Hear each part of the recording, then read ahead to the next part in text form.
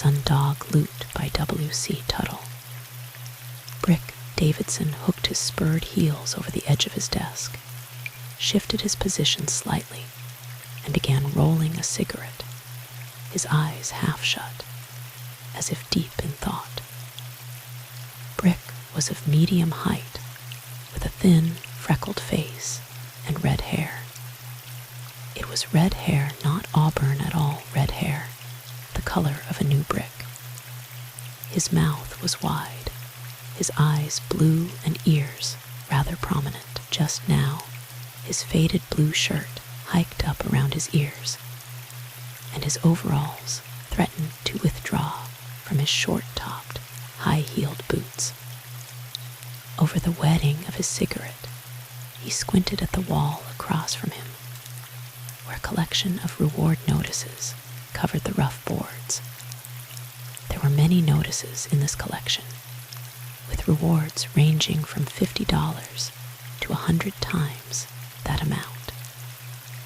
Some bore photographs of those wanted, but the majority were mere descriptions which might fit anyone. There were 3 other men in the office with Brick, seated in chairs near the desk, 3 serious-faced men who waited for Brick to speak. One of them was Bill Grant, a tall, sour-faced, middle-aged man with a wispy mustache and a nervous manner. Another was Al Hendricks, heavy-set, dark-complexioned, slow of speech, while the third was Sam Leach, slight of physique, bat-eared, and inclined to be sarcastic. Grant and Hendricks were ranchers, while Leach was a cattle buyer, and the 3 of them composed the Board of Commissioners of Sundog County, of which Brick Davidson was the sheriff. Brick lighted his cigarette and shifted his eyes to the 3 men. "Well," he said slowly, "I reckon ya think that comin' to see me will change things a lot, don't ya?" Grant cleared his throat, causing the wispy mustache to vibrate, and Brick grinned openly. The mustache amused him. He had remarked ain't it that futile effort of Grant's, assuring him that he was too stingy to fill his soul with enough fertilizing to grow hair. And Grant was sensitive. "We just came," said Grant coldly, "to kinda talk to ya about it, Davidson." Sure," interposed Hendricks quickly. "We've been talkin' among ourselves, Brick." Brick squinted at Leach, as if expecting some statement from him, but Leach's sarcastic smile was his only response. "There was that Red Hill holdup," said Hendricks suggestively. "The bank robbery at Silverton," added Brick. Leach laughed, but his laugh ended in a yawn when Brick jerked his heels off the desk and turned in his chair. "What in do ya find to laugh at in that, Sam?" he demanded. "Nothin'." Leach was almost apologetic. "Course it ain't nothin' to laugh about," said Grant. "It's pretty serious, I'd say. In fact, it's so serious that we've sent for a professional range detective to try and hang the crime onto the guilty parties." "Yeah," Brick's red mane of hair lifted slightly as he inhaled deeply to control his temper. "Yeah," nodded Grant. "Of course, he won't interfere with your office in any way, Brick. You just go along like you've been going and let him work it out in his own way. Them detectives save criminals." Brick grinned in spite of his anger. A wave of crime had swept across the Sundog country in the past few weeks, causing the sheriff's office to ride the hoofs off their horses, but without results. It began with the holdup of the Red Hill stage, when the bandits had stolen the treasure box, which held several bars of gold from the Red Hill mine. A few days later, the Redrock stage was robbed, netting the robbers several $100s. Then, to cap the climax, 2 masked men entered the bank at Silverton and forced the cashier to hand them over $5,000, and they had left no clues. Descriptions varied until Brick was of the opinion that the jobs had been done by 3 different outfits. The driver of the Red Hill stage swore that there were only 2 men. One was a big man, and the other rather below medium height. The tall man was the spokesman. In the Redrock robbery, the driver declared that there were 2 men, one rather tall and slender, the other medium-sized. The medium-sized man was the spokesman, and the cashier of the bank, frightened almost into a panic, could not be positive that there were 2 or 3 men, but he did know that the slim one did the talking.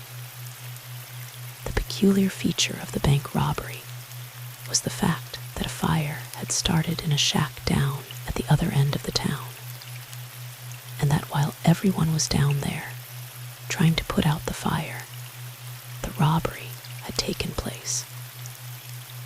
No one had seen the robbers enter or leave, except the cashier, who admitted that he was so frightened that he did not know which way they went after leaving the bank, nor whether they were on foot or mounted. And now the county commissioners were employing a professional thief catcher.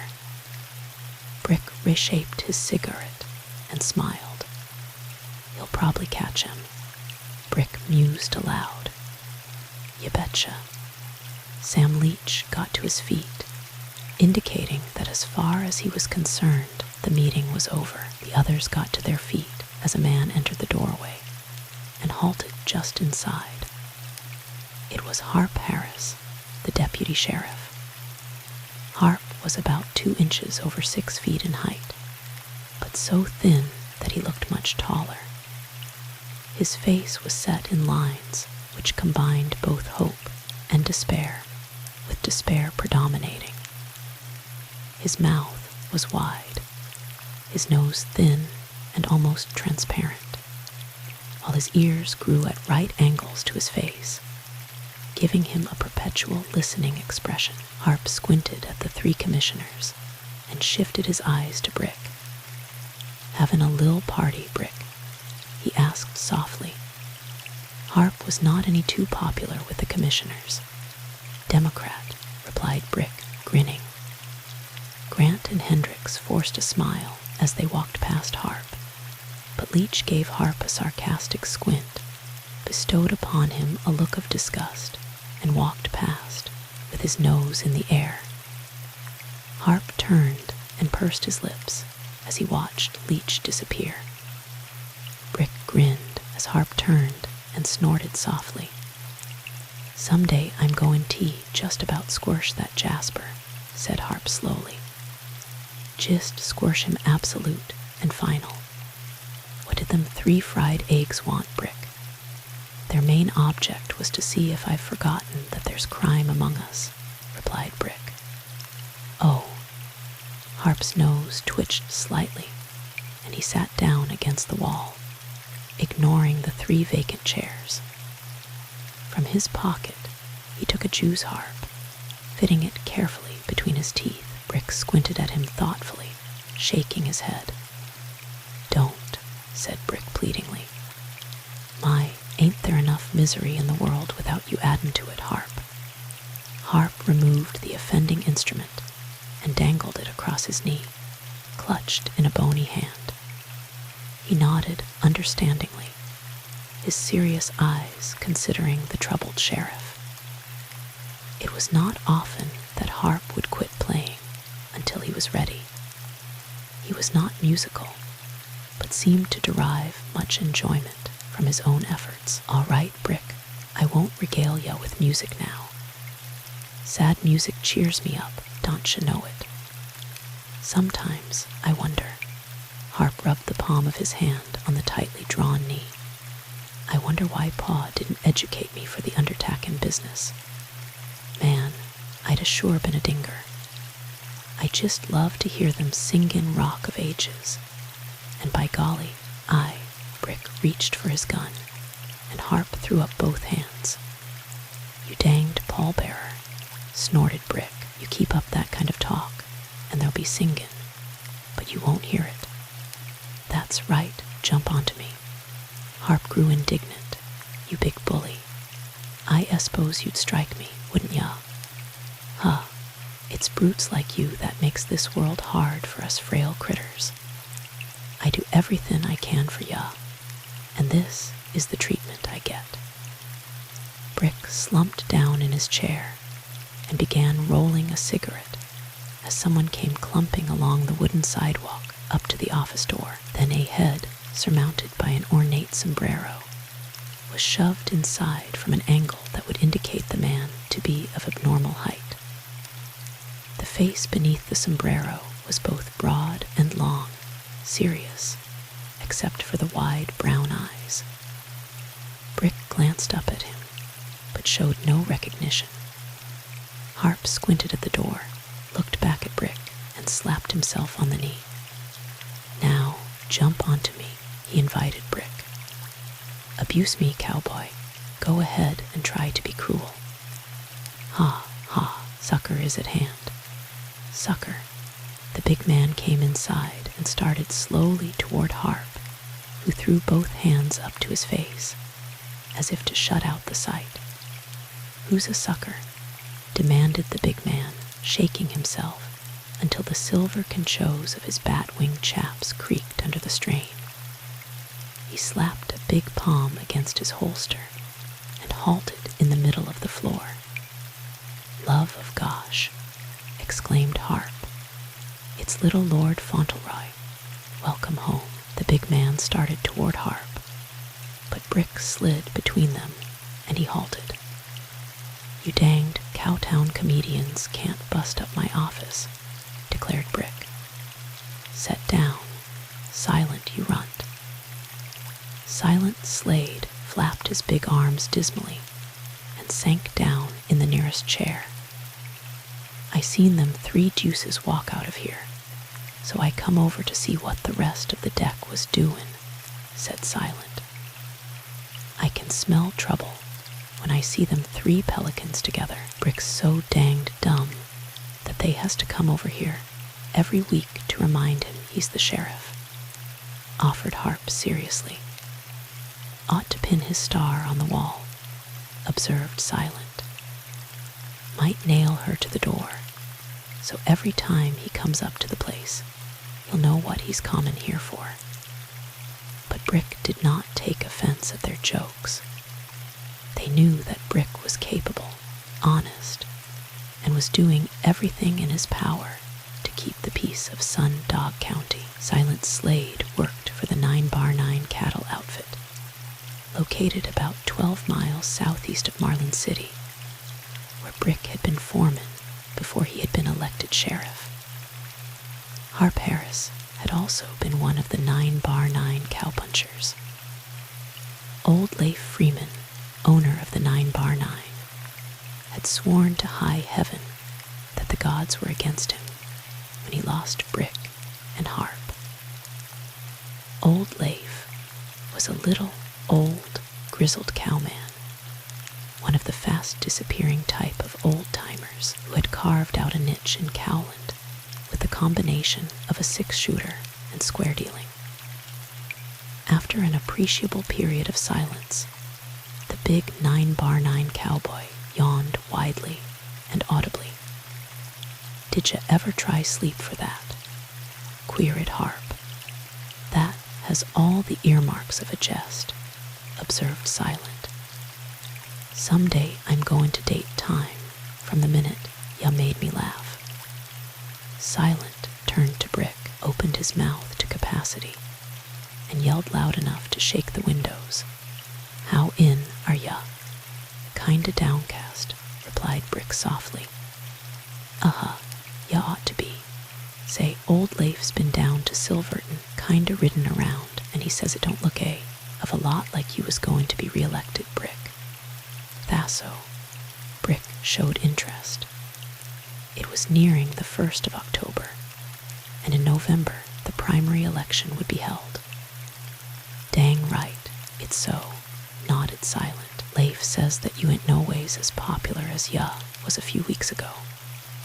What have I done? Queried Brick, grinning. Well, Silent grinned widely. They seem to think ya ain't done nothin'. I suppose them 3 high-end mighties were over here to kinda invigorate ya, wasn't they? Brick nodded. He realized now that these robberies were happening at a very inopportune time for him. The Sun Dog voters were very likely to judge him on present showings instead of on his past records, and the sheriff's office was the one big issue in Cowland politics. His opponent, Henry Stagg, known as Hank, had been considered more or less of a joke as a candidate. He operated the stage lines from an office in Silverton, where he could be found at nearly all times, reciting his own deeds of valor. Hank was tall and angular, with a raspy voice and a wonderful vocabulary of profanity, gained from driving stage teams. He wore his gun in a shoulder holster because his hips were too thin to support a belt, and his favorite amusement was shooting magpies on the wing with a 30-30 rifle. This latter branded him as a fairly good rifle shot. They brought me some very good news, said Brick. When it comes to bring in good cheer, they are a fine flock of buzzards. Sundog County is to be investigated by a professional detective, and I'm to just go along in my own dumb way and let him do the lookin' through the knot holes. Is Thasso? Silent exploded, and his mouth remained open. Relax, snorted Harp. My gosh, anybody'd think by your face that it was in the dead of winter instead of fly time. Silent. I'm dead amazed. Thus Silent seriously. Settled fact, grinned Brick. I dunno who he is nor how many of 'em is to come among us, so don't question me. I didn't know that the commissioners took my job so seriously, and they don't even ask us to help him, added Harp. Well, you hadn't ought to let that worry ya, grinned Silent. As far as the detective is concerned, somebody will probably kill him before he gets far into the mystery. But things are sure breakin' bad for our lil' sheriff. Leif was talkin' with Soapy Caswell, and Soapy is kinda inclined to the opinion that Brick ain't exertin' himself none to speak about. He didn't come right out and say it, but that's the impression he handed Leif. And he swings the vote of Silverton, said Harp sadly. He dang near swings Sundog County, as far as that's concerned. He owns the bank here in Marlin, the Silverton Bank, and the Redrock Bank. And when ya own enough banks, ya kinda controls a lot of them X's that folks mark down on their ballot. Brick straightened up in his chair and reached for his tobacco. You two jiggers must have got up on the wrong side of the bunk this mornin', didn't ya? Meb, I better order all flags at half-mast and put crepe on the door. All I've got to do is to beat Hank Stagg for the nomination. Yeah, that's all, said Silent dryly. Just beat Hank for the nomination, Thassel, and then you've got to beat the nominee on the other ticket. But let me tell ya something, Red Feller. If you don't put the deadwood on these stick-up jaspers pretty danged quick, you couldn't beat a drum. I ain't raggin' ya, Brick. Knows I'm for ya. But it's a cinch that there ain't another man in Sundog County that can do more than you've done. But folks don't stop to consider that part of it. You're hired to catch criminals, so you've got to catch 'em, Thassel. Thassel nodded Brick seriously. I remember when I was a little kid I had to recite a poem in school. It was something about Napoleon Bonaparte It had a line like this: a very easy thing to plan, but difficult to do, as Wellington made clear to him one day at Waterloo.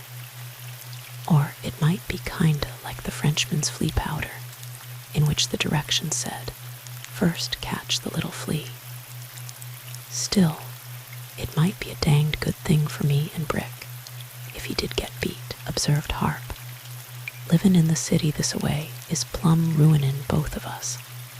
Brick grinned at his deputy, but the lanky one was serious. Marlin City was a city in name only. By virtue of its central location, it was the county seat of Sundog County, but this honor had never caused it to advance beyond the small Cowtown stage. It had one street, not too straight and not too long, bordered with unpainted buildings which were mostly of the false-fronted style of architecture. The wooden sidewalks, 4 feet in width, oozed pitch in the summer, and in the winter, the excessive cold caused the nails to snap out of the 2x4 girders, leaving the top boards free to rattle and clatter underfoot, like walking over an unmusical xylophone. Of shade trees, there was none. In fact, someone had said that there was only one tree between Marlin City and the North Pole. A branch line of the C.P. Railroad had recently been completed into Marlin City, giving them transportation for stock and mining products. But the advent of a railroad had not caused any perceptible boom in the country. Brick Davidson had been sheriff of Sundog County for 2 years, during which time both Silent and Harp had worked as deputies, not because they liked the work, but because Brick had needed the services of trustworthy men. Silent Slade had won his nickname because of his ability to talk continuously. He was never short on conversation, except when asleep. Silent was slow of movement because of his great size, except when the occasion demanded speed, but he was not slow of temper. Harp Harris was slow to anger, but loved trouble. He could ride anything he could saddle, and rope with deadly accuracy, but his favorite occupation was playing the Jew's harp, and no one except Harp could recognize his tunes.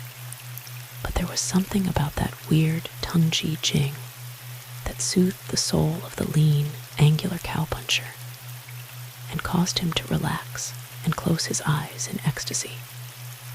Just now, he placed the instrument between his teeth, relaxed against the wall, and struck a preliminary note. "My," exclaimed Silent, getting to his feet. "That thing is about to start again, Brick. Come on, I'll buy you a drink." "All right," grinned Brick. They walked outside, leaving Harp humped against the wall, moaning through the vibrating tongue of the harp, his right hand fanning slowly past one of his bat ears, his eyes shut, while one of his upturned feet jerked an occasional accompaniment, all out of time with the beat of his alleged tune. "By gosh, you better keep away from de GRIZZLY," warned Mos Laclede, a gaunt, bearded Canadian Frenchman, hitching his belt higher about his hips and shifting the huge quid of tobacco in his cheek. "She's de bad wan, and she's angry for little boy." Little Whizzer Malloy, 5 years of age, lifted his inquiring brown eyes and backed away so quickly that the dragging spur on his little foot tripped him, and he fell flat in the dirt. "Ho, ho, ho," laughed the big man as he picked the little fellow up and stood him on his feet. The big grizzly in the pole cage rumbled deeply and flung his chest against the front of the cage, biting at the barrier. The semicircle of curious onlookers grinned as the youngster backed away, trying to straighten the spur and watch the bear at the same time. A horse, tied to one of the hitch racks, snorted as the bear scent assailed its nostrils and snapped the tie rope on a backward surge. A cowboy spat out a curse, ran into the street from a saloon, and cornered the animal before it had a chance to leave for parts unknown. That the idle population of Silverton was interested in moose, Laclede's grizzly, was attested by the fact that most of them were already crowding around the cage, which was placed in the street in front of the stage office. Laclede had trapped the animal in the Smoky Hills, where he had kept it until making a deal with an eastern zoo. It was a full-grown specimen, savage as a tiger and as powerful as any four-legged animal could be. The pole cage creaked under its lunges, and the crowd shifted uneasily. "How much does he weigh, Laclede?" asked Hank Stagg, who stood at a respectful distance. Hank was in charge of the stage lines, and it was one of his vehicles that was to transport the grizzly to the railroad at Marlin City.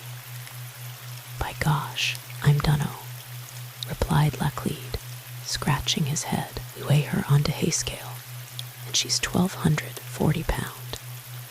To cage weigh, I'm dunno how much, but I'm teeing to bear Mac about 1,000. "Then how in are we going to load it?" queried Hank. "There ain't enough of us to lift that weight." "I'm no how," grinned Laclede. "We tack 2 T-ree plank and some round pole for de roller sabe. We block de wagon, hitch team to cage by de rope, and pull her up." "All right," growled Hank. "Get your planks and rollers." The crowd, ever ready to assist, went in search of the required articles, while Baldy Malloy, the Whispering Creek stage driver, went to the livery stable to get the team, followed closely by Whizzer, whose spur tripped him every few feet. But Whizzer did not whimper.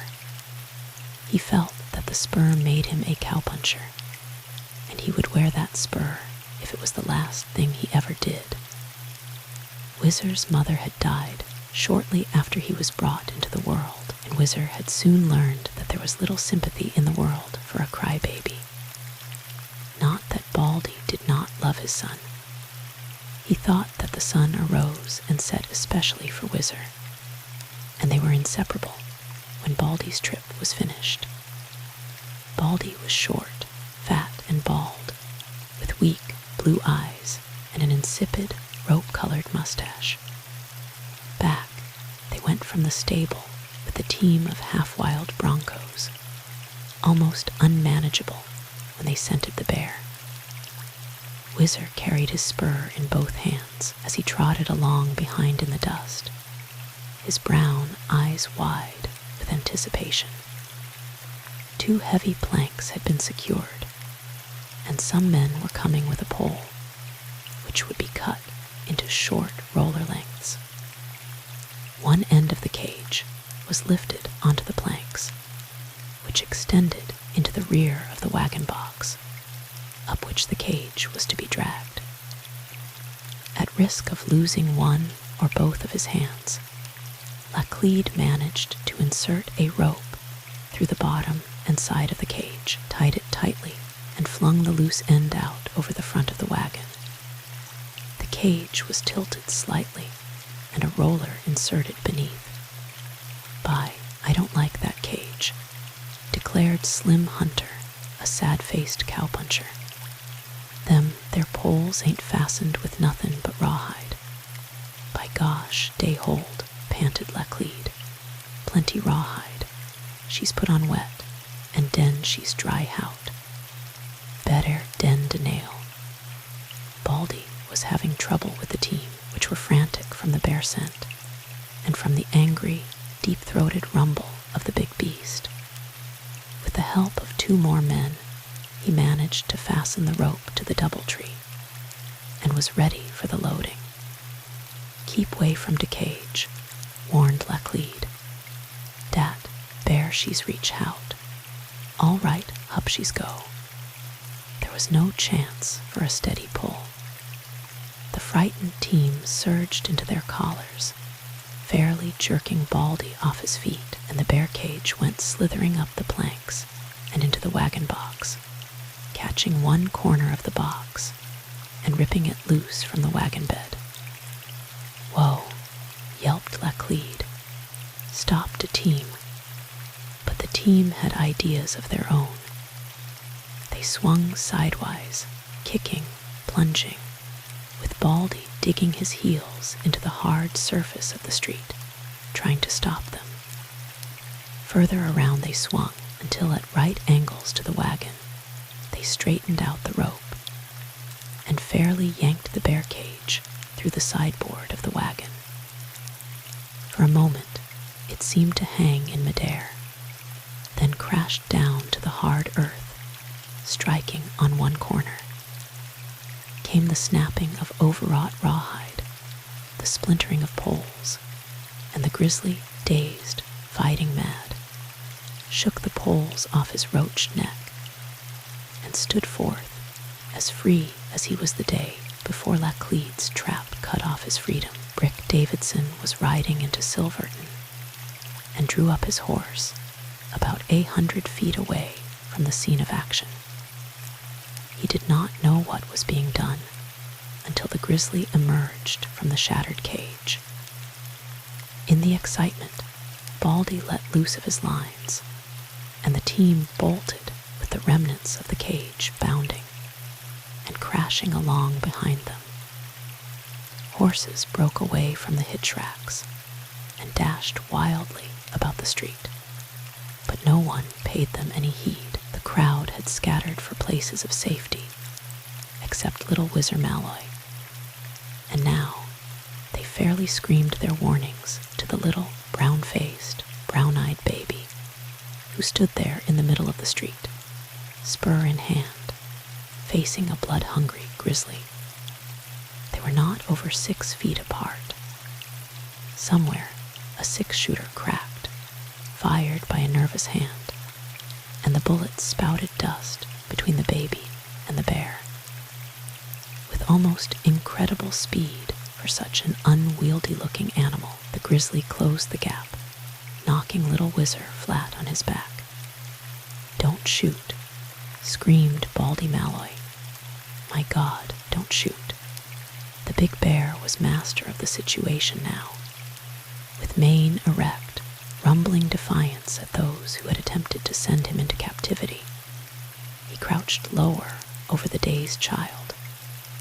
Suddenly, his head dropped, and he gathered the child in his mouth. As he swung up his head, Brick Davidson was running toward him, 6-shooter in his hand. Someone yelled a warning at the red-headed sheriff, but he did not hesitate. Brick was making his attack from the rear, and he was making it at top speed. Someone in the crowd threw a sombrero in the direction of the bear, which swung its head as though to meet this new danger. And at that moment, Brick fairly leaped through the air and landed on the grizzly. It was so unexpected that the bear remained motionless for a second. In that moment, Brick twisted his left hand into that roached mane and set his spurs deeply into the powerful shoulders of the animal.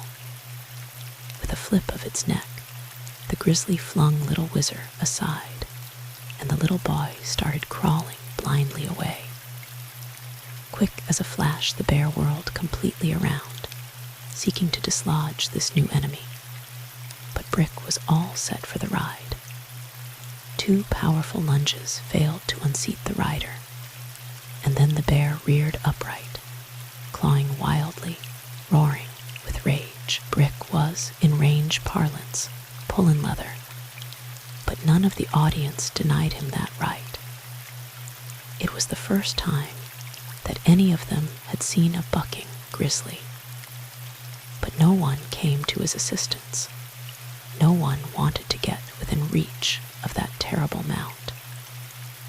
And as the grizzly, upright on its hind legs, threatened to fall backward, Brick's six-shooter spouted flame and lead into the animal's brain. Twice the big .45 roared dully before the grizzly plunged forward from its upright position.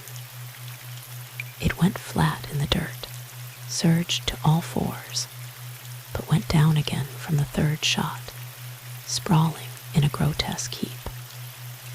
Brick fell off, rolled over once, and came back to his feet, ready for more.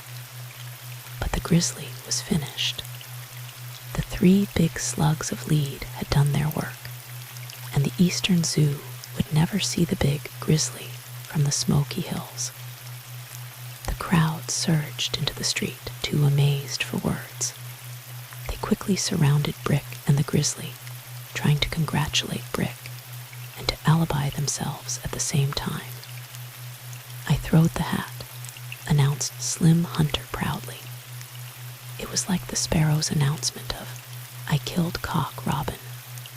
Baldy Malloy, hatless, his face streaked with perspiration and dust, carrying Little Whizzer under his arm, broke through the crowd and halted in front of Brick. He was breathing too heavily for words and could only stare at Brick, who grinned widely at the serious expression on Little Whizzer's face. Baldy did not offer to shake hands with Brick, just stared at him in a dazed way. The crowd was silent now. Then the youngster shoved out 2 little grimy hands, clutching at the big spur, and announced in a triumphant treble, "By golly, I held on to her, you betcha." Baldy glanced down at the 2 hands, shifted the boy to where he could grasp him with both hands, hugged him tightly to his breast, and stumbled away with the one muttered exclamation, "God." The crowd stared after him for a moment and turned back to Brick, whose eyes were suspiciously moist. Mos Laclede's big, bony hand was thrust out to Brick, and his voice boomed, "By gosh, dat was nervy treak. I'm lost a bear, but I'm glad for saved a leetle kid.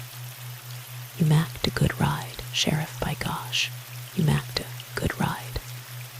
"I sure throwed that hat," announced Slim again. If there was any glory to spare, Slim wanted some of it. "I'm sure glad ya thought of doin' that, Slim," said Brick warmly. "It attracted him long enough to give me a chance to make my mount."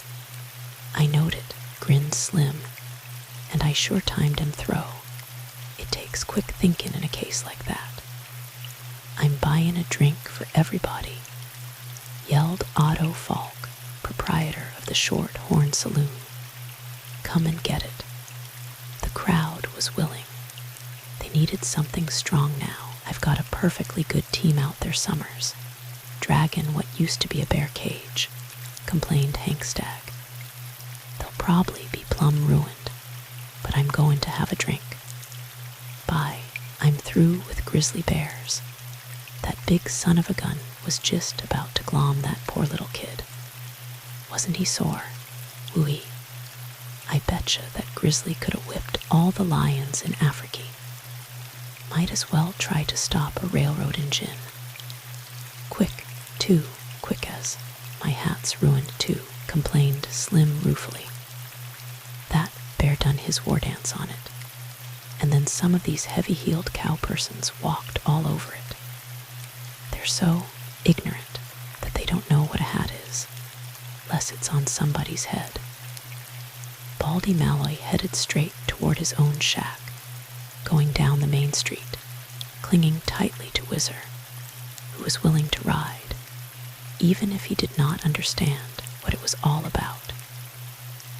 As they came past McGill's saloon, McGill, a portly, hard-faced man, stopped them and asked Baldy what had caused all the excitement up the street.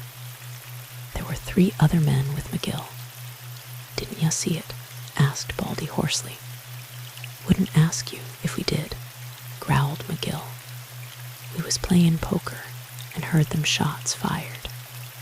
Baldy stood the boy up on the sidewalk while he hastily sketched out what had been done. And he rode that bear straight up, made him let go of Whizzer, and then killed the bear with his 6-gun. Finished Baldy, McGill spat thoughtfully and squinted at the 3 men in the doorway. Made a hero out of himself right in front of a crowd, said McGill sarcastically. Pretty good advertising, eh? McGill laughed hoarsely and turned to Baldy, just in time to receive Baldy's right fist square in his nose, and the fist had every ounce of weight and strength that Baldy possessed behind it. Baldy's one punch was sufficient. McGill fell into his own doorway, his shoulders striking the edge of the step, and the back of his head fairly bouncing off the floor. None of the 3 men made any move to assist McGill.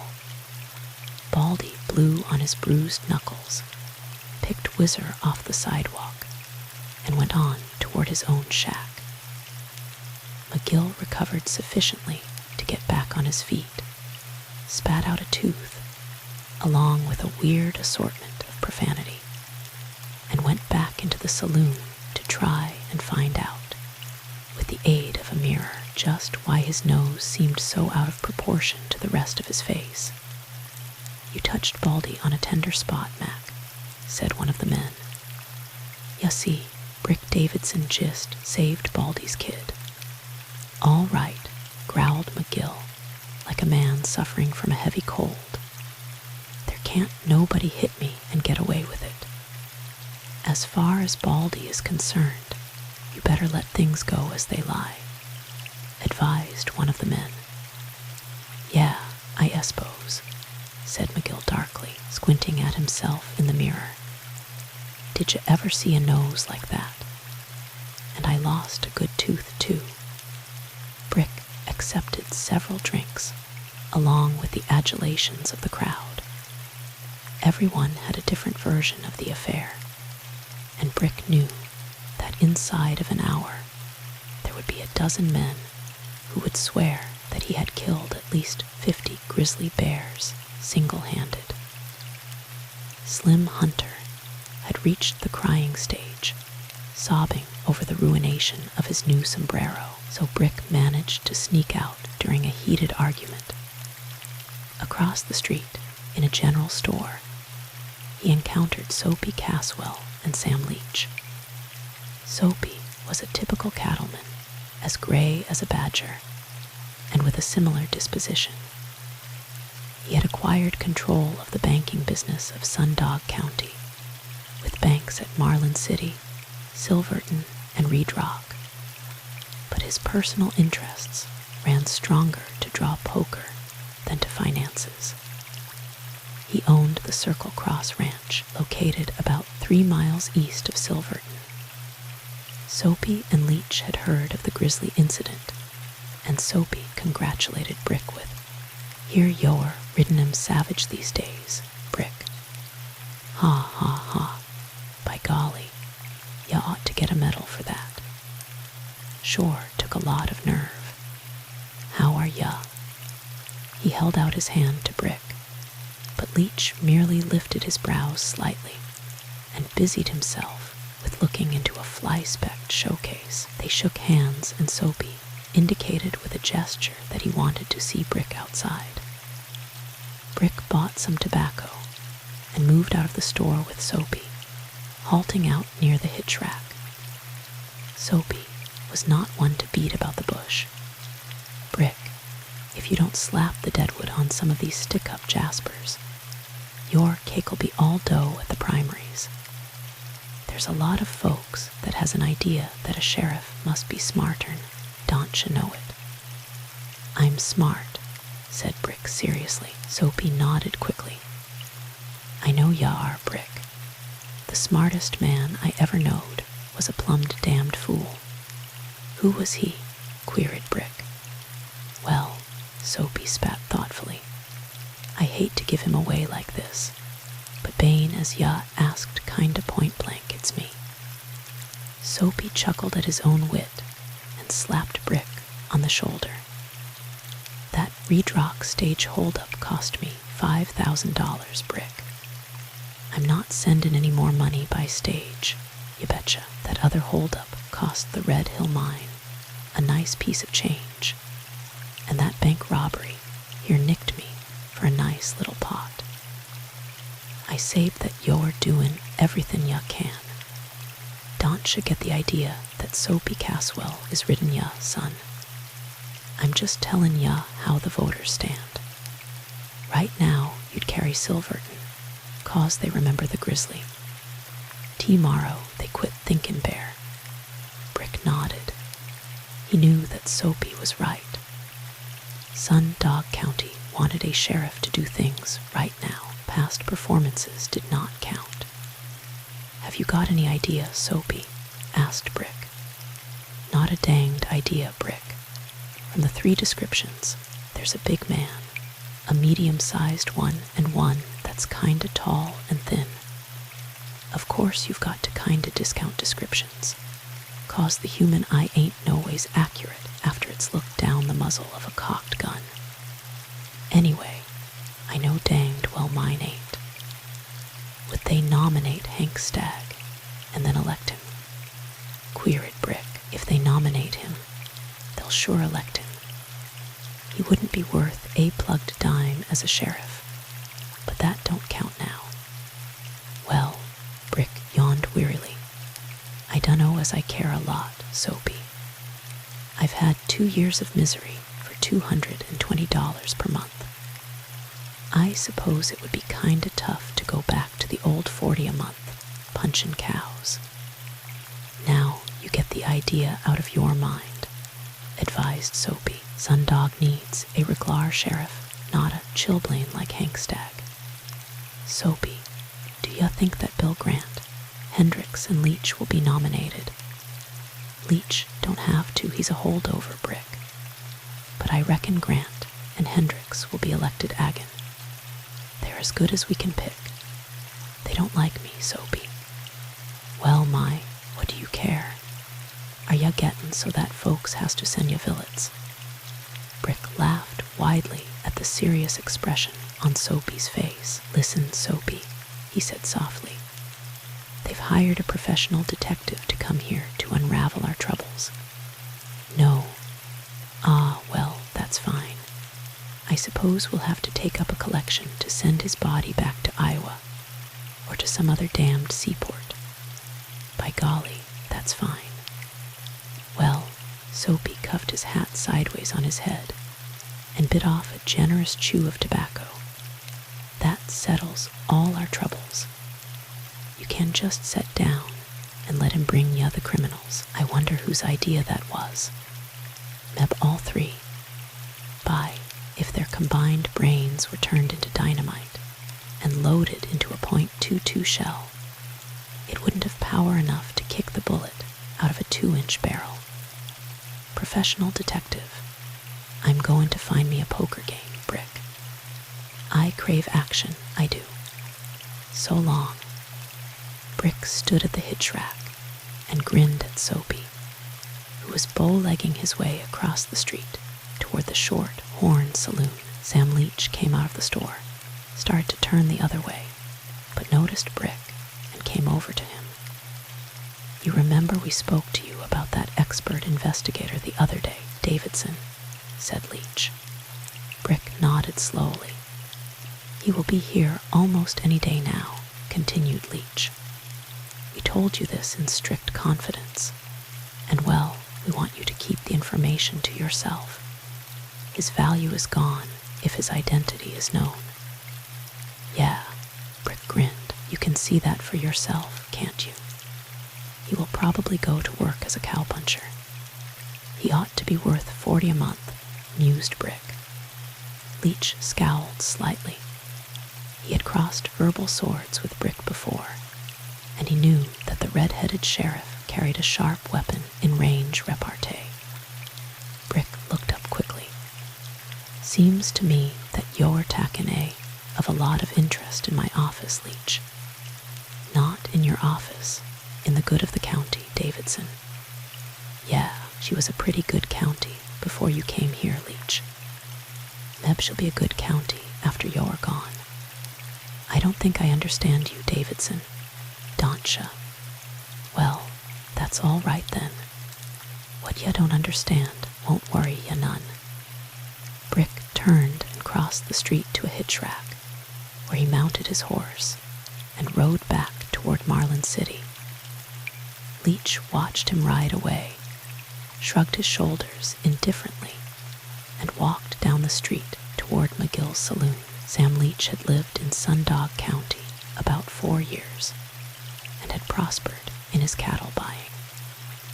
For nearly 2 years, he had held office as a commissioner and had proved himself a capable man, although his disposition had gained him few friends. He knew the cattle business well, having been a cowboy cattle raiser, and previous to his coming to Sundog, he had been a range detective. He lived alone in a little house on the outskirts of Silverton, but spent a great part of his time in riding over the range, looking at the stock. As Leech went down the street, Bill Grant came out of the livery stable, where he had just left his horse, and crossed over to Leech. Jimmy McKeever, the stableman, had told Grant of how Brick had saved Baldy Malloy's youngster. "Hello," greeted Grant. "I guess I showed up too late to see the fun, eh? Did you see Brick ride the Grizzly?" "No, I didn't see it," replied Leech a trifle sullenly. "Wish I had," laughed Grant. "Jimmy tells me that it was worth seeing. Brick's got plenty of nerve. Yes, that's a cinch. Hear anything more from that detective, Sam?" "Not a word, but that don't bother me. Santel said he'd be here as soon as he could make the trip, and he'll be here." "Good man, eh?" reflectively. "Ya know, we're kinda leaving this up to you, Sam. I know that Brick didn't like the idea, and I don't know that I do. I had a talk with Hendricks. Want me to send him back?" queried Leech. "I thought you fellows—" "No, we'll let him go ahead, Sam. If he cleans up this gang, it will be fine. Still, I wonder if Brick—" 2 men were coming from McGill's saloon, and Grant stopped with his question unasked. It was 2 of the men who had been there when Baldy had knocked McGill down. They were Bud Keller and Ed Smead, 2 cowboys from over in the Smoky Hills. "Did you fellers see it?" asked Keller, laughing. "No, we got here too late," replied Grant. "Brick must have made a good ride." "Oh, not that," laughed Smead. "We didn't see that either. We meant, did ya see Baldy Malloy knock McGill down?" "Eh," grunted Leech. "Knock McGill down. Uh-huh." Baldy was common past, packing his kid, when McGill asked Baldy what was going on up the street. "Ya see, we was all playing poker and didn't know anything unusual was going on until we hears the shots. Baldy was kinda excited, and his eyes was like saucers when he tells us how Brick saved his kid's life. Anyway, McGill makes a remark about Brick trying to make a hero out of himself, and then Baldy almost ruins McGill's nose. Honest to gosh, he laid McGill stiff. And added Smead, if ya meet Baldy, don't say nothin' agin Brick Davidson. I never knowed that fat stage driver had that kind of a wallop." Woo-ee, he sure caressed McGill. Grant laughed widely. He did not like McGill, but Leech did not see anything humorous in the incident. "What did McGill do?" asked Leech. "Aw, he spat out a tooth and soaked his smeller in cold water," grinned Keller. "It sure was right good to look upon." "It must have been," said Leech dryly. "Come on up to the Short Horn, and I'll buy a drink," offered Keller. "No thanks," Leech shook his head. "I'm going home." "How about you, Grant?" queried Keller. Grant grinned and started up the street. "Just to show that I'm a hail feller well met, come on." Leach looked after them, a half-sneer on his face, and went slowly down to McGill's saloon, where he went inside. Tongue, hung, bong, bong, zung. Mrs. Wesson lifted her head from the pillow and strained her ears, trying to figure out what was making the peculiar noise. She had been listening to it for quite a while. It was a weird noise, half metallic, half human. She reached over to a chair where an alarm clock ticked loudly, and in the dim light took note of the time. 4 o'clock, she said aloud. Cal Wesson, her husband, lifted himself on one elbow and squinted at her. "Wha's the matter? That danged noise," she replied. "Didn't ya hear it?" Cal yawned audibly and turned his pillow over. He was not interested. Hung, bong, zung, zung, bong. "What the is that?" demanded Cal, sitting up in bed. "That's what I've been talking about," said Mrs. Wesson. "I've been hearing it for quite a while. Sounds like a tight wire in a wind. Cal slid out of bed and went to a window. The sounds seemed to come from almost directly below them. "It sure got me," declared Cal. "I'm danged. I care not for the stars that shine." The voice was singing softly, unmusically, dwelling with fervor and longing upon the higher registers. "I only hope that you'll be mine." Cal Wesson slid the window up softly and looked down. Harp Harris was sitting against a corner of the porch, his face lifted in the moonlight, eyes closed, as he poured out his soul in his own kind of melody. "I only know I love you, love me, and the world is mine." The last wailing note died away. Cal Wesson turned and looked at his wife. Mrs. Wesson was a big, raw-boned woman with a sense of humor, and just now the curl papers on her head were jerking from excess mirth. She shoved Cal aside and leaned out of the window. "Harp," she called softly. Harp's eyes opened and he gasped up at the window above him. "You ought to go home and get some sleep," said Mrs. Wesson. "Huh." Harp's vocal cords creaked slightly. "We like your music," said Mrs. Wesson seriously. "But Cal's got to have sleep if he's going to run a store. Personally, I kinda like it. You better try it agin some night when Cal ain't at home." Replied Harp.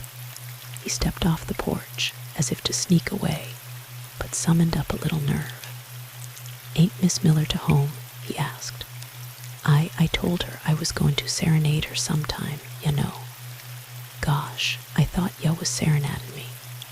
Mrs. Wesson was sadly serious.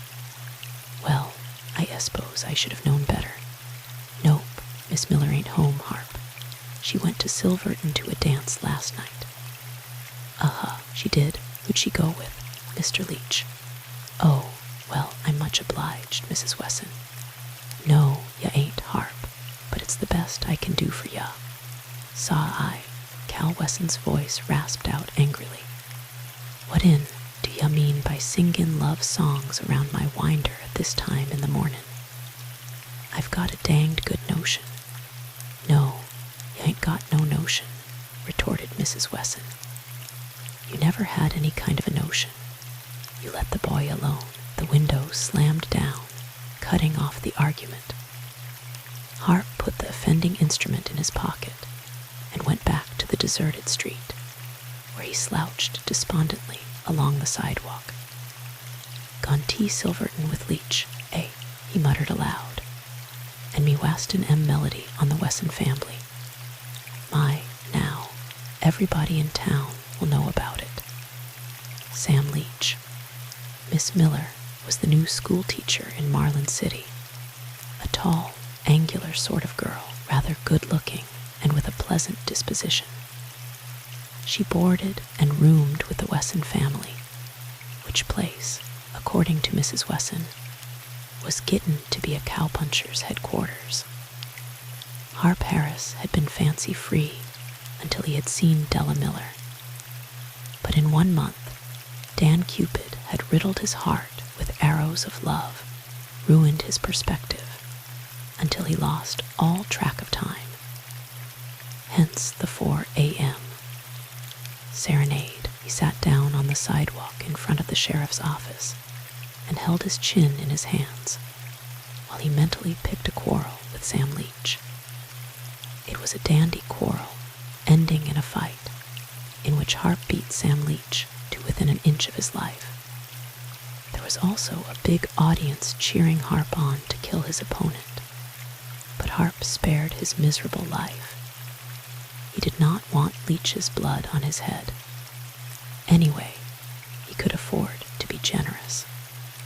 The crowd was cheering him now. Crowds are peculiar things. Then he hugged his elbows to his sides and started the argument all over again. This time it was man to man, but with guns. The crowd had scattered. It was a tense moment. Harp knew that he was quicker on the draw, a better shot than Leach. "Pull your gun, Leach," he said calmly. "Cock it, if ya wish. Are ya ready, Leach? All right. I'm givin' ya an even break. Now, you give the word yourself." And as the hero waited for the signal that would cause him to draw swiftly and send shot after shot into the heart of his hated rival, a horse and buggy came into town. Harp lifted his head and watched Sam Leach drive past him, with Della Miller beside him. They turned off the main street, going toward Wesson's house. Harp spat angrily and tried to conjure up another big fight, but the spell was broken. In a few minutes, Leach drove past him again, went into the livery stable, and was gone for some time.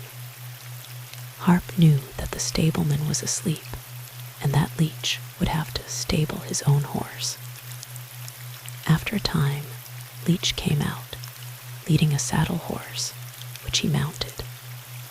It was still too dark to distinguish objects clearly.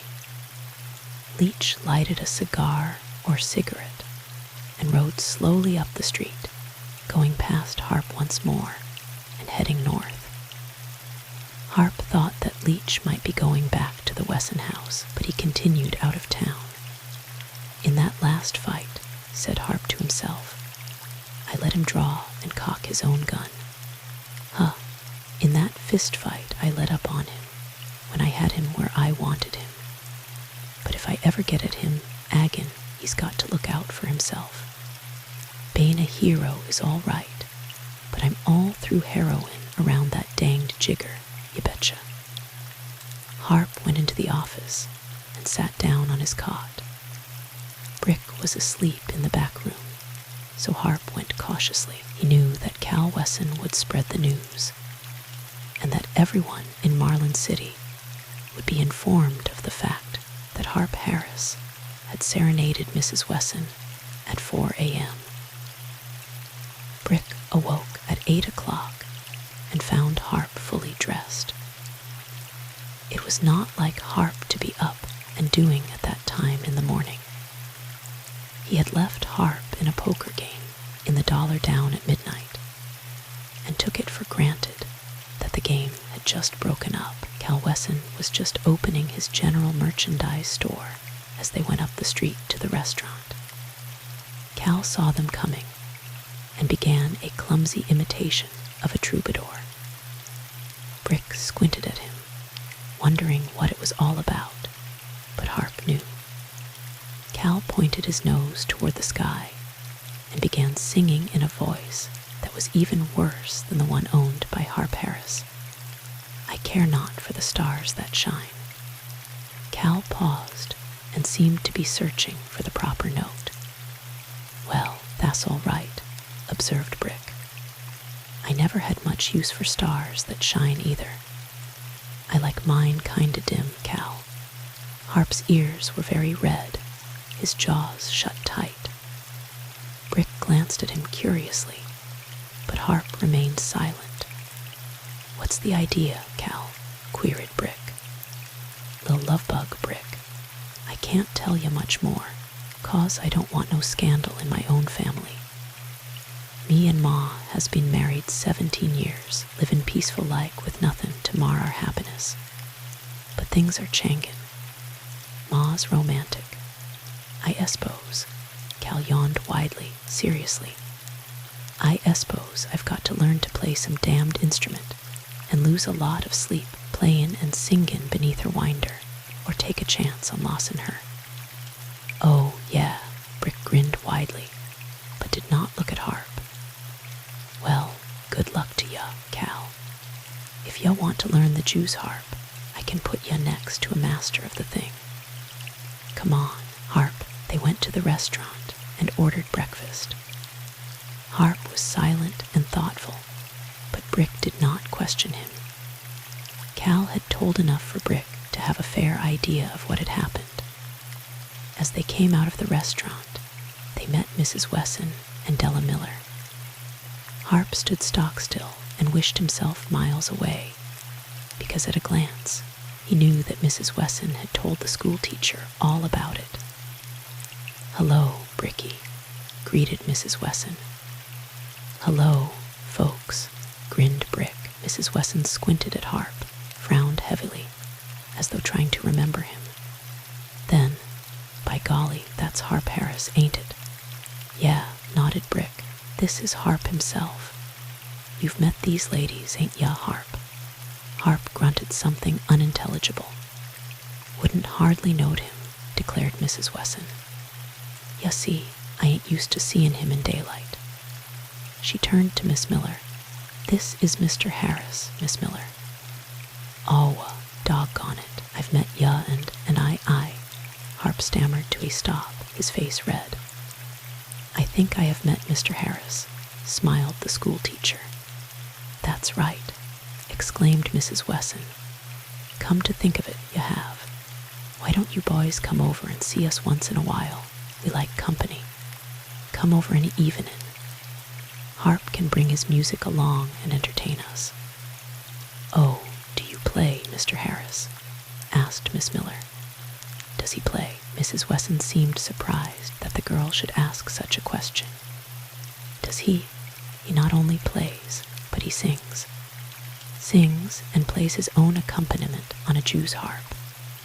Writes his own stuff too, don't ya, Harp? Oh, for gosh sake. Harp swallowed heavily and looked around for a place to put his hands. Well, we must be going along, said Mrs. Wesson. Pleased to have seen you in daylight, Harp. Come and see us, won't ya? Sure be pleased to, grinned Brick. The two ladies went on down the street, and Harp heaved a sigh of relief. Now, said Brick, grinning, what happened, Harp? Oh, Harp shoved his hands deep in his pockets and glared at the sidewalk. I forgot what time it was, Brick, and like a damned fool, you tried to serenade Miss Miller, eh? Yeah, she wasn't home either. I woke up Cal and his wife. My, did you sing? Yeah. Where was Miss Miller? She went to a dance at Silverton with Sam Leach. Thasso. With Sam Leach, eh? Well, don't let that worry ya. She'll soon find out that he can't neither sing nor play. Brick, Harp's voice was strained. Are you trying to be funny? Not intentionally, cowboy. Miss Miller is educated, and she's bound to recognize talent. I could tell by the way she was looking at ya that she admires ya a heap. In fact, she had tears in her eyes. By golly, that's appreciation, and she ain't even heard ya yet. Yeah, I know all about them tears, snorted Harp. Mrs. Wesson told her what happened. Well, hopefully. Meb, they was tears of sympathy, Harp. Like, I suppose I'll never hear the last of this. What do we do today, Brick? I dunno. I've got a danged good notion to ride up to the Red Hill mine today. I want to have a little talk with Barney Devine. He might have an idea, and I haven't seen him since that hold-up. Want to go along? Yeah, I'd like to. Harp was willing to go anywhere. He wanted to get out of Marlin City. All right, we'll bust out of here about noon, Harp." It was about 11 o'clock when the stage came in from Silverton, on its way to the Red Hill Mine. Little Whizzer sat beside Baldy on the driver's seat, as proud as a peacock. It was several days since the GRIZZLY episode, during which time Baldy had taken the child with him everywhere. It was a new experience for Whizzer. Baldy shook hands with Brick, who picked Whizzer off the seat and carried him into Wesson's store after candy. "Where's your spur?" asked Brick, noting that Whizzer was not wearing it. Whizzer removed the candy long enough to gasp for breath and inform Brick that "I ain't no puncher now. Stage drivers don't wear spurs."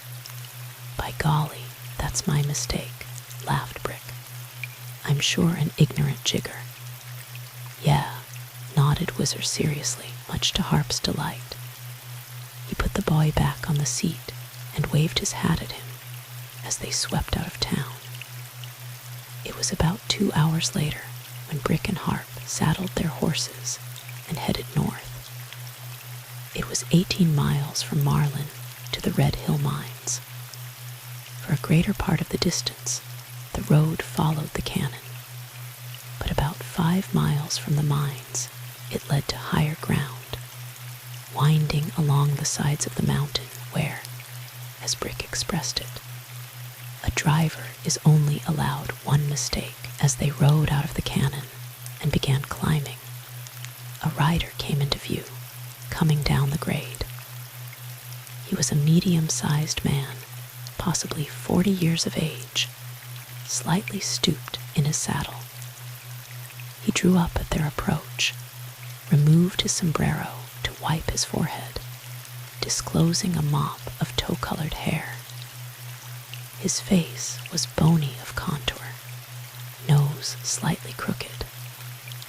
Neither Brick nor Harp had ever seen the man before, but there was something familiar about him, a resemblance to someone they had known. He was wearing a faded blue shirt, nondescript vest, chaps that were heavy with nickel and brass trimmings, matching the design on his cartridge belt and holster. The horse was a tall, powerfully built sorrel. "Is this the road to Marlin City?" he asked. "You betcha," nodded Brick. "Stay on it and you'll hit Marlin." "Good. By golly, been on so many wrong roads that it'll sure be a surprise to hit the right one once. Say, have you got any smockin'?" Brick handed him a package. "Gosh, that's fine, stranger. I tried to buy some Durham back at that mine, but they didn't have any. I reckon them Honyaks all chaw or snuff. Much obliged." He handed back the package, but Brick shook his head. "You keep it. You'll need another smoke soon." "Well, all right, thanks." He put the package into his pocket, and his eyes squinted at the sheriff's star on Brick's shirt. "Sheriff, eh?" he queried. "Uh-huh," smiled Brick. "We have to carry our label like a can of tomatoes, or a box of dynamite," added the stranger dryly. "Well, I reckon I'll be driftin' on. Much obliged for the tobacco, Sheriff. Adios." Brick and Harp nodded and rode on up the grades. At the top of the long climb, they drew up their horses and looked back. The stranger was but a tiny speck moving slowly down the cannon. "Did you ever see him before, Brick?" queried Harp. "Nope, but there's something about him that reminds me of somebody." "Me too," nodded Harp.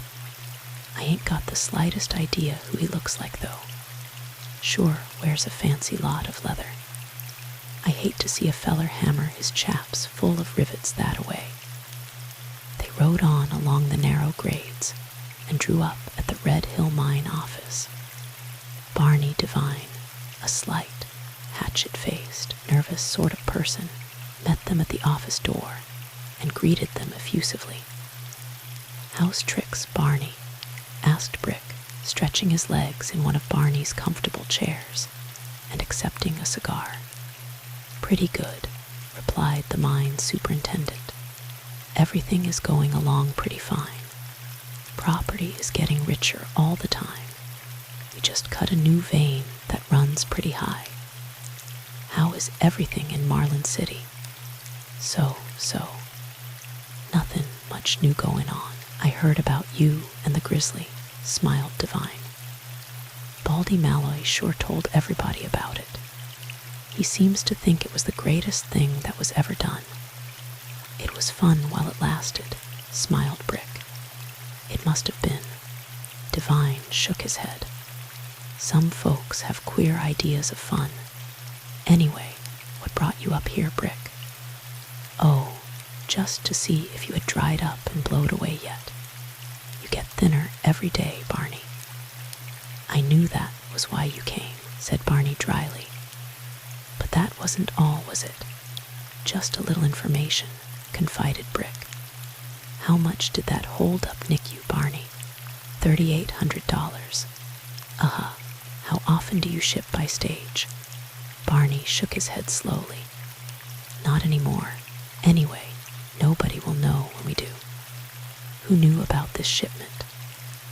"Not a darned soul, Brick. Baldy Malloy carries one of those old treasure boxes for small packages. I gave him this box and told him to deliver it to the bank at Silverton. It was just a plain wooden box with the cover just nailed on. There wasn't a thing to indicate what was in it.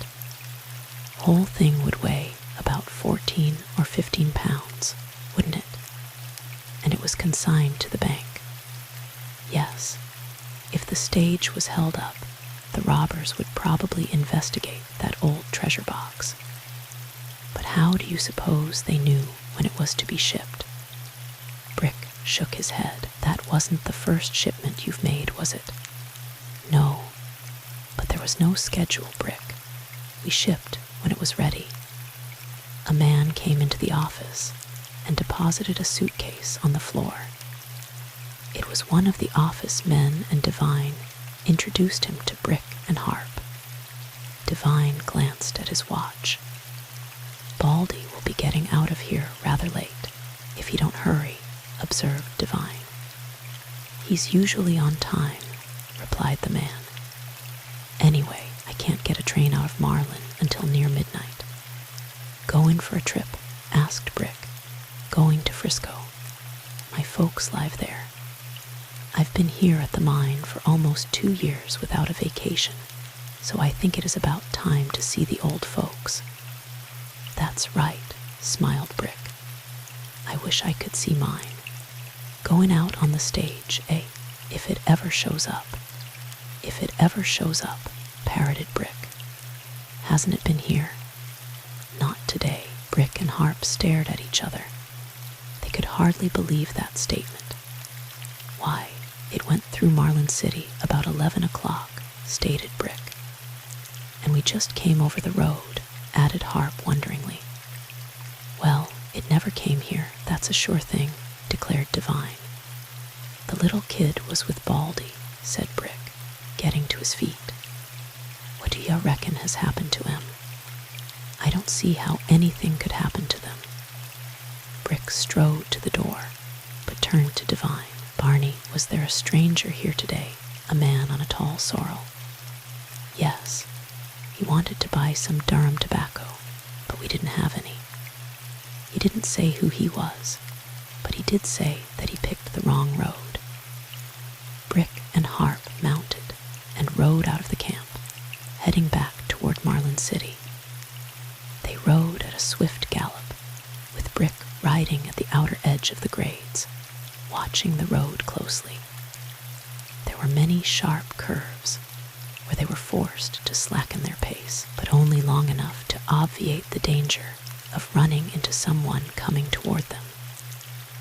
About 3 miles from the mines, Brick jerked his horse to a stop and dismounted.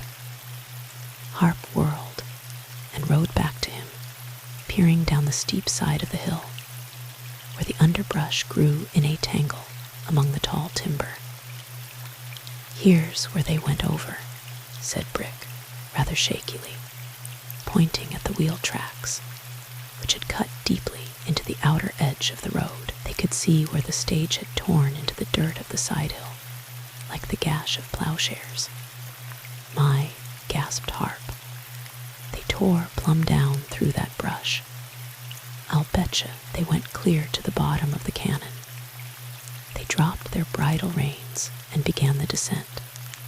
The going was rough, and the hill so steep that they were forced to cling to the rocks and brush. Down they went through the brush, following the marks of the stage. A smashed wheel, driven into the side of Pine Tree, was the first evidence of the crash. Then a dead horse, upside down in a tangle of laurel, its harness stripped from its body. Beyond that was another horse and the wreck of the stage. It had turned over and crashed into a tree, splintering the body. There was no sign of the other two wheels. Brick and Harp stood silently, gazing at the wreckage. "Good, what a smash," breathed Brick. "They must have fell 200 feet. Come on." They moved down to the stage. Just beyond it, huddled in a bush, they found Baldy Malloy. His clothes were almost torn from his body, and it did not take an expert to tell that Baldy had made his last trip. "Poor," said Brick sadly. "He stayed with her until they hit the tree. But where is Whizzer?" "That's right," nodded Harp. "The kid was with him." They separated and began their search. Twice they combed every inch of ground between the stage and the grade. They went far down in the cannon below the stage, searching closely for any sign, but there was nothing to show that the little boy had wandered down the hill. After 2 hours of determined search, Brick sat down and admitted himself beaten. "He just ain't here, Harp. He ain't," declared Harp. "By golly, we've sure looked over every inch of this mountain. But wherein is he?" Brick wiped his brow and shook his head. "That's the queer part of it, cowboy. He must be and ain't. We'll pack old Baldy up to the horses and take him to town. It's barely possible that Whizzer wasn't hurt, and that he got back to the grade and headed for town." "That's right," agreed Harp hopefully. "By jinx, that's right." It was a big task to get the body up to the grade, and both men were tired out when they swung onto their horses with the body on Brick's saddle. They were unable to travel fast, but they did not overtake Whizzer. There were no tracks from his little feet in the dusty road, and Brick's eyes squinted painfully as he visualized the little fellow wandering alone in that deep cannon, looking for a way out. Their arrival caused a sensation in Marlin City. Brick turned the body over to Dr. Mayers and went back to the Dollar Down Saloon, where he told them about the missing boy. There were several men there who had seen the boy with Baldy that day, and in about 30 minutes, a group of 12 riders, including Harp, Brick, and Silent Slade, were heading back for the scene of the wreck. Several of them carried lanterns, and there were enough blankets along to wrap up a dozen children. Even LeBlanc, the blacksmith, borrowed a horse and went along. It was almost dark when they arrived, and in a short time there were lanterns bobbing around the timbered sides of Elk Cannon as the men searched in every possible and impossible place. Some went far down into the bottom of the cannon, while the others examined places far to the sides of where the stage had been wrecked.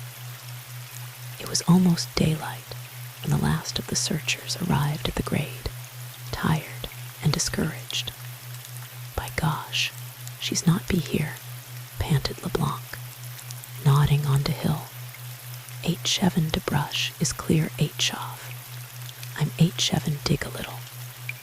They mounted their horses and rode back toward Marlin City with with every man still straining his eyes for a sight of the boy.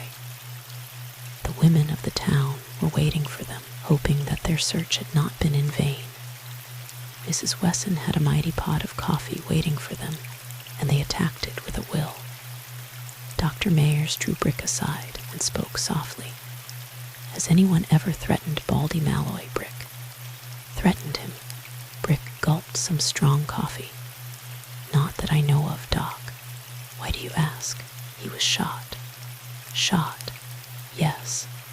When Baldy Malloy drove off the Elk Cannon grade, he was dead, Brick. There was a bullet through his heart. Brick's jaw set tightly, and the hand that held the cup of coffee dropped to his side, spilling the fluid onto the floor. He was shot before he went off the grade, shot through the heart. Yes, it was either a revolver bullet or possibly a rifle, fired at long range. The bullet was still in him, Brick. It is a .45 caliber. Brick glanced quickly around. The men were busy with the coffee, and none of them had heard what the doctor had told. Doc, can ya keep this a secret? Queried Brick. Meb, we better let Harp in on it. Can ya do this? It might be easier that way. You are the sheriff, replied the doctor softly. I am ready to do as you say. Everyone thinks that Malloy accidentally ran off the grade. We can always exhume the body, you know. All right, nodded Brick. And I'm much obliged, Doc. That's all right, Brick. And there was no sign of the child. Brick shook his head wearily and went back after more hot coffee. Miss Miller and Mrs. Wesson were talking to Harp, who was too tired to even be bashful. But they were not joking him now. The men gradually drifted away to get a few hours' sleep before renewing the search. Brick, Harp, and Silent went down to the office with the intention of going to bed. But they had only been there a few minutes when Bill Grant came in, accompanied by the stranger who had met Brick and Harp on the road. Hello, Brick, greeted Grant. I want ya to meet Mr. Santle. I've met the sheriff before, grinned Santle. In fact, I owe him a sack of tobacco. Brick introduced Santle to Harp and Silent. Can we talk to ya alone for a few minutes, Brick? Asked Grant. Sure thing. Brick grabbed his hat and followed them outside. They walked up the street a short distance and stopped. Mr. Santle is the man we told ya about, Brick, said Grant. The detective. Santle smiled. Not exactly a detective. Leach seemed to think that I could kinda clean up some of the crime around here, so here I am. You with the Cattle Association, Santle? Queried Brick. No, I'm not connected with any outfit right now. The men in the association are too well known. I suppose, nodded Brick thoughtfully. Still, ya wasn't able to find the right road, you know, Santle laughed softly. That's right, Sheriff. Grant, you heard about Baldy Malloy, didn't ya? Grant hadn't. He and Santle had just ridden in from Grant's ranch, the old Stardot, located about 6 miles due north from Marlin City, on Whispering Creek. It did not take Brick long to tell of the wreck, the finding of Malloy's body, and of their futile search for the youngster. Well, how in the did Malloy happen to drive off the grade? Wondered Grant. He was a good driver, I dunno, sighed Brick. It was one awful smash-up. Was it back on those grades beyond where I met ya? Asked Santle. About the highest point. Where's the body? Asked Grant. Down at Doc Mayer's office. Let's go and look at it, suggested Santle. They walked down to the office, and the doctor met them at the door.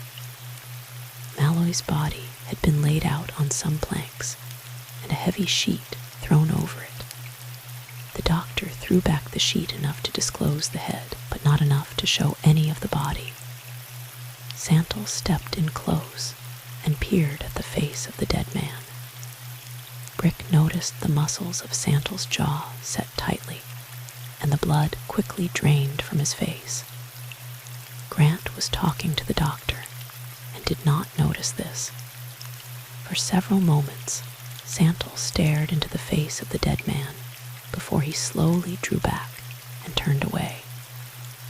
Grant had stepped in closer and was looking closely. Then he grasped the sheet and drew it down, exposing the bare chest and arms. "What the is this?" he grunted, turning to the doctor. "This man has been shot."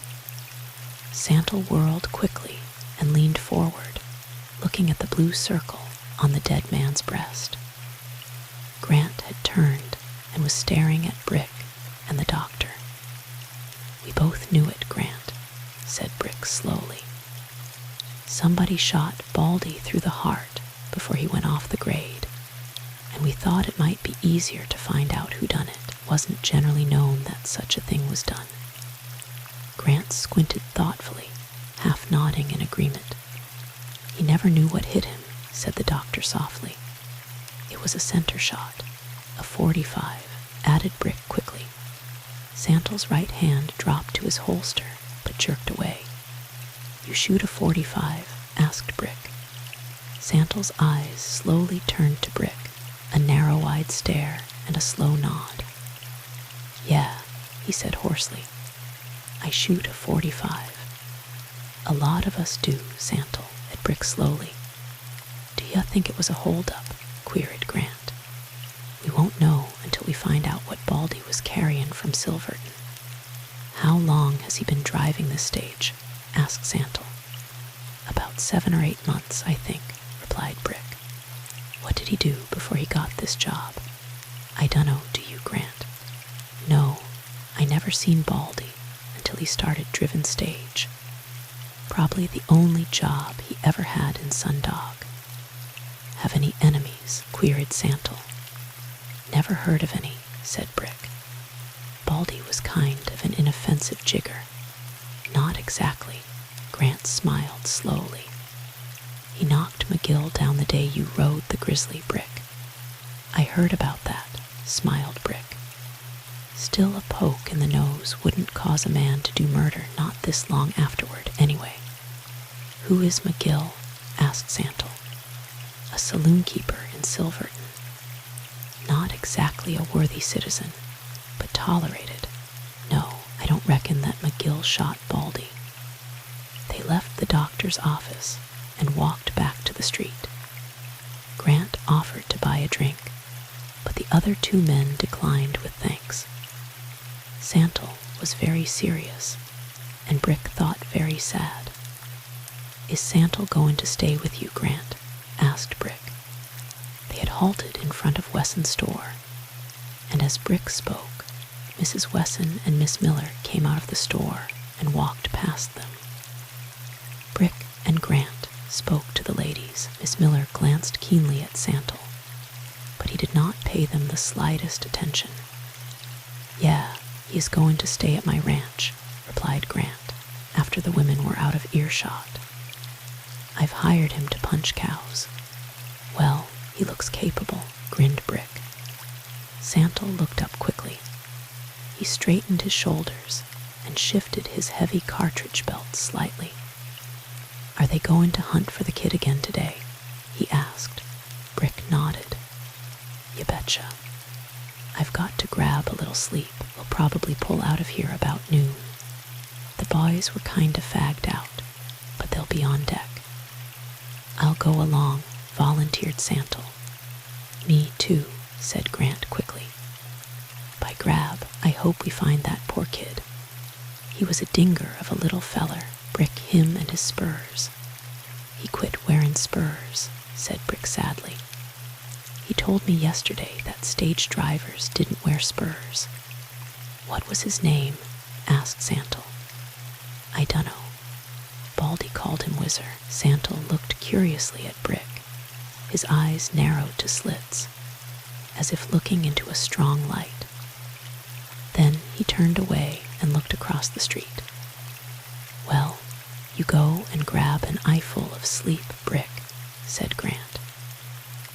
ready to ride when you show up." Brick nodded and went back to the office. Harp and Silent were already stretched out on the 2 cots and were snoring a duet. Brick went into the back room and kicked off his boots. He was half asleep before he stretched out on the bed, but his mind was running in wide circles.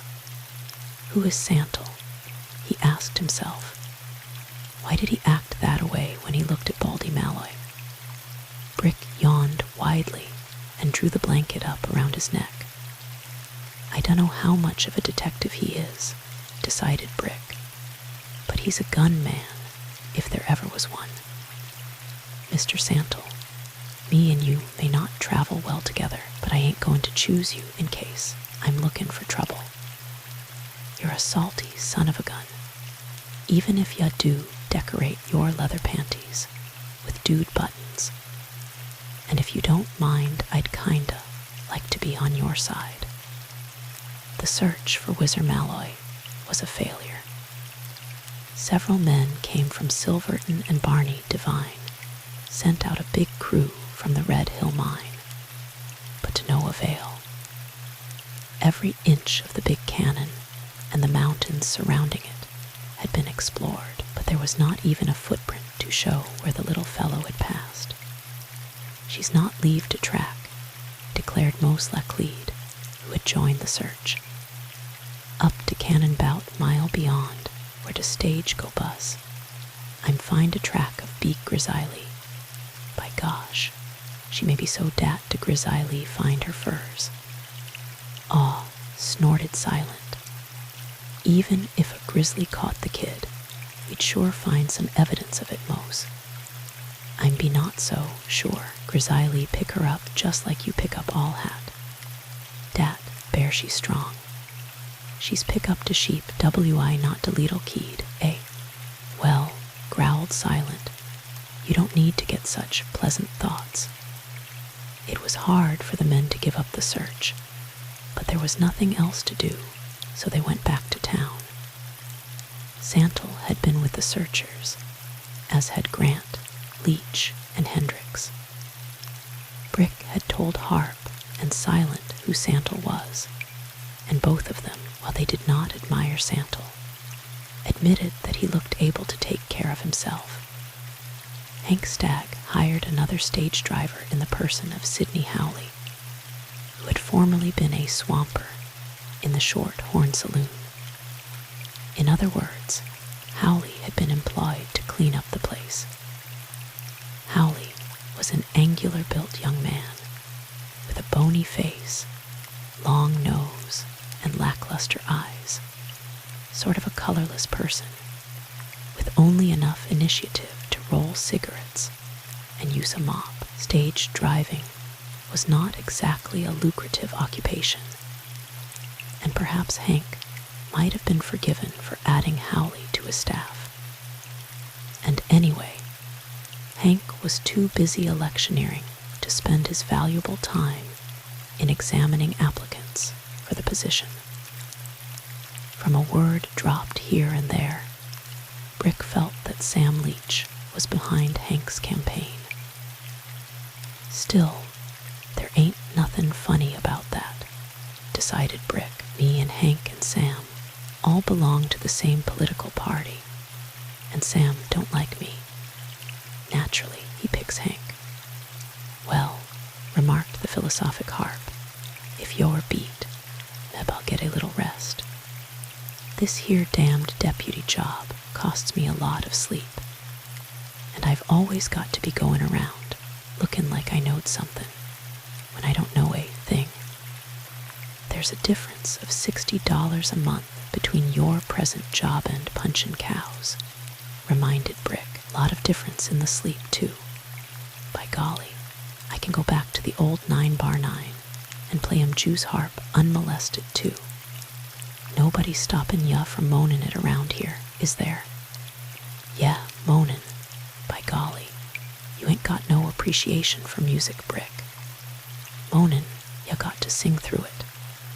How in do ya expect me to play it if I don't sing into it?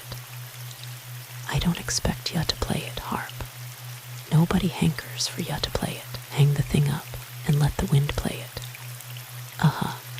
Or go over and serenade Mrs. Wesson. She speaks highly of your ability. I'd be ashamed to let Sam Leach beat me out of a girl. Though you would. Well, he's beaten ya out of a job. I reckon that'll hold me for a while, grinned Brick. Harp had got to his feet and was starting for the door when Silent Slade came stomping inside. He advanced to Brick's desk and slapped a piece of fairly fresh cowhide down on its polished top. It landed with a wet thud, and the concussion knocked several papers to the floor. Get that dirty thing off my desk, snapped Brick. What do you think this is, a tannery? Look at that, snorted Silent, pointing at the offending object. Look at that piece of hide, doggone ya. All right, I'm lookin', retorted Brick. Do ya see it? Ya do. See the 9x9 brand on that section of cow skin? See the edge has been burned? Ya do. Huh, yeah, I see all them things, grinned Brick. Why didn't ya herd the cow in here? The sample looks all right. Funny, ain't ya? Silent poked his finger at the piece of hide carefully, as though expecting it to snap at him. Well, what's the joke? Asked Harp. You've made a lot of medicine over that piece of epidermis. What was the matter with the old critter? Have dandruff? Delight, roared Silent. That's a 9x9 cow. Somebody killed it and burned the hide. But they missed on the important part of the thing. See where it was burnt. Where did ya find it, Silent? Queried Brick seriously. Silent sat down and rolled a cigarette. He had excited their curiosity, and now he was going to take his own sweet time in answering their question. Ya hadn't ought to have asked him that, Brick, said Harp. He probably don't remember. Yeah, Silent shaped his cigarette and scratched a match on the sole of his boot. I found that hide in Big Elk Cannon. You're the one that's tellin' the story, reminded Brick. I got to thinkin' about that poor little kid, stated Silent thoughtfully. I knowed it wasn't no use lookin' for him after all this time, but I went anyway. I rode in close to the mouth of the cannon and took plenty of time. About a mile or so up the bottom, I cut into one of them side gulches, kinda lookin' around. I seen horse tracks and cow tracks, and I got to figuring that was why the grizzly was hangin' around the cannon. Pretty soon, I runs onto the remains of an old fire. It's several days old, and right their eye discovers a piece of cowhide. It looks like it's been burned, don't you know? I turns it over with my foot, and that old 9x9 brand looks up at me. The ground is kinda hard, and I can't find no tracks, but I sure finds where an animal has been butchered. Somebody needed meat, eh? Mused Brick. That's all right, nodded Silent. There ain't nobody going to begrudge a hungry person a hunk of beef, but whoever killed that animal didn't set down there and eat it. They burned the hide and took the rest of the animal away with them. Well, grinned Brick, it was probably somebody that needed meat pretty bad. The loss of a cow won't break Leif Freeman. Silent shook his head slowly and blew rings at the ceiling. Nope, he said slowly. Loss in one cow won't hurt him none, Brick. I don't reckon there's a man in Sun Dog that would yelp less over the loss of one cow. After I found that piece of hide, I rode on up the cannon. There's half a dozen of them side gulches that come in from the west, and in most every one of them, there's places where hides have been burnt. I tell ya, Brick, somebody is grabbin' off a lot of slow elk meat. I dunno whether it's all 9x9 stock or not, but one of 'em was. that's a cinch. Brick frowned at his boot toes and shifted restlessly. Meat burglars, eh? He said slowly. My gosh, what a place to butcher. If ya herd a cow into Big Elk Cannon, she's your meat. Cinch, agreed Harp. A cow ain't going to climb out. She'd head into one of them side gulches, and they ain't much more than blind cannons. I've been in there, but quite a while ago. I'm glad you're interested, said Silent dryly. When a sheriff takes up ridden grizzlies, and his deputy spends his nights serenading married women, it's sure hard to interest 'em in such common things as rustlin' cows. If you don't like our stock of goods, you might go and see what Mr. Santle has to offer, replied Harp. That hard-faced pelican, snorted Silent. I met him out there between here and the Star Dot. He just nodded and rode on. What did ya expect him to do, kiss ya? Silent made a dive for Harp, and they went rolling across the floor in a grunting tangle, colliding with one of the cots, each one striving with muscle and voice to stay on top of the other. Silent finally managed to secure the advantage and proceeded to straddle Harp and bounce his head on the floor. Get smart with me, will ya? Panted Silent. Leggo my ears, yelped Harp. Leggo, I tell ya. Get up, you 2-year-olds, snorted Brick. What do you think this place is, a saloon? Mind Papa, chuckled Harp. His indifference to the situation caught Silent off his guard, and he managed, with a sudden twist of his body, to dump Silent sidewise into the cot, and they both stumbled to their feet. Harp made a feint to grab a chair, and Silent ducked for the doorway. But Harp turned from the chair, grasped the piece of cowhide off Brick's desk, and hurled it at Silent. The piece of heavy, wet hide sailed like a blue rock shot from a trap, missed Silent by 2 feet, and stopped with a dismal splat after it had passed through the doorway. Silent ducked back inside, his mouth wide with astonishment, while from without came a vitriolic curse, and Sam Leach stepped just inside the door, wiping his face with the sleeve of his coat. Who in hit me? He demanded. Hit ya? Queried Harp, choking back his laughter. Something, Leach looked back, spitting angrily. Oh, it must have been that piece of hide, said Harp slowly. I throwed it outside. It was kinda spoiled, Leach. Leach felt of his face and sniffed disgustedly. Then he whirled on his heel and went away, while the 3 men proceeded to relieve their feelings with tears. Hit him right in the mouth, choked Silent. Curse-blat. I wonder what he was coming here for, panted Brick. He wasn't. Silent shook his head. He was just going past. When I came to the door, he kinda slowed up and looked at me, and that's when the old hunk of hide hit him dead center. Didn't ya hear it splat? Hear it, chortled Harp. Never heard sweeter music in my whole life. The only thing I'm sorry about is that I didn't hit him with the whole cow. And it didn't smell none too sweet, chuckled Silent. He sure acted plumb distressed over it, and he'll likely be gunnin' for our little playmate, eh, Brick? That's all right, Harp grinned widely. That Jasper can't start trouble none too soon to suit me, by golly.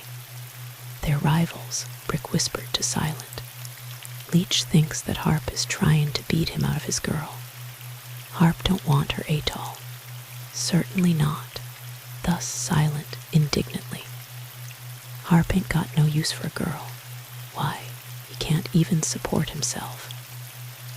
I can't. Harp started for Silent, who ducked out of the door, heading for the dollar down with Harp close behind him. Brick grinned and sat down in the doorway. Brick knew that Sam Leach had gone to the dollar down, and and Silent had gone over there to have a drink and to sympathize with Sam Leach. Their sympathy would be with a reverse English, as usual. A couple of little kids were coming from school, and behind them came Miss Miller, carrying an armload of books. When you teach the young idea how to shoot, you've sure got to pack a lot of ammunition, ain't ya? Smiled Brick as she came up to him. Yes, indeed, replied the teacher, a trifle wearily. Let me pack them books, offered Brick, taking them from her. I'll walk down and see Mrs. Wesson.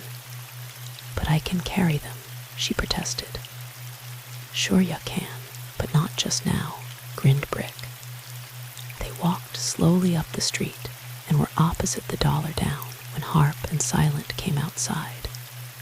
The two cowpunchers stopped at the edge of the sidewalk and stared at Brick and the teacher. Brick grinned covertly.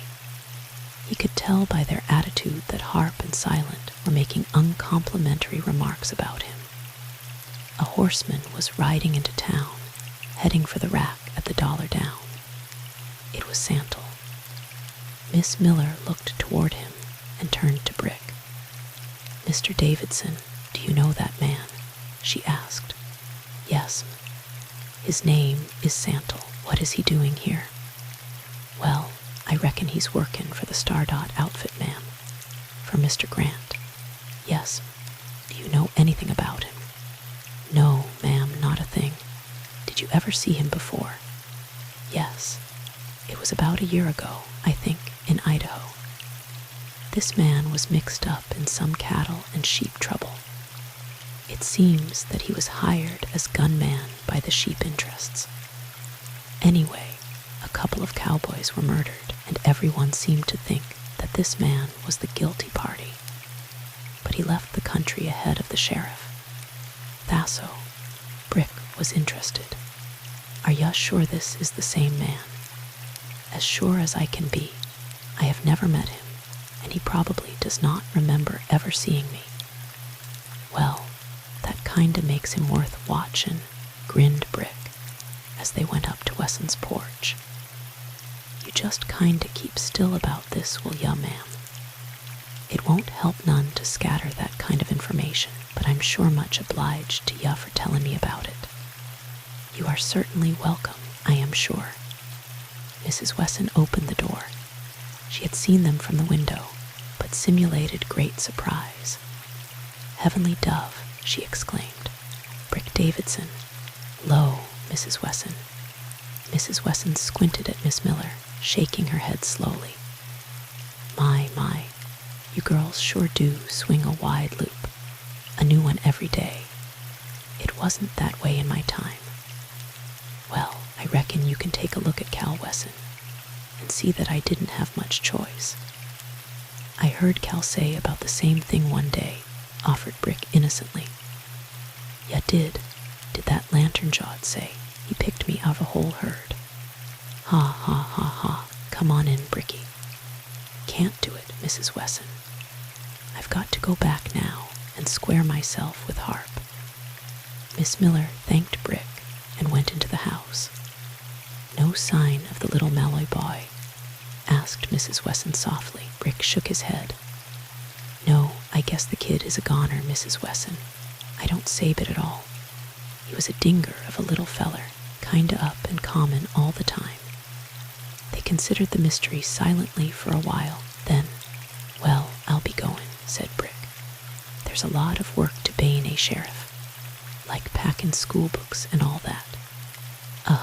Grinned Brick. So long, Mrs. Wesson. Gee bye, Brick. Brick went to the Dollar Down, but did not find Harp and Silent. A poker game was in progress, and Leach was in the game. Santle was one of the spectators. He nodded to Brick pleasantly, but not so Leach. He scowled at Brick and devoted the rest of his attention to his cards. Brick went back to his office and found Silent and Harp lying on the cots, reading some year-old magazines. Neither of them paid any attention to Brick, who rolled a cigarette and sat down on top of his desk. "Miss Miller is a danged nice girl," offered Brick. "Yeah," thus Harp sarcastically. "Yeah, I don't care much for girl that talks all the time about another feller." "Who'd she talk about?" demanded Harp quickly. "If you don't know, I'm not going to tell ya." "Leech." "Nope, never mentioned his name." "Huh." Harp arose and yawned widely. "Is Mrs. Wesson at home?" "I don't think so." "I think you're a liar, Brick." "Well, why don't you go and find out for yourself, Harp?" Harp grinned and sauntered into the back room, from whence came the sounds of razors dropping and splashing water. Silent groaned aloud. "You touch my red tie and I'll massacre ya," warned Brick. "Where do ya think I'm going to a bullfight?" spluttered Harp. "I've got a green one." "You must have," observed Silent meaningly. "She must have astigmatism, too." Silent sneaked softly out, and Brick went out behind him while Harp swore softly and searched for something to throw at them. The following day, Brick rode through Big Elk Canyon alone. He found plenty of evidence that cattle had been butchered, but was unable to find anything that would show who owned the animals nor who had done the killing. It was well past noon when he arrived at the Red Hill Mine and found Sam Leach and Hank Stagg in Barney Devine's office. They were all smoking cigars, and a half-empty whiskey bottle was on the table. Brick knew that Hank Stagg was electioneering. The men were all civil enough, but Brick knew that Leach and Stagg were not at all pleased at his appearance. "How's the sheriff?" queried Hank Stagg thickly. Hank had imbibed much of his own liquor. "He's just about right," grinned Brick. "It's a good thing that he thinks well of himself," observed Sam Leach sarcastically. "'Cause nobody else does, eh?" grinned Brick. "You said it yourself," reminded Leach, helping himself to a drink. Brick laughed and stretched his legs. "There's no use of quarreling, Leach. You don't like me, and I sure hate out of you, so let's let it go as it lays." "What'd I ever do to you?" demanded Leach. "Some folks don't have to do anything to me," said Brick coldly. "I'm not that particular." "Aw, let's be friends," suggested Hank Stagg. "Have a drink, Brick. There ain't none of us perfect. Sam has had too many shots out of the old bottle today, and it's kinda soured on him." But Brick grinned and declined the drink. Sam got to his feet and picked up his hat. "You don't mind if we go and talk to some of the men, do ya, Divine?" he asked. "Go to it," smiled Barney. He had imbibed enough to make him feel kindly toward everyone. Hank corked the bottle, shoved it into his hip pocket, and followed Leach outside, where they headed for the mine bunkhouse. Divine laughed and held out a handful of cigars to Brick. "Might as well smoke on Hank Stagg, Brick. I've tried 5 of them, and not one will draw. But that hooch has authority." Brick accepted one, lit, and discarded it in a moment for a cigarette. "What's on your mind?" queried Barney. "You use a lot of meat, don't you, Barney?" "Darned right we do. You can't feed a crew like we've got, and not use a lot of fresh meat." "Who do ya buy from?" "HMMM. Barney frowned thoughtfully, reached for a book, and skipped through the pages. "Here it is, Mostano J. Mostano. I think they call him Joe. Joe Mostano, eh? He's that breed back on Lick Creek. Bought out that old Hopper ranch, didn't he? Brands with a big H. Covers half the animal." "I don't know," replied Barney. "Art Fields runs the commissary and takes care of the buying. You got some beef to sell, Brick?" Brick shook his head and got to his feet. "I wonder if I could have a little talk with Fields." "Sure thing. He's in that big building on the other side of the cook shack. You know him?" "Nope, but I can find him. I'll go with you." Barney got his hat, and they walked to the commissary building. Hank, Stagg, and Leach were talking to several men near the bunkhouse. Leach said something to the men, which caused them to laugh. Art Fields was a little fat man, with an almost totally bald head and a serious face. He shook hands with Brick and waited for him to state his business. "Yes, we buy from Mostano," he said, in answer to Brick's question. "He has been supplying us with beef for several months. It is cheaper than having it freighted in. Mostano packs it in on his horses. His ranch is only about 6 miles from here, I think. Is it good meat?" "Fine. Does he bring the hides with it?" asked Brick. "The hides? Why, I don't think so. We don't buy hides." "Sure ya don't," grinned Brick. "But it's a law, Fields. When you sell meat that away, you've got to show the hide." "OHH, I get the idea." Fields looked very wise. "I never thought of that, Sheriff." "Why, sure. It would be easy to kill somebody's cattle and sell him to us. I don't know whether Mostano knows about this or not, but I'll see that he does. Next time he shows up, he better have the hide." "Has somebody been killing cattle?" asked Barney softly. "I don't think so," smiled Brick. "I got to thinking about you having to buy so much meat, and I thought you ought to know what the law was. It might save you trouble." "That's right," agreed Barney. "We want to stay inside the law, you bet." "I guess that Mostano is all right," said Fields. "He seems to be a pretty good breed, and he is sure prompt on delivery. He will bring in a load tomorrow sometime." "Well, I'm much obliged," smiled Brick. "See ya later. Come any old time." Brick and Barney walked back toward the office and met Hank and Sam Leach, who were coming toward the commissary. "Land any converts?" asked Brick. "Got a lot of promises," grinned Hank drunkenly. "This here political business is hard on the stomach." "Aw, come on," snorted Leach. "Father Papa," laughed Brick. Leach snorted and started to say something, but evidently changed his mind. A man was riding in on a pinto horse, and Barney called Brick's attention to him. "That's Mostano, Brick." The rider was of medium height, rather heavy, sitting humped in his saddle, his face completely shaded by a wide sombrero. He rode around the corner of the cook shack, heading toward the commissary building. Brick stopped and looked back. "I reckon I'll go back there, Barney," he said. "I'd kinda like to get a look at Mostano." Brick started back, and Barney went with him. They stopped at the corner of the building, where they could hear the men talking. It was evident that an argument had started, in which Hank and Leach had joined. "It's none of my business," said Fields, "but it's the law. You've got to have the hide of the animal, Mostano. I didn't know it until the sheriff told me about it today." "Aw, too with the sheriff," thus Sam Leach. "Let's all have a drink. Fields, I want you to meet Hank Stagg." "Hank is our next sheriff." Fields grunted in acknowledgement. "Why do I bring hides?" queried Mostano. "My meat is good."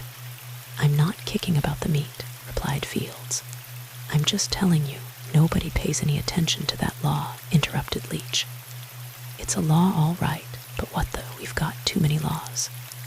"Hides make big load," complained Mostano. "I have to pack one more horse. Too much work." "That's right," agreed Leach. "Here, have a drink, Fields. That damned sheriff is too officious. Wait until Hank is elected." There was silence while the bottle was being passed, and then Mostano's voice grew a trifle more belligerent. "I no like to pack hides." "All right," grunted Fields. "Take take a chance if you want to. You never know when the sheriff is going to pop up on you. It's your funeral, not mine. He don't come out here very often, does he? Asked Leach. I never met him until today. I may not be any judge of human nature, but I don't want him catching me breaking the law. Aw, he ain't so much, said Hank thickly. You better take your Sheriff Prospect and put him to bed, observed Fields, laughing. He's buckling at the knees. I know bring hides, declared Mostano. Brick touched Barney on the arm, and they walked back to the office. Brick was very thoughtful over what he had heard. That's what whiskey does, said Barney. Fields was all right until he got that drink. Don't worry about him, smiled Brick. He's just human. We'd all say the same thing if we were in his place. Hank and Leach have the idea that whiskey and cigars will bring votes. Maybe it would if they could vote him right at the time. Well, I've got to be driftin', Barney. Don't say anything to Fields. It won't get him into trouble, will it, Brick? Nuo. Maybe it's better that way. So long. Brick mounted and went slowly down the road about a quarter of a mile, where he swung up the side of hill, heading northwest of the Red Hill property. A narrow hogback ridge led back to the top of the hill, from where he could get a bird's eye view of the big mine. As he rested his horse, he saw Mostano ride away from the mine, traveling in the same general direction as Brick was heading. Brick waited for Mostano to disappear in the timber before going on. The ridge led back through fairly heavy timber, forcing him to travel slowly. About 2 miles from the mine, he stopped. He knew that the old Hooper Ranch was located about due north of where he was, and that Mostano must cross that ridge on his way home. In a few minutes, he was rewarded by seeing Mostano ride up the side of the hill, cross the ridge about 200 yards beyond him, and ride down into the next cannon. Brick moved on and found the trail. He gave Mostano plenty of time before following him. The trail led around the head of the next cannon, twisted down the opposite side, and came out into more open country. There were several head of cattle on this side, and Brick noted that all of them were branded with the big H. The trail led to the edge of a high bluff where he drew rein. Below the bluff, about half a mile away, he could see the buildings of the old Hooper Ranch, standing in the middle of a big, partly cleared meadow. But he could see nothing of Mostano now. There was no sign of life about the place. The corrals were empty. Brick considered the place for quite a while. He was suspicious of Mostano. Whoever was killing the beef must have a ready market for meat. There were other big mining crews at Reed Rock, but that was too far away for anyone to transport the meat at a profit. Finally, he decided to take a closer view of the place, so he spurred down the bluff trail and rode boldly up to the old ranch house. A half-breed woman came to the door as he dismounted, shading her eyes from the sun. She was a slatternly-looking woman, poorly dressed, bare of feet. Howdy, grinned Brick. You Mrs. Mostano? She was not at all friendly. Where's Joe? He asked. She squinted at him and shook her head. A number of mongrel dogs came from behind the house and created a din with their barking. Brick slapped at them with his hat, and they went yelping for cover.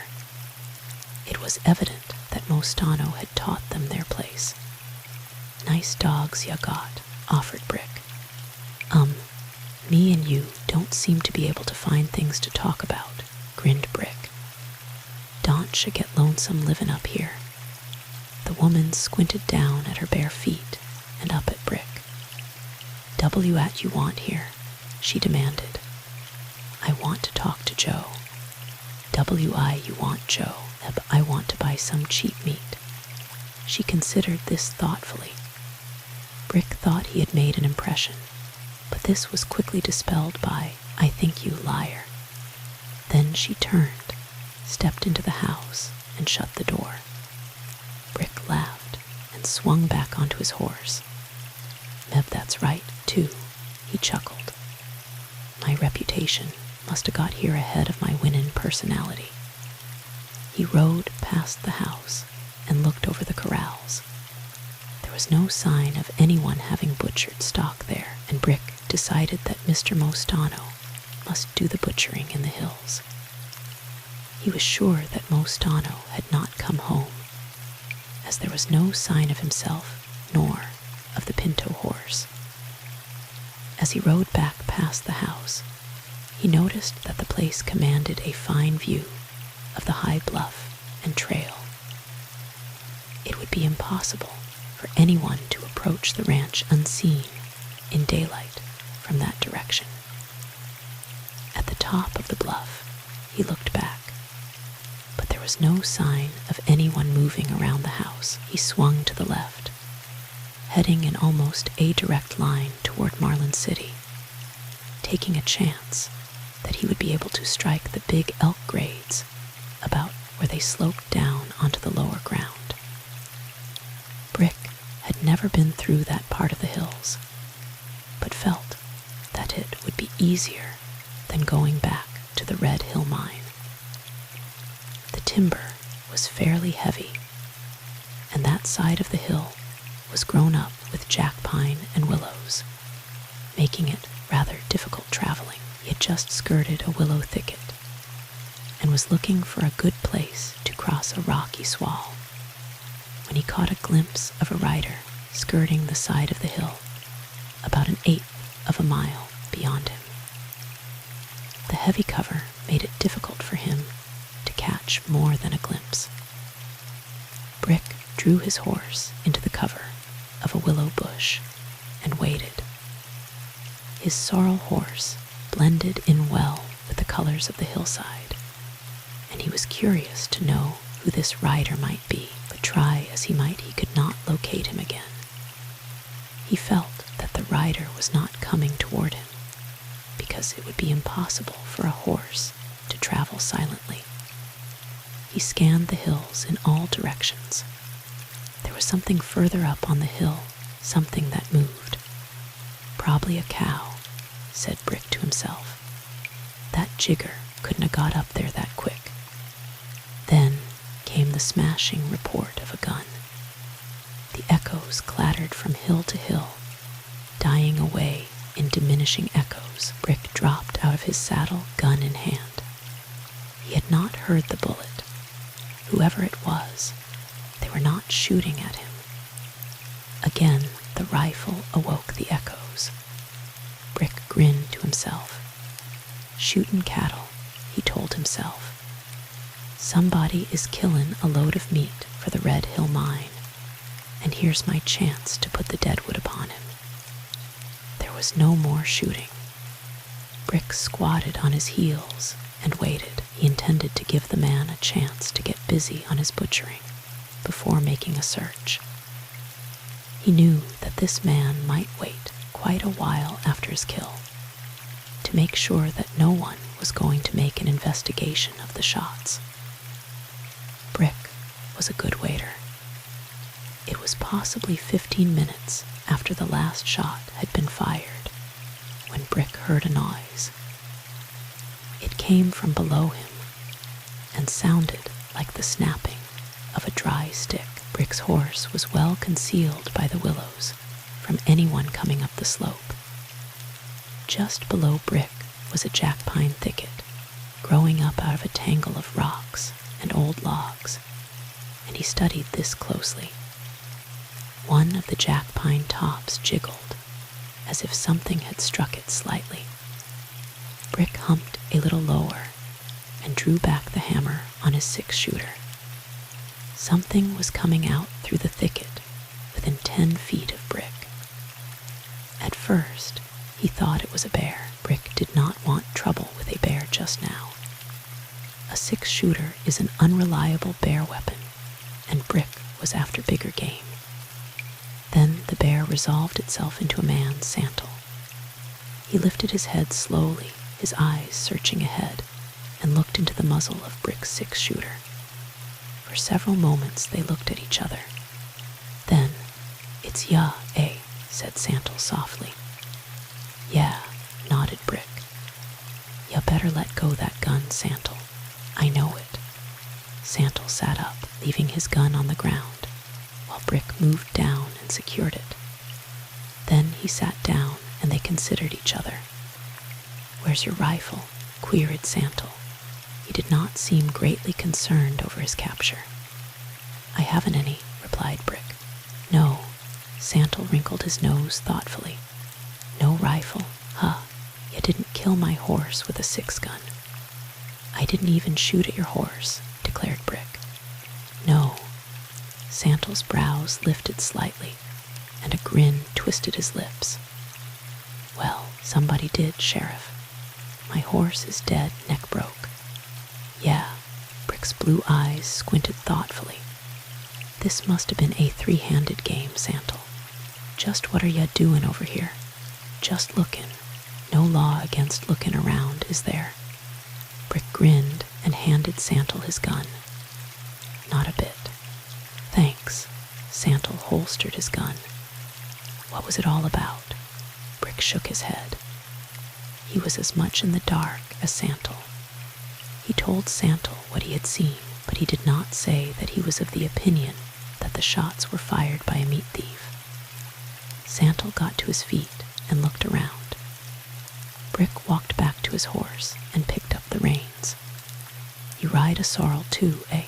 remarked Santle thoughtfully. "My horse is a sorrel." "Meb," said Brick seriously. "It was a good thing for me. We'll cash your saddle and ride my horse double."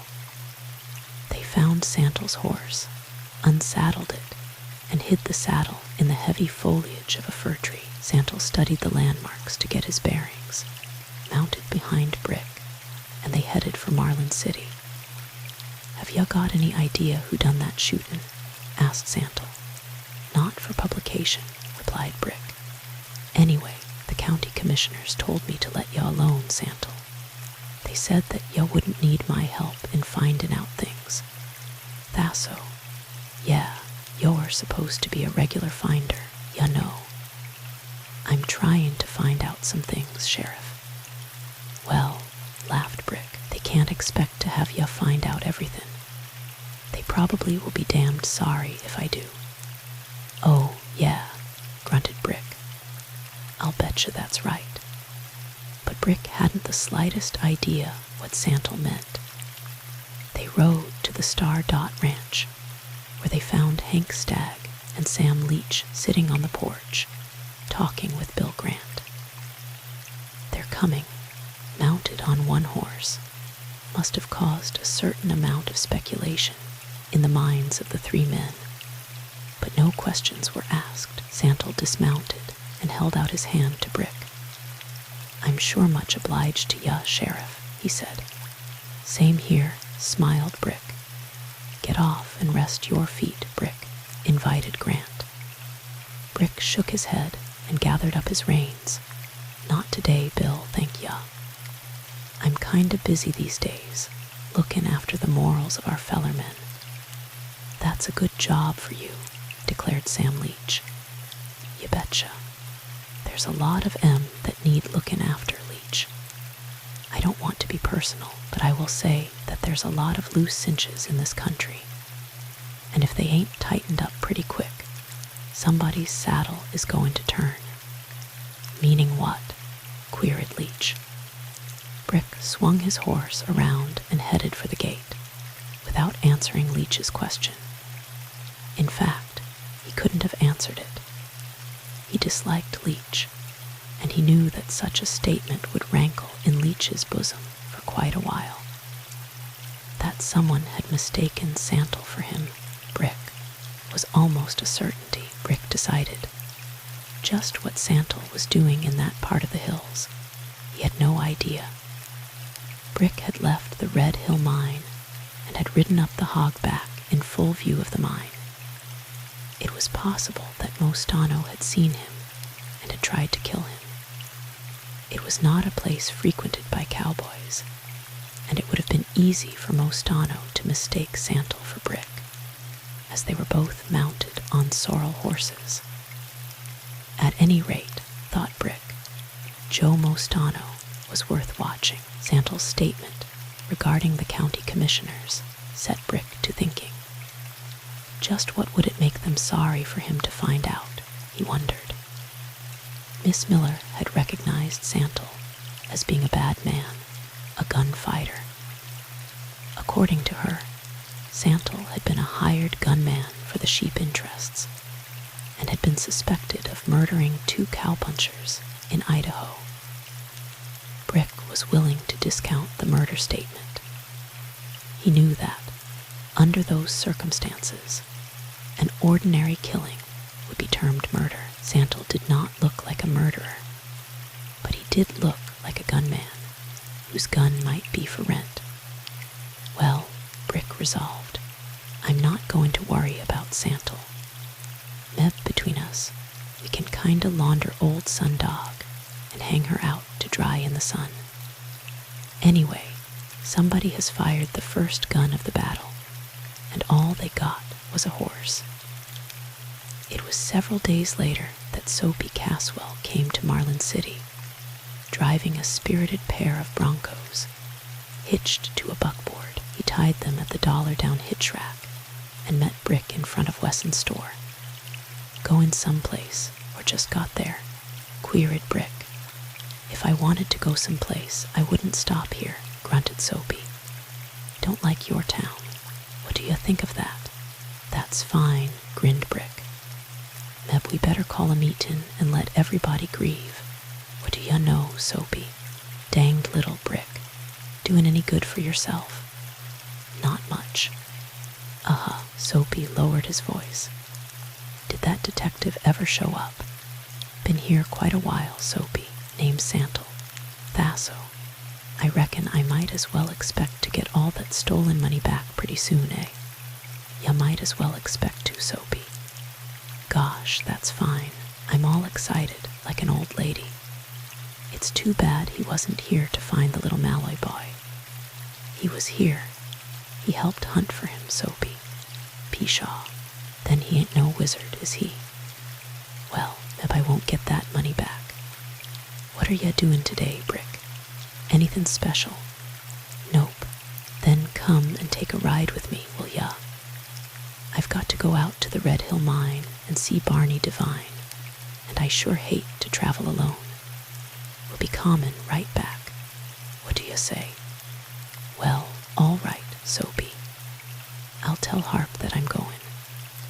Brick went to the office, where he found Harp stretched out on a cot, groaning out an alleged tune on his juice harp. I'm going to Red Hill with Soapy Caswell, stated Brick. If anybody tries to break into jail, stop him, Harp. All were right. Leave me plenty of shells for the riot gun, and I'll sure keep the place sanitary. I've got a new tune, Brick. Listen to this, will ya? It's a dinger. Wait a minute.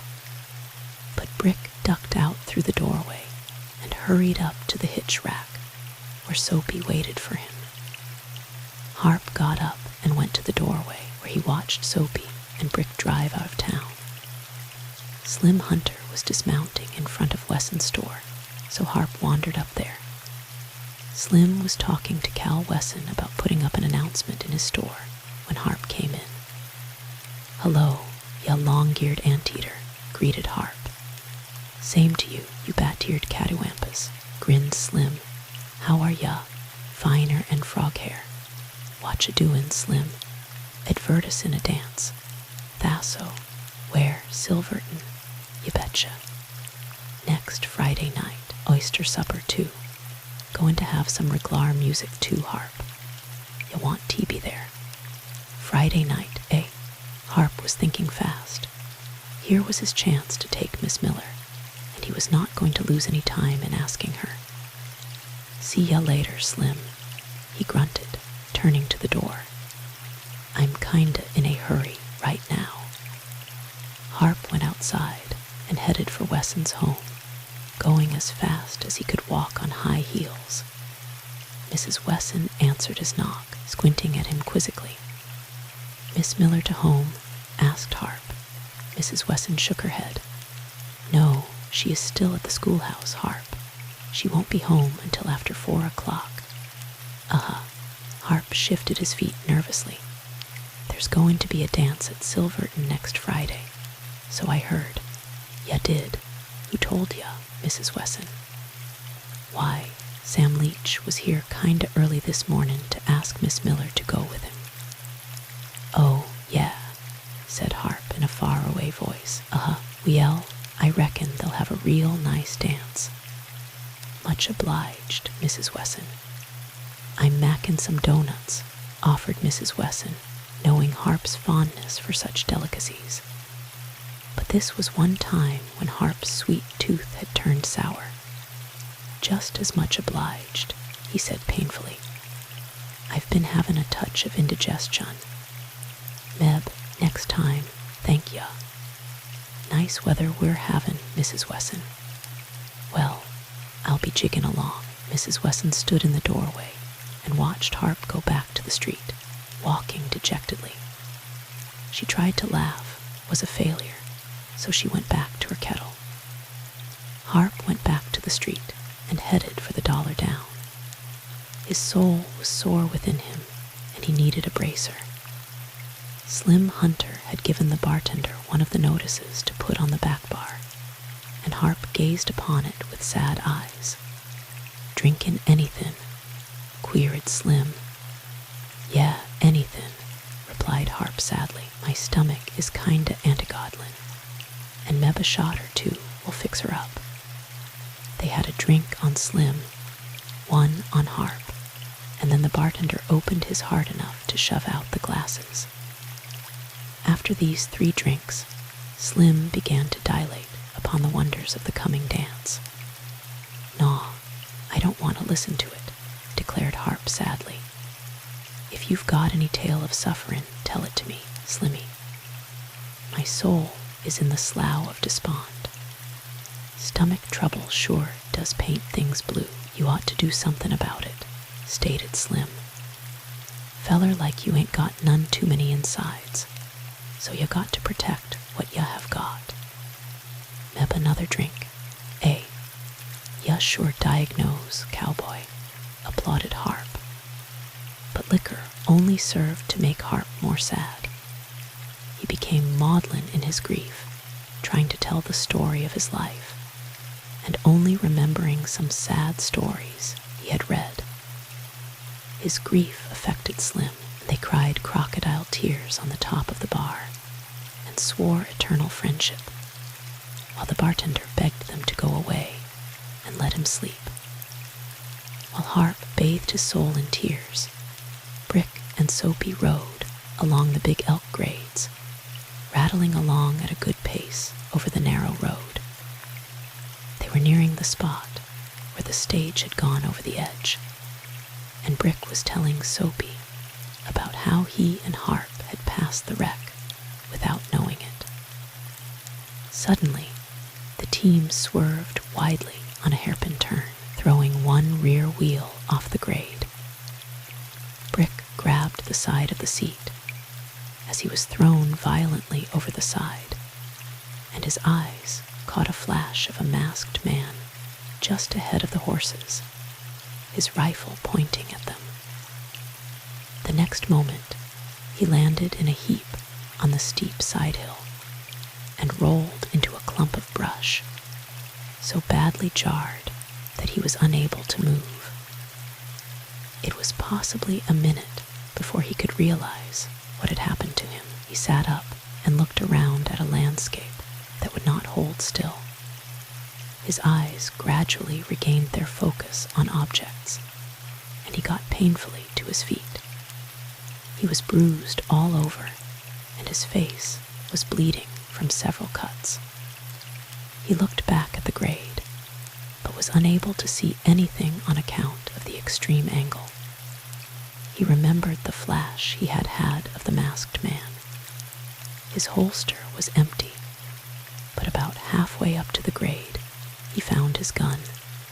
Wedged in the rocks was a stiff climb back to the grade, where he found Soapy trying to untangle his team. Soapy gawped at him and swore wonderingly.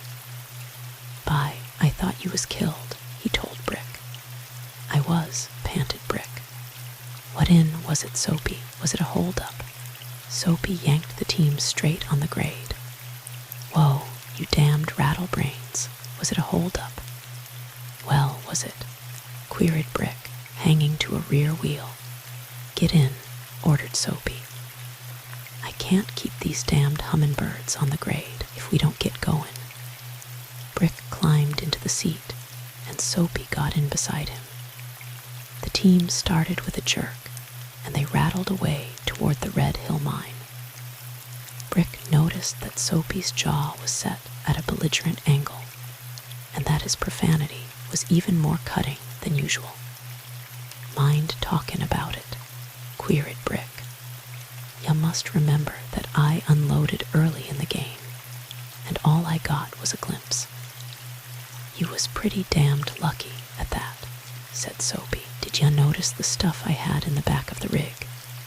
That old gunnysack and an old rug?" Brick glanced back. There was nothing in the rear of the buckboard now. "Yeah, I remember it, Soapy. Where'd it go?" "It didn't go, it was taken. I've been held up. Then it was appears that it was," dryly. "Do ya remember?" Soapy jerked the team to a slow trot. "Do ya remember me telling ya once that I was the biggest damned fool I had ever met?" "Yeah, I remember it," grinned Brick, wiping some blood off his face. "Well, I ain't been improvin'," stated Soapy bitterly. "That old gunnysack and that old rug was concealin' the monthly payroll of the Red Hill mine." "Love of gosh," exploded Brick. "The payroll? Why, Soapy, that must a been right doggone close to $27,000. Brick caressed his bruised face and tried to collect his thoughts. "I'm smart," said Soapy bitterly. "I was afraid to take a chance on the stage. Just one man, Brick, one man with a Winchester. He didn't say much. Bye, I don't think he said anything, come to think of it. The team swerved into the bank after you fell out, and I stopped him. He motioned for me to get out, and I got. He made me unbuckle my belt and drop it. Then he walked past me, kicked the belt and gun along with him, and lifted the sack out of the buckboard. It was a mighty heavy sack, Brick. The team got to fussin', and I had my hands full with them. When I looked back, he was gone around the turn, and that's all." "What did he look like?" asked Brick eagerly. "I dunno. The hole in the muzzle of that rifle was perfectly round, if that's any description. He knowed how to do it. Didn't ya get any idea of what he looked like, Soapy? Was he a big man, small man, thin man, or what did he look like?" "He sure was," nodded Soapy seriously. "I'll betcha that'll cover him to a T. He was wearing clothes, too. And he didn't talk, eh? He didn't need to, Brick. A man with a gun don't have to tell me what to do. Now, I've got to go to the Red Hill and tell Barney to wait another day. Tomorrow is payday, too. $27,000, muttered Brick. That's a lot of money, Soapy. There's over 200 men at that mine, and their wages runs about $5 a day apiece. Figure it out for yourself. I'm the loser, Brick. Soapy, you're the best loser I ever seen, complimented Brick seriously. No, I ain't. If I had any sense, I'd get so mad that I'd bite myself. Yes, sir, I'd just faunch around until I got me a temperature, bust a blood vessel or a hamstring. but I'm just fool enough to set down and make fun of myself. Well, why didn't ya tell me what ya was carrying? Asked Brick. I'd a brought the sawed-off shotgun, and we'd a stopped his play. Yeah, you'd sure looked fine doing a high dive with a short shotgun in your hands, wouldn't ya? Probably shot yourself and me too. Who knew you was going to carry the payroll? Not a danged soul. I hope Barney won't be put out about it. I suppose I should have sent it by stage, with 6 guards, but I didn't. Nuo, I got real smart and tried to take it in for myself, thinking that nobody would think that I had the danged stuff. Too damned much thinking, that's all. It was almost 4 o'clock when Harp began to get back to normal. Whiskey had only made him feel his troubles more keenly. He left Slim arguing with the bartender and started back toward the office. He was not on exactly an even keel, and his vision was slightly impaired. As a result, he almost ran into Mrs. Wesson, who was coming out of the store, carrying some groceries. "How do?" he said thickly. "Hello, Harp," she smiled. "Did you see Miss Miller?" Harp scratched his head and gawped at her. "She, Miss Miller, Waffer. Wasn't you going to ask her to the dance at Silverton?" Oh, Harp rubbed his long nose and reflected deeply, with both eyes closed. Then, "But you said she was going with Sam Leach." "I didn't say she was going with him, Harp. I said that he asked her to go with him." She told him that she had already been invited. "By whom had she been invited? By whom?" asked Harp. "I don't think she has been invited by anyone, Harp. I know she didn't want to go with Leach, so that was her excuse." Mrs. Wesson bustled on down the sidewalk, leaving Harp looking after her. He cuffed his hat over one ear and hitched up his belt as he headed for the office. He wanted to find a place where he could sit down alone because his soul was filled with joy, and he wanted to express his feelings with music. It was nearly supper time when Brick and Soapy drove into Marlin City. Soapy had promised Barney Devine to have the money for the payroll out to the mine by noon the next day, and now he hungered for a session of poker. Brick was stiff and sore from his fall off the grade, but he got a bite to eat at the restaurant, saddled his horse, and headed for Silverton. Brick was certain that someone knew about Soapy going to take the payroll money to the Red Hill mine. Soapy had sworn that no one knew about it, but Brick knew that Soapy was just a trifle absent-minded. Brick tied his horse to the short horn hitch rack and went into the saloon. The games were in progress, but there were few players. Several men nodded to Brick as he came in and went to the bar. Brick knew Charlie Meacham, the cashier of the bank, but did not know where Meacham lived, so he inquired of the bartender. "Charlie Meacham. Yeah, I know where he lives." The bartender leaned on the bar and drew an imaginary map on the top of the bar with a stubby finger.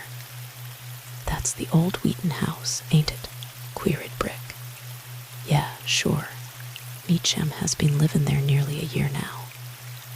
Nice feller, Charlie is." Brick nodded and went down the street, past McGill's saloon, turning to the left and going to an old 2-story dwelling house, which was set back considerable distance from the street. Mrs. Meacham answered his knock. Brick had never met her, but knew her by sight. Mrs. Meacham was a thin, angular, rather young woman, with a mop of blonde hair and a knack of talking about everything that was none of her business. "Charlie's up at the bank," she told Brick. "He went up to do a little work. Won't you come in? You're Mr. Davidson, the sheriff, ain't ya?" "Uh-huh, I'm Mrs. Meacham." Come on in and sit down in the parlor. Nice weather, ain't it? Charlie will be back pretty soon, I think. How is everything in Marlin City? I met your new school teacher at the last dance. Nice girl. Take that chair over there. This one looks solid, but it ain't. Sam sat down on it the other night, and it spread out on him. Brick sat down and balanced his sombrero on his knees. Mrs. Meacham made him feel nervous. The parlor was a stuffy little room, high-ceiled, with the walls plentifully hung with crayon portraits. An upright organ occupied one corner, and Brick prayed internally that Mrs. Meacham wouldn't attempt to entertain him with music. We're going to have another dance Friday night, continued Mrs. Meacham. You ought to come, Mr. Davidson. I hear that you are quite a dancer. I sure do love a good dance. Sam is a good dancer. He had the Marlin school teacher down here to the last dance. He's kinda crazy about her. Sam Leach? Asked Brick. Yes, Sam's my brother. He's over here quite a lot. Oh, yeah. Brick crossed his knees and leaned back in his chair. Your brother, eh? I didn't know that. Say, you go ahead and smoke if you want to. Charlie and Sam smoke all the time, and I don't mind it. Keeps out moths. Brick nodded and began rolling a cigarette. You been living here long? He asked. About a year in this house. We've been in Silverton for about 2 years. Like it here? Not so very. Still, it's all right. Silverton folks are real sociable, what there is of them. Charlie's got a good job, and I ain't got no kick common. You came here from the east, didn't ya, Mrs. Meacham? I should say not. My folks came from Ohio, but I was born up in the Okanagan country. I never been east. In fact, I ain't never had no hankerin' for the east. We came here from Idaho. That's where me and Charlie were married. I liked it up there. It was more like home. Of course, we knew everybody, and that helps a lot. Yeah, it sure helps, agreed Brick, inhaling deeply. Is Sam from up in that country? Oh, sure. He came down here a couple of years before we did. You know Hank Stagg, don't ya? Sure, you do. Hank used to be up there. I never knew him, but Sam did. Hank used to drive a stage up there. Him and Baldy Malloy worked for the same outfit. Wasn't it too bad about Baldy's little kid? Gee willikins, that was awful. Just think of that poor little tyke getting lost like that. And Baldy getting killed. I wonder if he went to sleep and ran off the grade. I think so, said Brick slowly. Yeah, I don't think he knew when he went off. That must have been it. Baldy was a good driver, too. You and Hank are rivals for the sheriff's office, ain't ya? Well, that don't have to make enemies out of folks. Hank is a good scout. Well, grinned Brick, I ain't sore at anybody. Sure you ain't. I've always heard that you was good-natured. The front door opened, and Mrs. Meacham got to her feet. That's Charlie. Hoo-hoo, Charlie. Come on in. I've got company. Meacham came to the doorway and squinted at Brick. He was a fleshy, black-haired man of about 35, quietly dressed. His eyes were deep-set, cheeks florid, and his mouth full-lipped. He smiled and came into the room. Hello, Davidson. Meacham held out his hand to Brick. How are you? Brick shook hands with him, and they both sat down. I've been doing a little work, explained Meacham. Brick smiled and rolled a fresh cigarette. I wanted to ask you a few questions, stated Brick slowly. Did you get a good look at the man who held you up in the bank? Well, there were 3 of them, Sheriff. Anyway, I think there were 3. I'm sure that one stayed near the door. The one who did the talking was a thin sort of a fellow. Couldn't recognize his voice if you heard it. Hardly. Still, I might. Wasn't there a fire broke out about that time? Yes, there was, said Mrs. Meacham quickly. It was down at Baldy Malloy's shack. His woodshed burned down. Did you ever hear how it got started? Meacham pursed his lips and shook his head wisely. Meb, it was set on purpose, eh? Suggested Brick. Possibly. Brick got to his feet and picked up his hat. Well, I reckon that's about all. It kinda looks like somebody was getting rich off Sundog Banks. It sure hits Soapy Caswell hard. I reckon I'll have to ride out and see him soon. I saw him this morning, volunteered Mrs. Meacham. He was in front of the bank in a buckboard. He uses a buckboard most of the time, said Meacham. Gray team, queried Brick. Yes, by golly, that must have been him at the Red Hill mine. I was back on the hill and saw the rig drive up to the mine office. I never thought about it, bayed Soapy. A little later I was down at the office and talked with Barney Devine, but he never mentioned that Soapy had been there. As Brick manufactured this out of whole cloth, Meacham stepped over to the organ and arranged the scattered sheets of music. He turned back to Brick, nodding indifferently. Possibly he drove out there, he said. He didn't say where he was going. He wasn't there long if it was Soapy, added Brick. I seen M take something from the buckboard and take it into the office. They were in there just a minute when one of them came out, got into the buckboard, and drove back down the road. Well, I reckon I'll be movin', folks. You ought to come to that dance Friday night, urged Mrs. Meacham. We'll sure have a good time. I'll betcha ya will, smiled Brick. I dunno whether I'll have time or not. I've got a lot of work mapped out ahead of me, and I'll probably be too busy. Electioneering, queried Meacham. Brick thought there was just the hint of a sneer in the question. Nope, just trying to make good on what's left of this term of office, Meacham. Oh, I see. Well, come and see us again, Sheriff. Thank ya, nodded Brick. Come and see me too, adios. Brick walked back to the Shorthorn Saloon, but did not go inside. Leach was in there, standing at the bar, talking to several other men.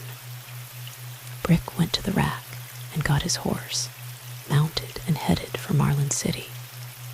He had found out several worthwhile things, which paid him for the ride to Silverton.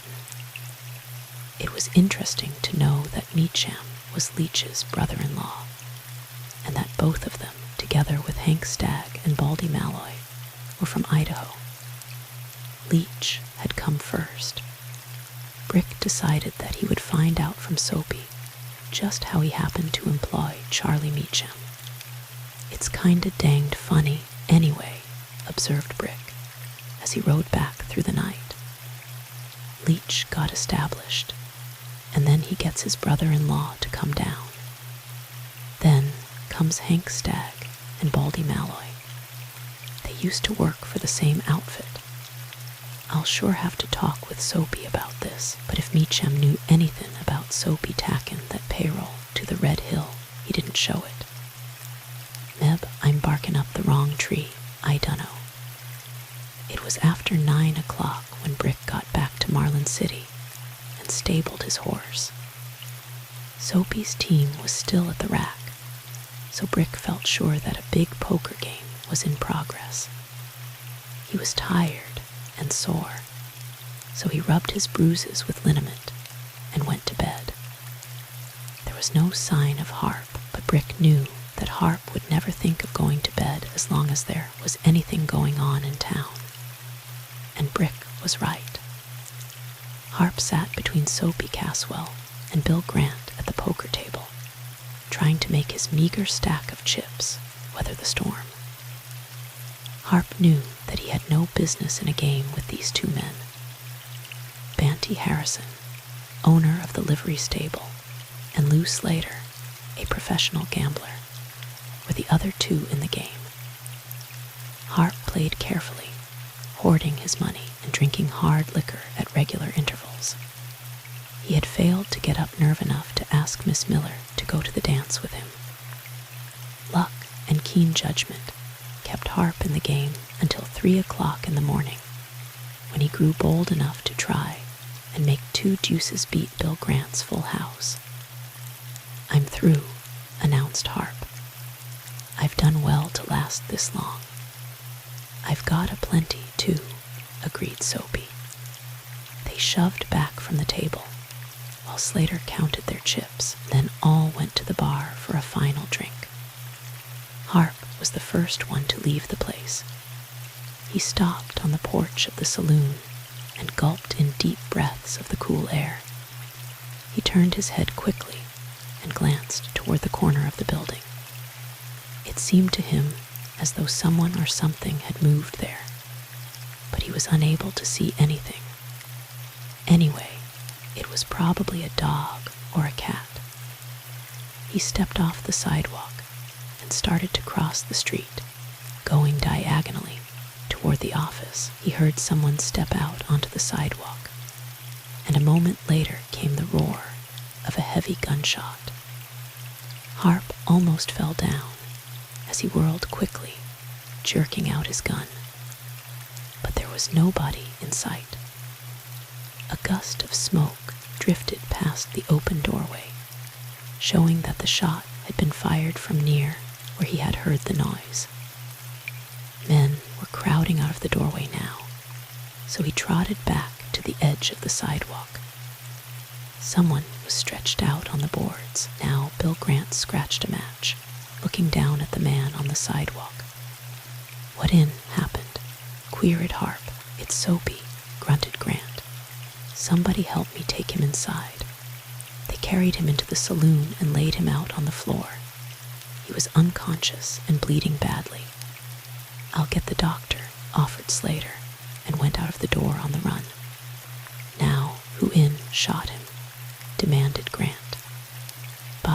They must have waited for him to step out." "I heard somebody there," offered Harp. "When I went out, I heard a noise over by the corner, but I thought it was a dog." "Well, he's still alive," said Bandy Harrison. "While there's life, there's hope. I'd like to get my hands on that dirty murderer." "I'd sure." Banty stopped when Brick Davidson, half-dressed, came through the doorway. He squinted around at everyone, stepped in close to Soapy, and looked down at him. "I heard the shot," said Brick. "Tell me about it, somebody." "Not much to tell, Brick," said Grant. Soapy stepped out on the porch, and somebody shot him. They must have been layin' for him. Slater has gone after Doc Mayers. A few moments later the doctor came, half asleep, half dressed. He knelt down beside Soapy, while Brick assisted him with his examination. "Buckshot," said Brick angrily. "They wasn't tackin' no chances, boys." The doctor was counting the wounds and estimating just what to do. "What's his chances, Doc?" queried Brick. "Odds against him, I'm afraid. 5 of them hit him above the waist, and he's got a couple in his thigh. Somebody get a blanket for a stretcher, and we'll carry him down to my place." None of the lead hit him in a vital spot, but he will have a fight ahead of him. I suppose that some of them will be hard to locate, but we'll do our best. "I'll beat it for Silverton to tell his family," offered Banty. They carried Soapy to Dr. Mayer's office, where the doctor immediately went to work, trying to locate the buckshot. Brick and Harp went to the office and sat down. Brick held his head in his hands, thinking of every angle of the affair, trying to find a reason why anyone would murder Soapy Caswell. "They waited for him," said Harp hoarsely. They was there when I came out. But why did they shoot old Soapy?" "Why, he's a good old jigger, Brick. Soapy barked a lot, but he never bit anybody. They robe at him of $27,000 today, said Brick. He had it in the back of that buckboard, and we were held up on Big Elk Grade, near where Baldy went over the edge. You jockin', Brick. Harp did not believe. Look at the skin off my face, suggested Brick. One wheel went off the edge, and I took a header down the hill. One man pulled the trick. He was masked, and he knew Soapy was carrying that payroll money. Harp swore softly and looked closely at Brick. He still thought that Brick was joking. $27,000, Brick. My, how much money is that? Well, it's 26 days' wages for over 200 men. Soapy said that their wages would average about $5 per day. Figure it out, cowboy. Well, I'll be damned if this country ain't getting awful salty, Brick. But what can we do? When they start shooting buckshot from ambush in the dark, what's the use of us, I'd like to know. By cripes, I'd sure like to swap lead with the jigger that shot Soapy. I hope we will, Harp. In fact, I'm kinda sure we will. When? Harp jumped out of his chair and grabbed Brick by the shoulders. When do we start, Brick? As soon as we find out who shot him. Aw, Harp exploded his disgust and walked to the doorway. I thought you had some idea who done it. It was somebody who wanted to kill Soapy Caswell, and they wanted it bad enough to bushwhack him with a shotgun. Now, if we can find out who wanted him dead, that ought to be easy, Brick. We'll start asking questions as soon as it gets daylight. But the sarcasm of Harp's question was lost upon Brick, who sat staring intently at the floor, trying to convince himself that certain things might be true. Bill Grant came to the office and sat down with them. Doc's picking out shot, he told them hopefully. Soapy don't know what it's all about, but he's doing a lot of cussin' over it. Soapy's a tough old customer, and he's got a fightin' chance, boys. We're pullin' for him, Bill, said Harp. Brick is pullin' for him or for something. When Brick gets to thinkin' that way, something is due to rattle real hard. Brick looked up, his brow furrowed deeply. Got an idea, Brick? Queried Grant. Brick sighed and reached for his cigarette makings. It's far-fetched, Bill. Meb it's too damned far-fetched, but I'm going to work on it. They sat and talked until daylight, when they went over to the Dollar Down and searched for evidence. Some distance away from the saloon, they found the empty shotgun cartridge. It was a 12-gauge brass shell. Brick examined it closely and dropped it into his pocket. No clue in that, he told them. Every shotgun in the country is 12-gauge, and mostly everyone reloads their own shells. They went down to the doctor's office and found that Soapy was doing as well as possible. Grant got his horse and rode back to his ranch, while Harp and Brick went back to the office to get some sleep. You going to that Silverton dance Friday night? Asked Brick, as they pulled off their boots. I dunno. Harp shook his head sadly. I was going to ask Miss Miller, but I kinda lost my nerve. I found out about that dance after you went away yesterday, so I went right down to Wesson's. Mrs. Wesson told me that Leach had been there early that morning to ask Miss Miller to go with him. I thought that ended it. Later on, I met Mrs. Wesson, and she said, Harp snapped off a boot and flung it across the floor. Mrs. Wesson's the dangdest josher I ever seen, Brick. She said that she only told me that Leach had asked Miss Miller, but she didn't say that Miss Miller refused him. But the point of the joke was lost on Brick, who was looking straight at Harp, a queer expression in his blue eyes. Leach asked her, "Eh? Yeah, before you knew about the dance harp. Yeah, it must have been before Miss Miller went to school." Uh-huh. Brick rolled a cigarette thoughtfully, but did not light it. Then he removed his clothes, placed the cigarette on a chair beside the cot, and got into bed. Well, Harp yawned and rolled into his blankets. "You've lost your sense of humor, Brick. Or didn't ya hear what I told ya?"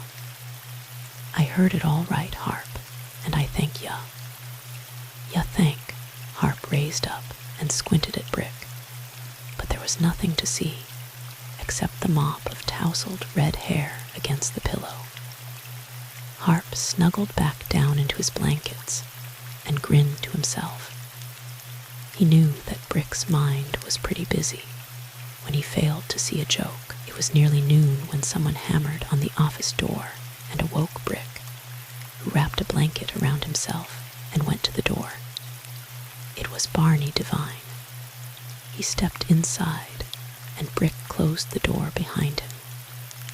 "Kinda forgot to wake up," smiled Brick, shoving out a chair for Barney.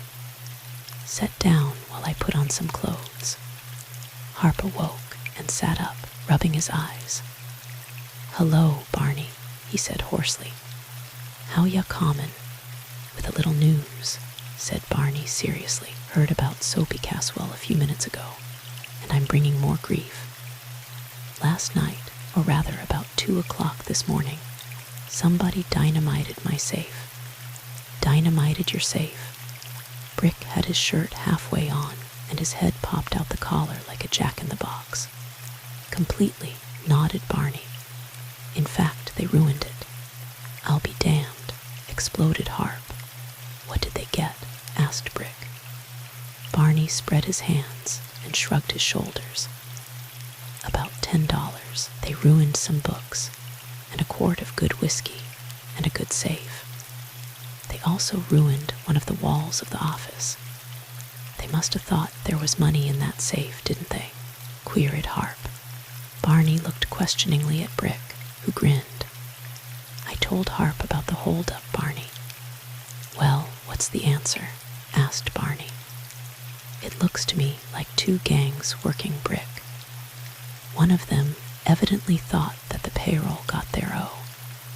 Kay, don't it look like it to you?" Brick picked up the cigarette he had rolled before going to bed, moistened it with his tongue, and scratched a match on the floor. "Yeah, it looks something like that, Barney." "What about your payroll?" asked Harp. "I'll have to take it from here, I suppose. Soapy told them that the payroll money would go from here today. It's a lucky thing he spoke to them about it, because I've got to have that money at the mine before quitting time today." "We'll go with ya, Barney," stated Brick softly, and added, "And I hope somebody tries to hold ya up. Get your clothes on, Harp.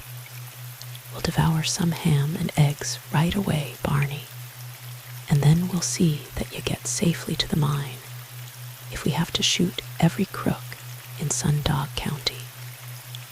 "They won't try any monkey business with us," declared Harp. "Thasso."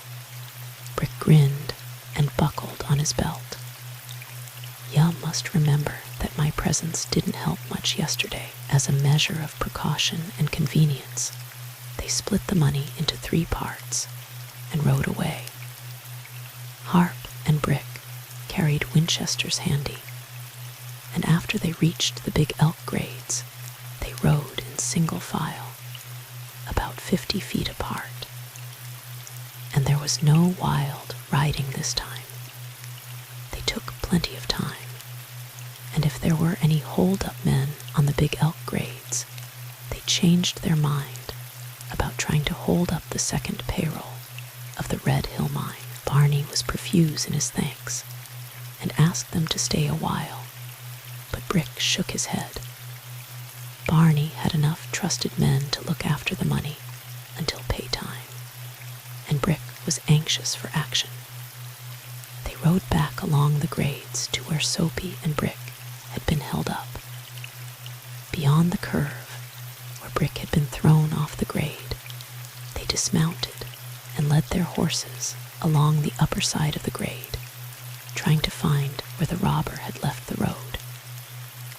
About 100 yards beyond the curve, where the road curved sharply around the head of a ravine, they discovered an old trail which angled up through the brush. They mounted and followed the old trail to the top of the divide, where it disappeared. There was nothing to show that the bandit had taken that trail, except that it was the nearest available place where he could have left the grade and traveled undercover. It was not far from where Santle's horse had been killed, so they rode down there and found that Santle had taken his saddle away. Brick had told Harp about his suspicions of Mostano, and they decided to ride over and take a look at Mostano's place. But instead of approaching it from the bluff, Brick led the way around to the east, where they came out on the side of a hill about half a mile from the ranch house. From their elevation, they were able to command a good view of the place. There were 2 horses in the corral, and the half-breed woman was out in the yard. "Too danged bad we haven't a pair of glasses," mused Brick. "I'd like to get a good look at that place." "Let's go down there," suggested Harp. They had dismounted, and as they climbed into their saddles and started angling down the hill, they heard the report of a rifle. The shot had been fired from considerable distance away. They drew up and studied the house.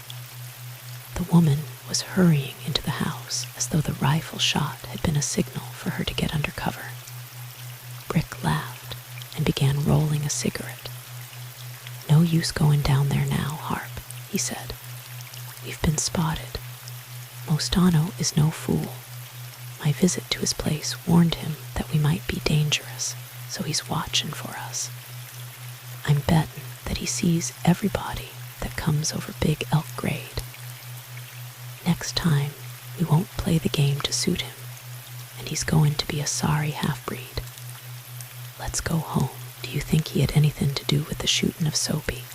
asked Harp. "Probably not. Mostano is a meat thief, Harp." "Well, what has meat thieves got to do with all this dirty work?" demanded Harp. "Oh, I don't know." Brick yawned and swung his horse around. "I've just got a fool idea, that's all. Come on." And I'm here to state that Brick Davidson is just about all through Bain sheriff of this county. Ike Weldon, driver of the Redrock stage, hooked his prominent shoulder blades over the top of the dollar-down bar and spat viciously. Ike was a sallow-complexioned young man with wry neck, tobacco-stained chin, and very bony wrists. Ike had little imagination, which made him dangerous. Danger had little terrors for him, because his mind was of the single-track variety, and his future did not extend beyond the next meal time. Just now, he was rather drunk and inclined to be quarrelsome. His thin waistline sagged sidewise under the drag of the heavy, holstered gun on his thigh, as though weakening under the strain. There was a motley crew in the Dollar Down, but only one of them, Silent Slade, paid any attention to Ike's remark. Silent was standing beside a poker table, watching the play, but now he considered Ike Weldon closely. Several of the men were from Silverton, who had come to Marlin City upon receipt of news regarding Soapy Caswell. Leach was in the poker game, as was Al Hendricks. Santle was tilted back in a bar-room chair, seemingly paying little attention to anyone. Banty Harrison and Slim Hunter were engrossed in a game of pool, while several others stood around the table and offered advice. "And I know damned well what I'm talking about," declared Weldon loudly. Hank Stagg came into the room nodded to everyone who paid him any heed, and went to the bar. "Ain't I right, Hank?"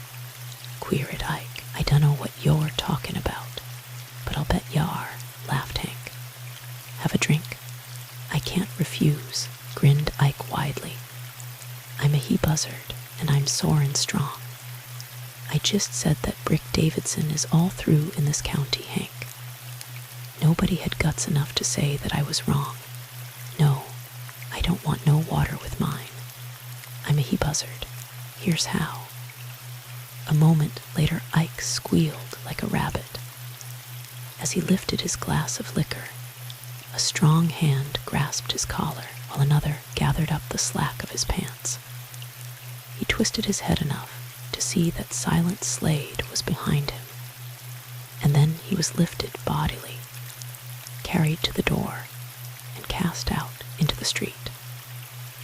Ike landed on his hands and knees on the hard ground, busting the knees out of his overalls and bruising his hands on the gravelly earth.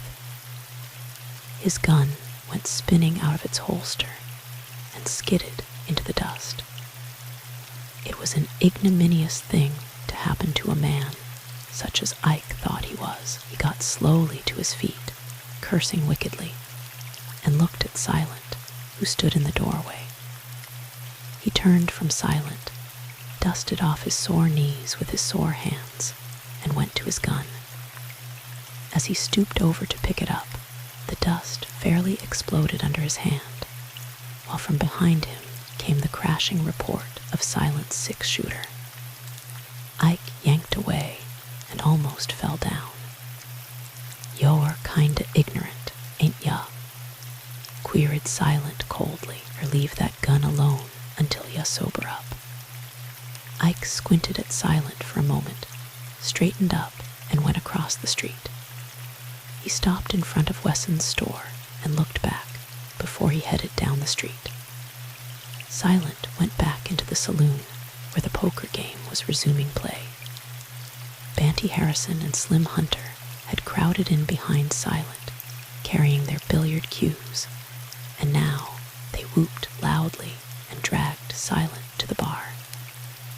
"That's Bouncin' M," applauded Banty. "I'll betcha he won't do much crawlin' for a while. I just knowed that Ike was going to talk himself out of here." Banty lowered his voice and glanced at Hank Stagg, who had moved over by the poker table. "Look out for Ike, Silent. He's a dirty little pup, and he's a streak with his gun. Kill him first, that's my motto," grinned Slim. "That's right," nodded Banty. "Every man that Slim has killed has been killed in just that way." They finished their drinks and went back to their game. Silent remained at the bar, where he could watch both front and rear.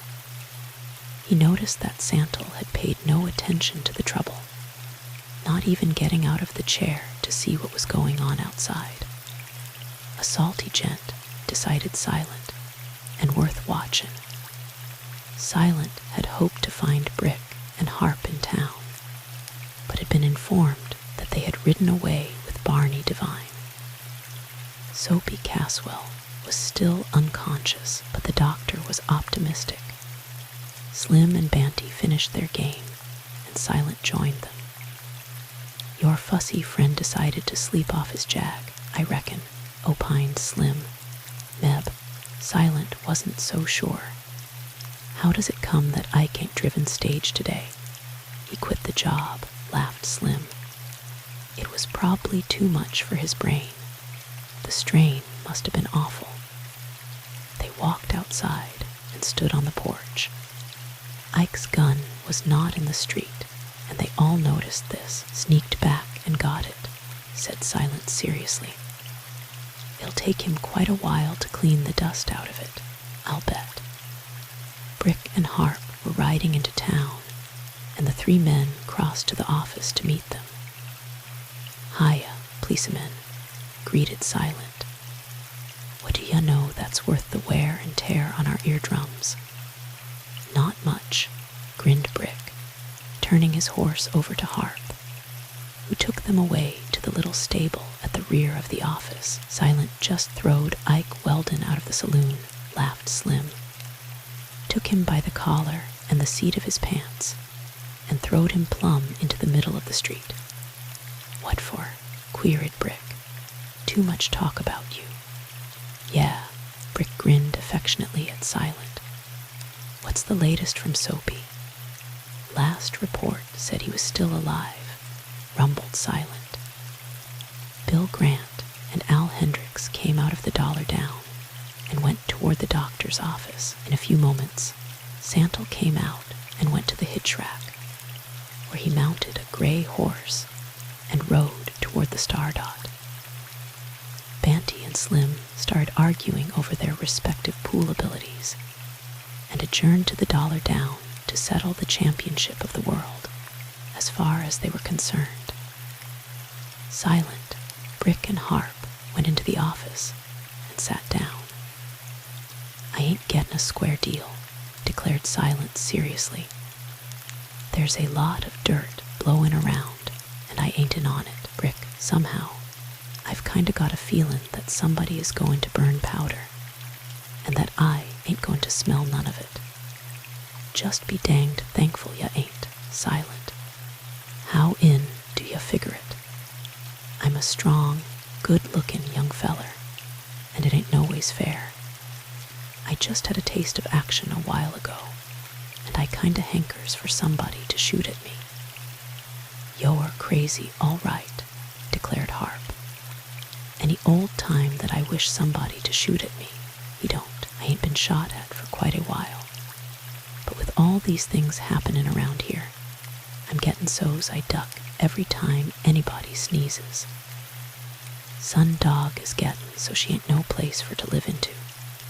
Every day there's a holdup or a murder. When I think of these damned fools fightin' for the sheriff's office, I have to laugh. They sure must seek suicide, by golly. All right, grinned Silent. You resign, Harp. I'm willin' to take your job if you're gettin' scared. No use frazzlin' out all your nerves, cowboy. Yeah, Harp stretched out on a cot and crossed his knees. Any old time, Silent. It ain't because I hanker for the job, but I'd hate to leave Brick in the lurch.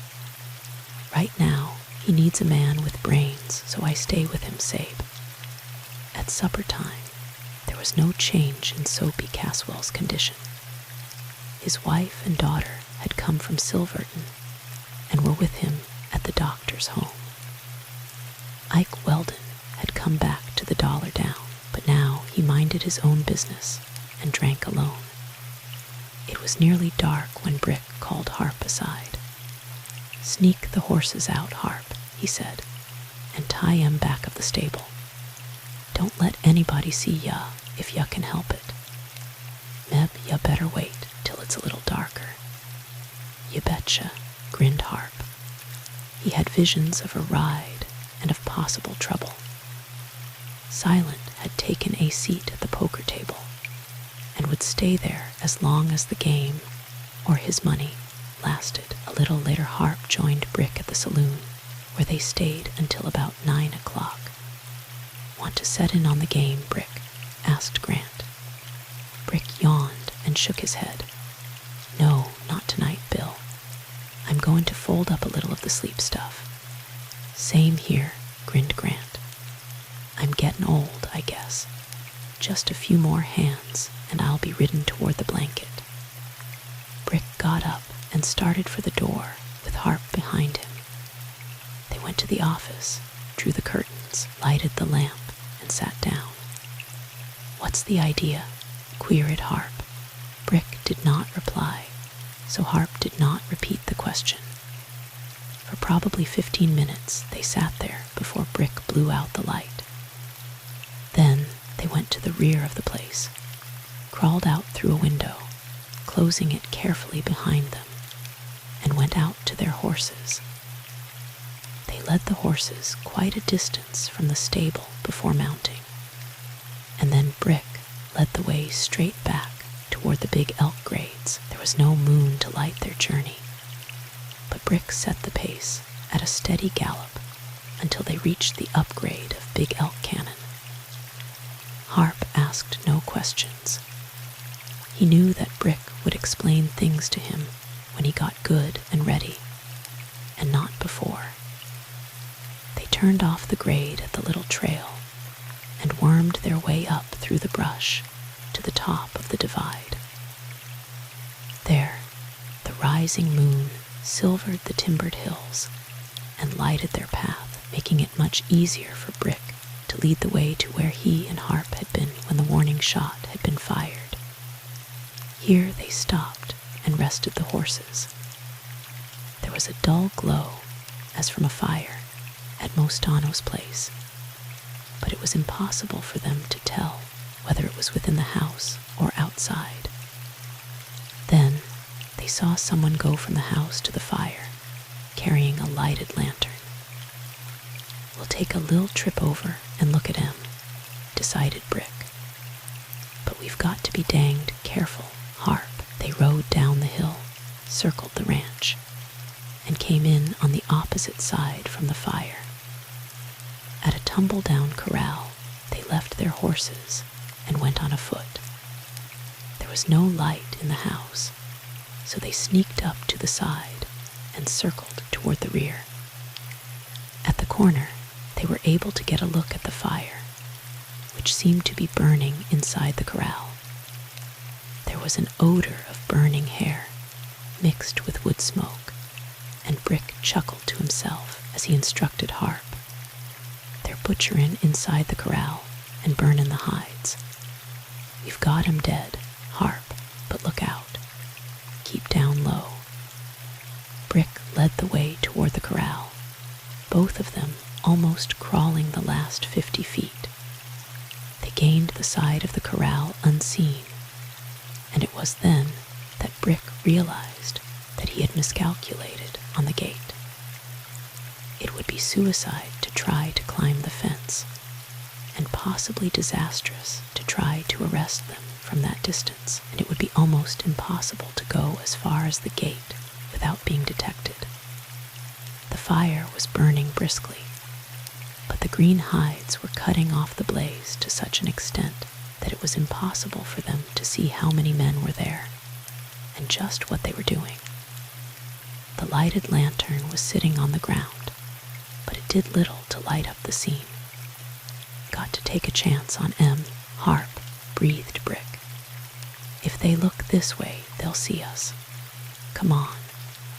Slowly, cautiously, they raised up, gun in hand, and started to climb the fence. Someone picked up the lantern, swung it around, and the yellow light picked them up instantly. Came a quick word of warning, a guttural grunt, and the lantern was dashed out. Then a tongue of yellow light flashed at them, and Brick felt the bullet brush his cheek.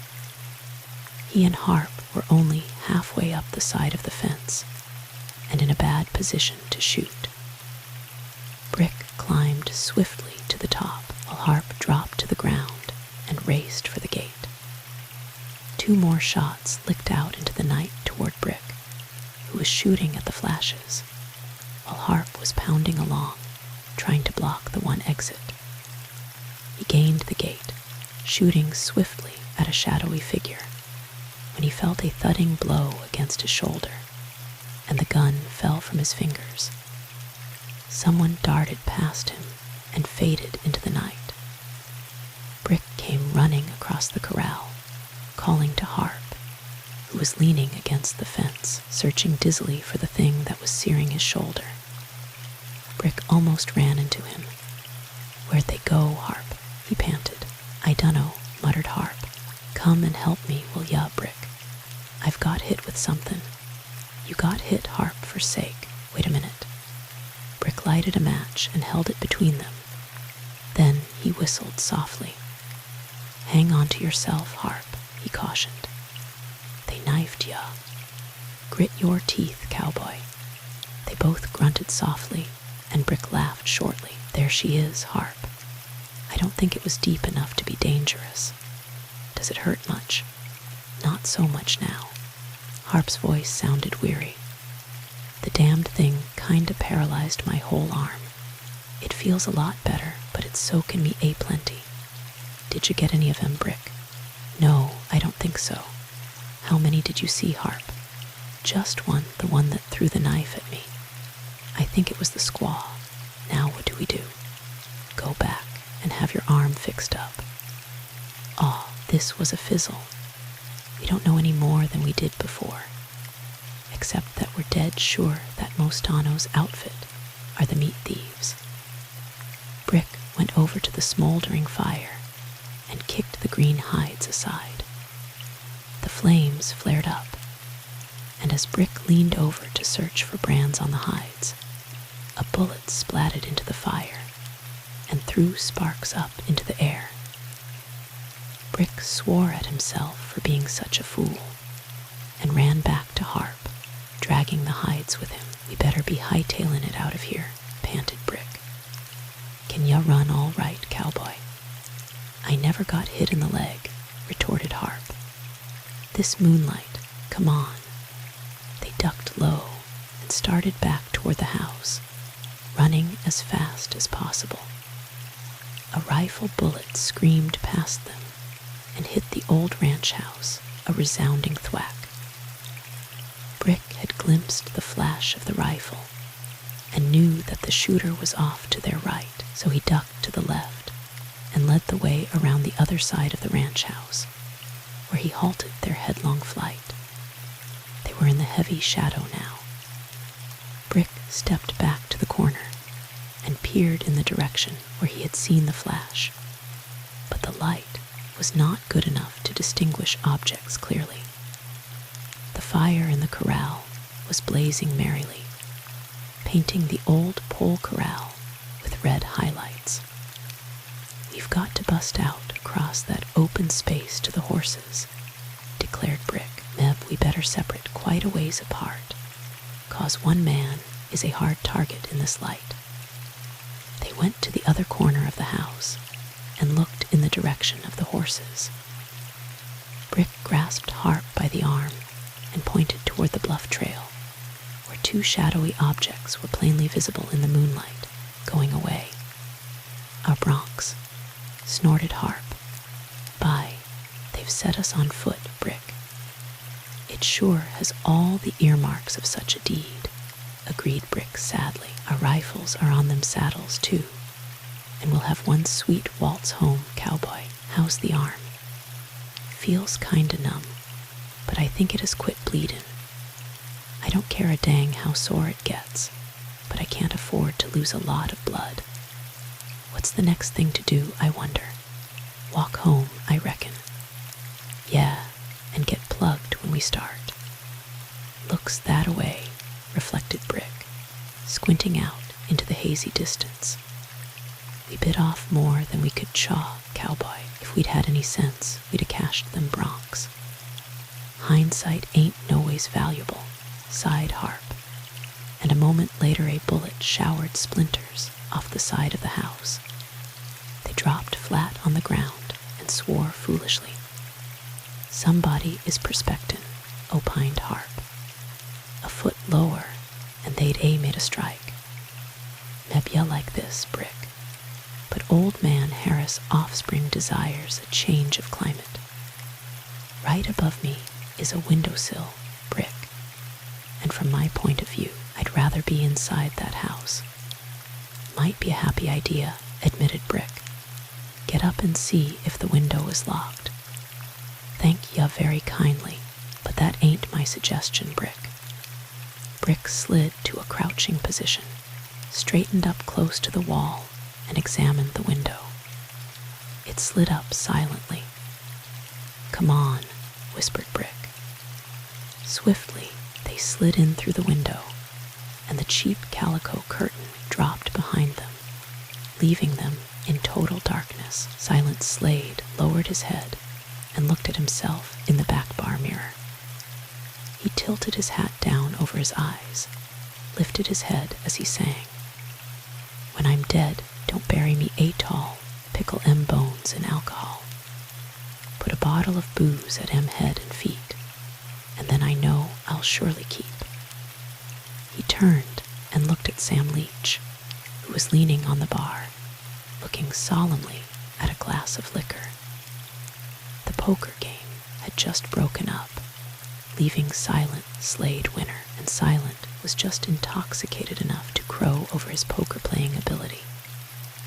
"Aw, you were just kinda lucky," observed Leach. "Thasso," Silent laughed. "Lucky, eh? Anytime you whippoorwills from Silvert and mingle cards with a Marlinite look out. They tell me that you're backin' Hank Stagg for sheriff. Well, what if I am? Are ya tryin' to be funny, or don't ya know any better? What's the matter with Hank Stagg?" "What?" Silent stared at Leach in amazement. Ya don't expect me to stand here and tell ya everything that's the matter with him, do ya? I'm limited to just so many words, and they ain't enough to tell ya more than half what's wrong with Hank Stagg. Let's all be good friends, eh?" suggested the bartender, lifting a bottle to the top of the bar. "Election ain't nothing between friends." Silent squinted gravely at the bartender. "Lil dove of peace, this ain't between friends." "Well, I'm not going to quarrel with you, Slade," said Leach.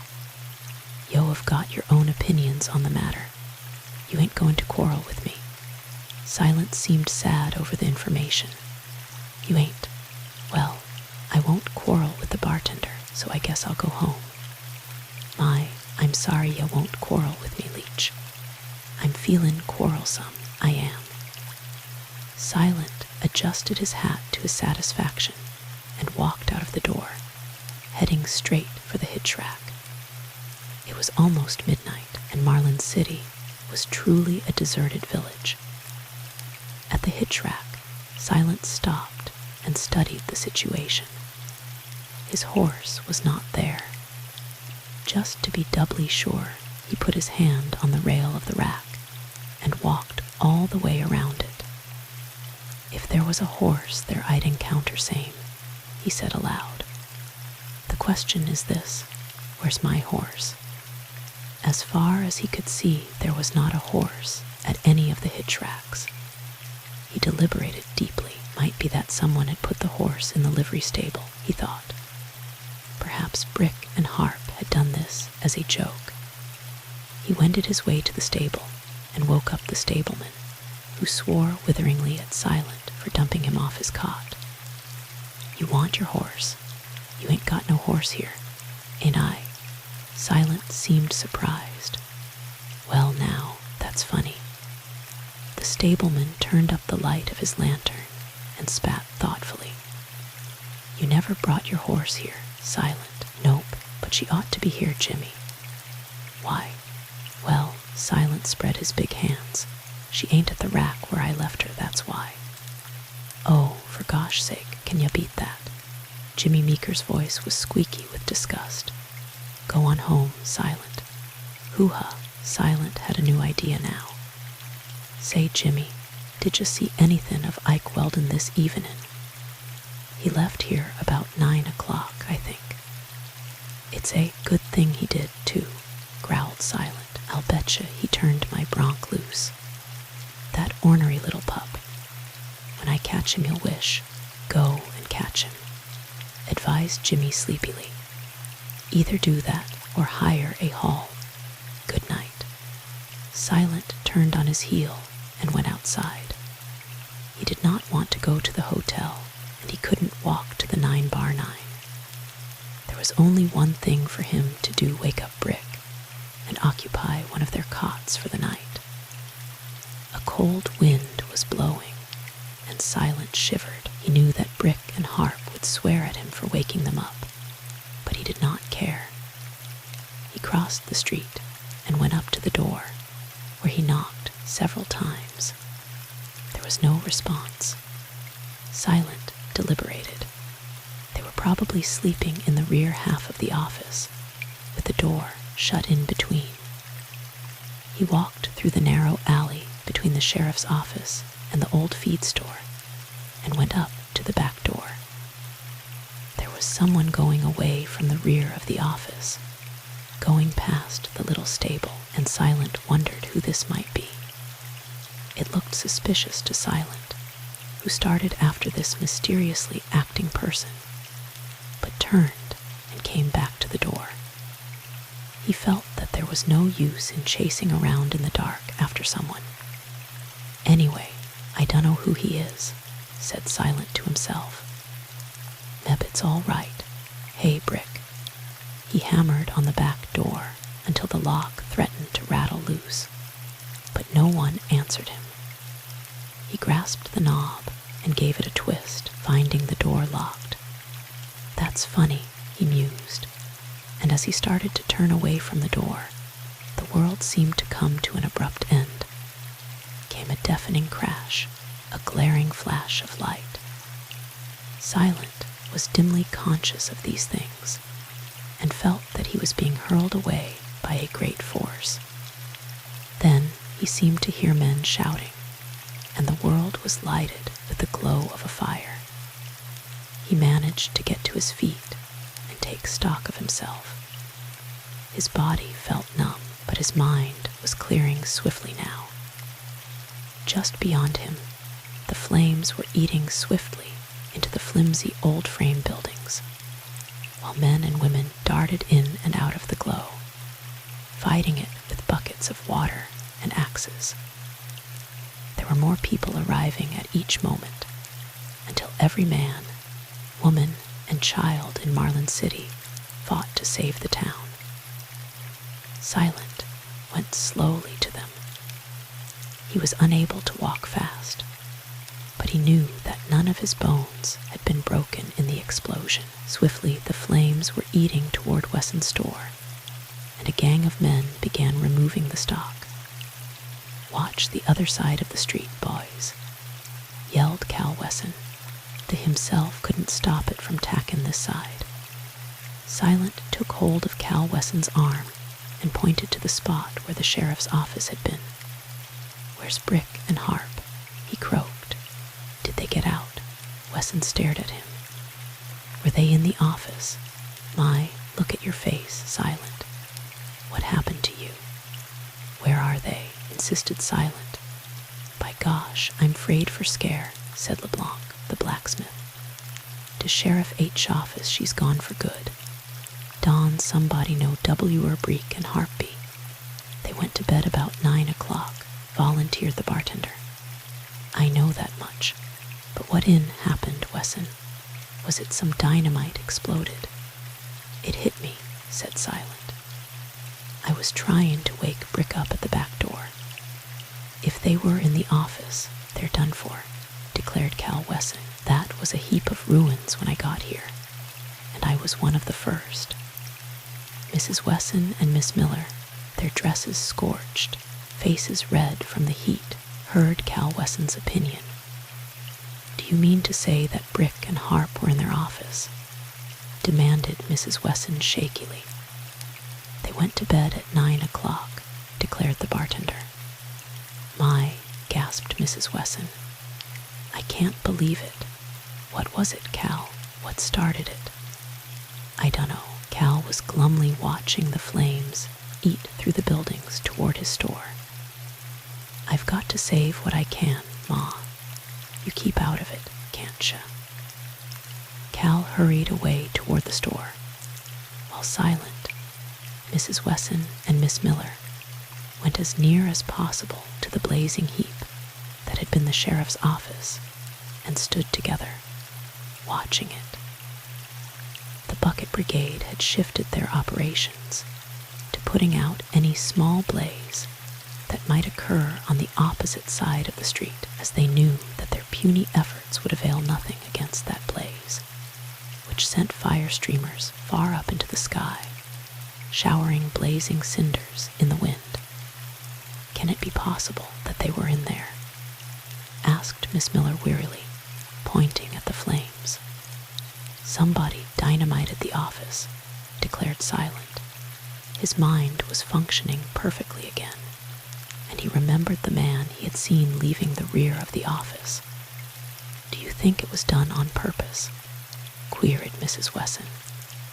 "Yes, I sure do. Brick and Harp never kept any dynamite in the office. But why would anyone do a thing like that? Asked Miss Miller.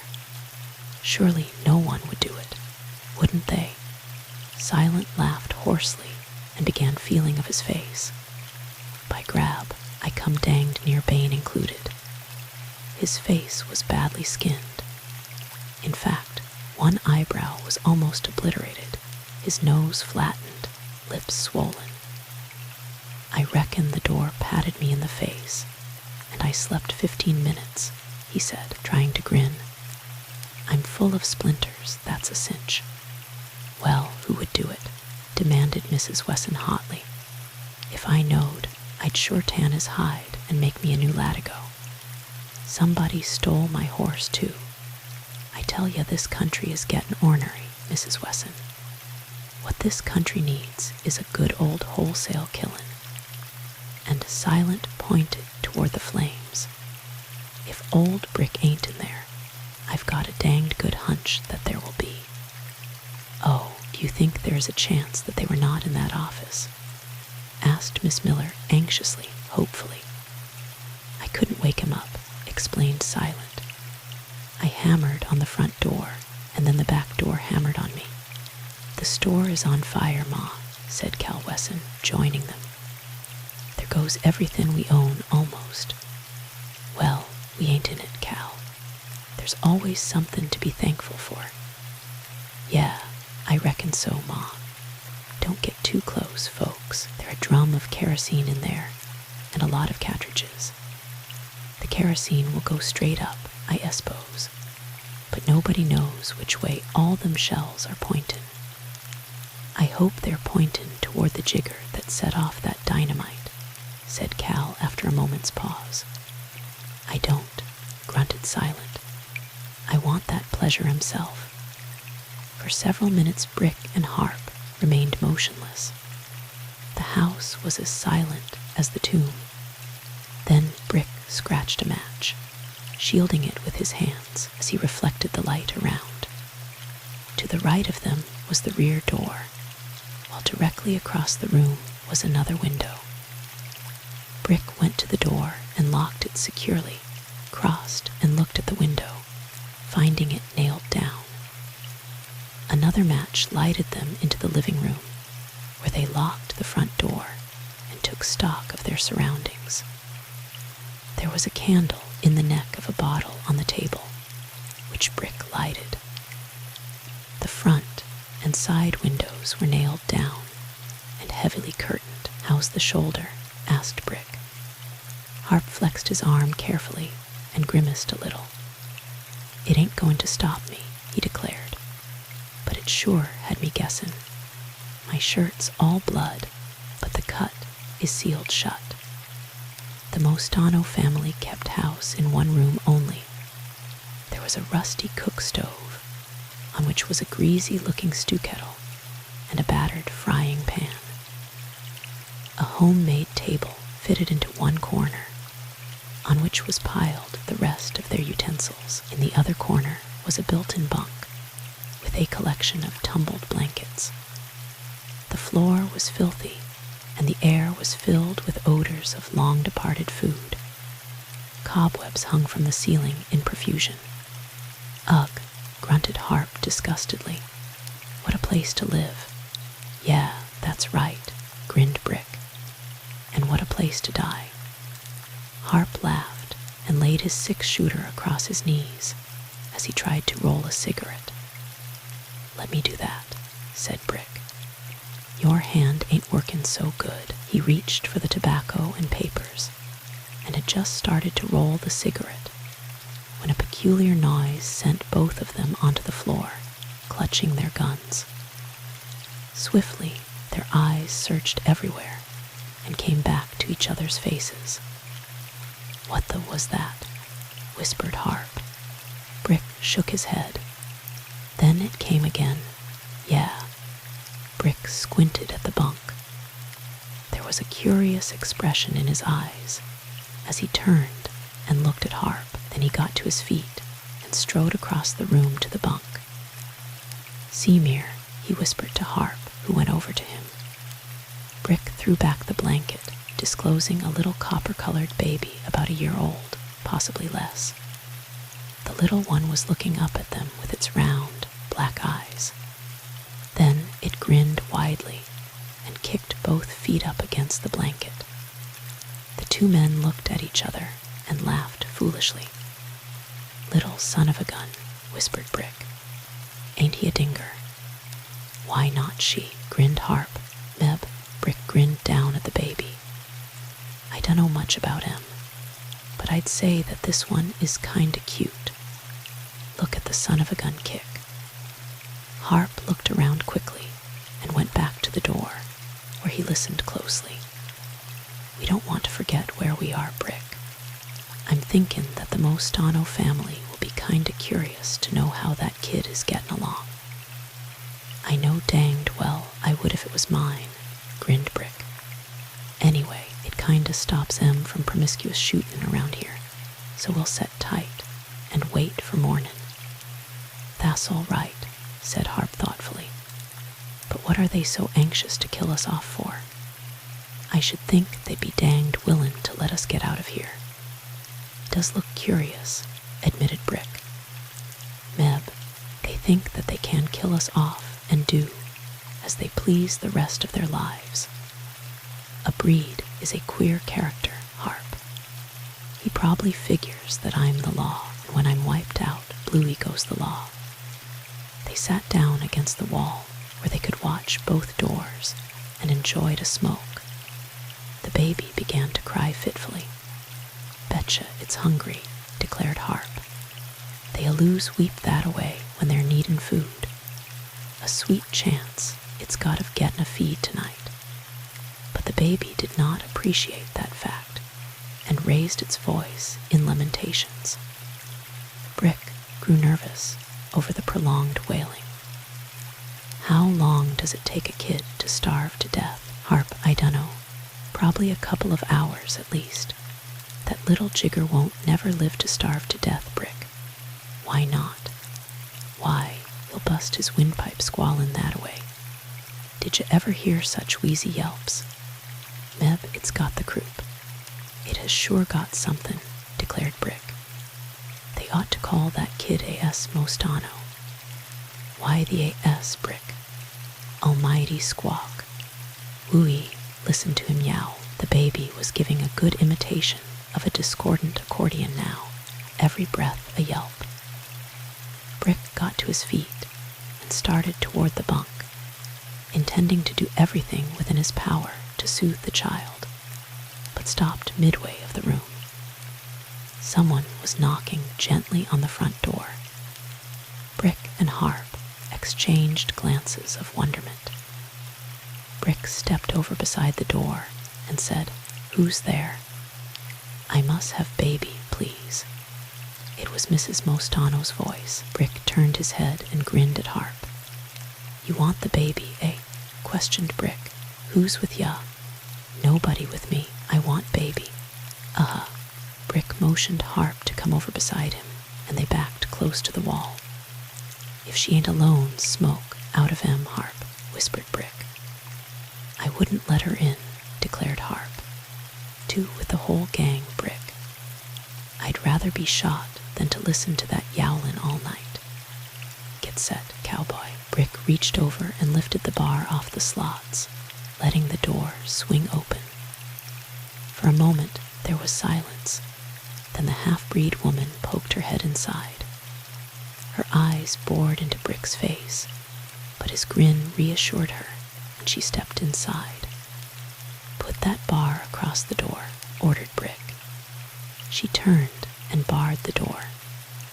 The two men relaxed and watched her hurry across to the bunk, where she picked up the crying baby. "Goin' to take him with ya?" queried Brick. The woman shook her head as she wrapped the baby in a piece of bright-colored blanket.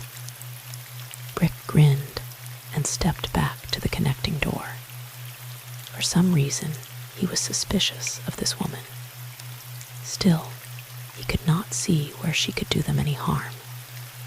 She was crooning an Indian song to the youngster. As she bundled him up well, and placed him on the bunk. Harp was still standing near the front door, listening intently for any noise outside. The Indian woman flung another blanket across half of the child. Then she took hold of the bunk with both hands, drew it away from the wall, and swung it completely around. Brick squinted at her and wondered why she should change the position of the bunk. Then he knew. In the half-light from the candle, he saw the floor lift up where the bunk had been. In a flash, he realized that the bunk had stood over a trapdoor, and that the woman had used the baby as an excuse to uncover that entrance. Harp had seen it too. He darted toward Brick, shouting a warning. But Brick had already swung up his gun and fired one shot at the black mass under the trapdoor. The back door snapped Brick as Harp darted past him. Then he swung his gun around, and his next shot smashed into the bottle under the guttering candle, and the room went dark.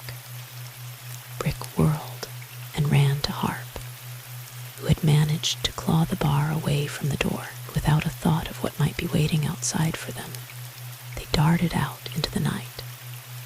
But no one tried to block them now, as they pounded heavily away from the house, circling toward the bluff trail. After about 200 yards at top speed, Brick stopped and looked back. Not a light was showing in the old ranch house. They listened, but there was not a sound. By that breed female came darned near to bane the death of us, panted Harp. Did you see anybody, Brick? No, I shot once at the trapdoor and once at the candle, but I didn't see nobody. Pretty foxy, eh? Their foolish move was an open in that trap so soon. If they'd a waited a little while, we'd have been easy pickin', I reckon. By golly, there was more than one person in that deal, Brick. Oh, yeah. Well, Brick drew a deep breath and hitched up his belt. I reckon we've got to walk to Marlin City, cowboy. It was at least 15 miles, and 15 miles is a long ways, walking on high-heeled boots.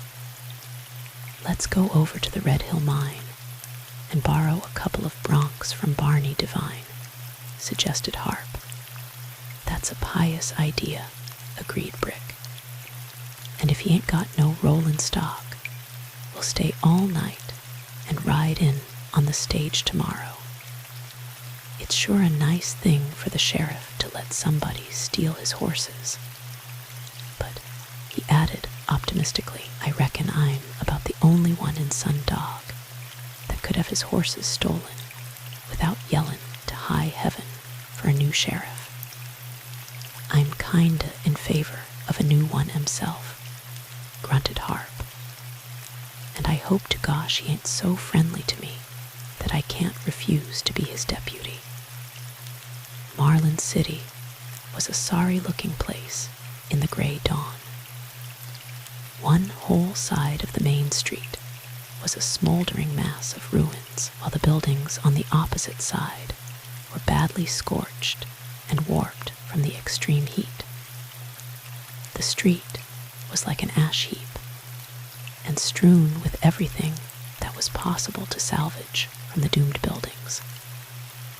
Silent Slade, his face covered with strips of plaster, poked moodily among the blackened ruins of the sheriff's office, hoping against hope that he would not find anything resembling a human remain.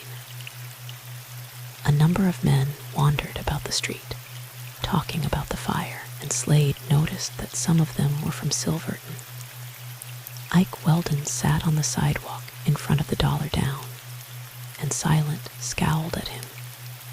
He blamed Ike for the loss of his horse, and wondered how he could prove it sufficiently to take Ike and tie him into a bow knot. A rider was coming up the street, and Silent recognized him as Meacham, the cashier of the Silverton Bank. He dismounted and looked at the results of the fire. Pretty bad blaze, he said to Silent. Yeah, pretty bad, admitted Silent. How did it start? With a crash. Meacham looked curiously at him, but Silent did not feel in any mood to talk about it. Did you hear how Mr. Caswell is this morning? Silent shook his head. He was not interested in Soapy. Meacham glanced up the street, where Leach, Bill Grant, and Slim Hunter were coming toward them. There was a bullet hole in the cantle of Meacham's saddle, which was plainly visible, and Silent wondered how it came there. The three men spoke to Meacham, and from them he gathered the information that Soapy was conscious again and stood a good chance of complete recovery. Then Meacham mounted and rode up the street toward the doctor's home. Find anything, Silent? Queried Grant. Not a thing, Bill. They wasn't in that fire, that's a cinch. That fire wasn't hot enough to. Silent paused to stare at two saddled horses, which were straggling into view, coming toward the ruins of Brick's old stable. By, there's their horses, exploded Silent. He ran across the smoldering mass and managed to catch Brick's sorrel. The other men joined him, and Slim Hunter captured Harp's roan filly. Neither horse had been injured in any way, and the reins had been tied to the saddle horns. From under the right-hand fender of each saddle extended a gun scabbard, and in each one was a rifle fully loaded. Silent scratched his head wonderingly. By grab, there's dirty work here, he declared. These horses were turned loose. Both of them broncs are rein broke, and they never wandered away, you betcha. Leach laughed scornfully and shook his head. Does it sound funny to you?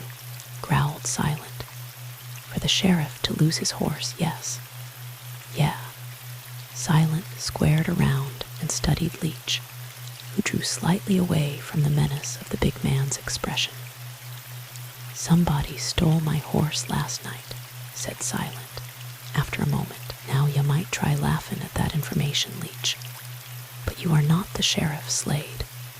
No, but I'm just such a damned good friend of his that it's all in the family. I hope you laugh, you darned polecat. Leach drew back, and his face went dark with anger, but Grant stepped between them. There's enough trouble around here without you two tacking shots at each other, he said quickly. Forget it, both of ya.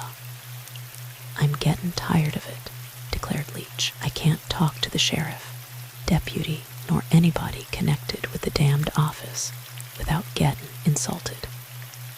Nobody asked ya to talk to him, retorted Silent hotly. They'll get along without ya.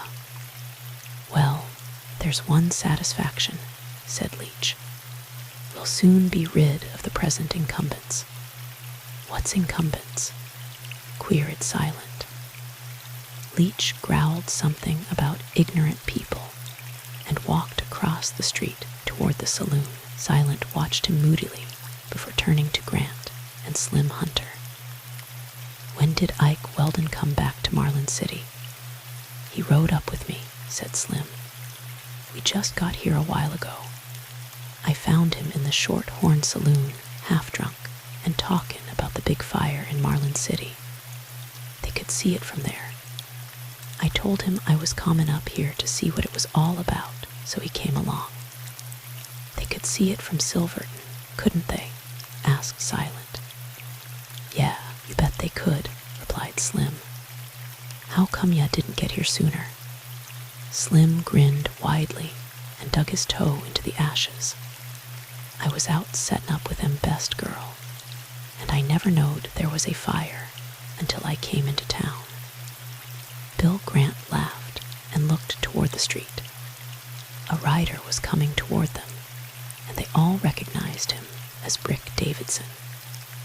He was riding a mule bareback. Silent whooped like an Indian and fairly dragged Brick off the long-eared beast while the others crowded around and shot questions at him. so fast that he could answer none of them. "For gosh sake, hold on," he begged. "Yeah, Harp's all right."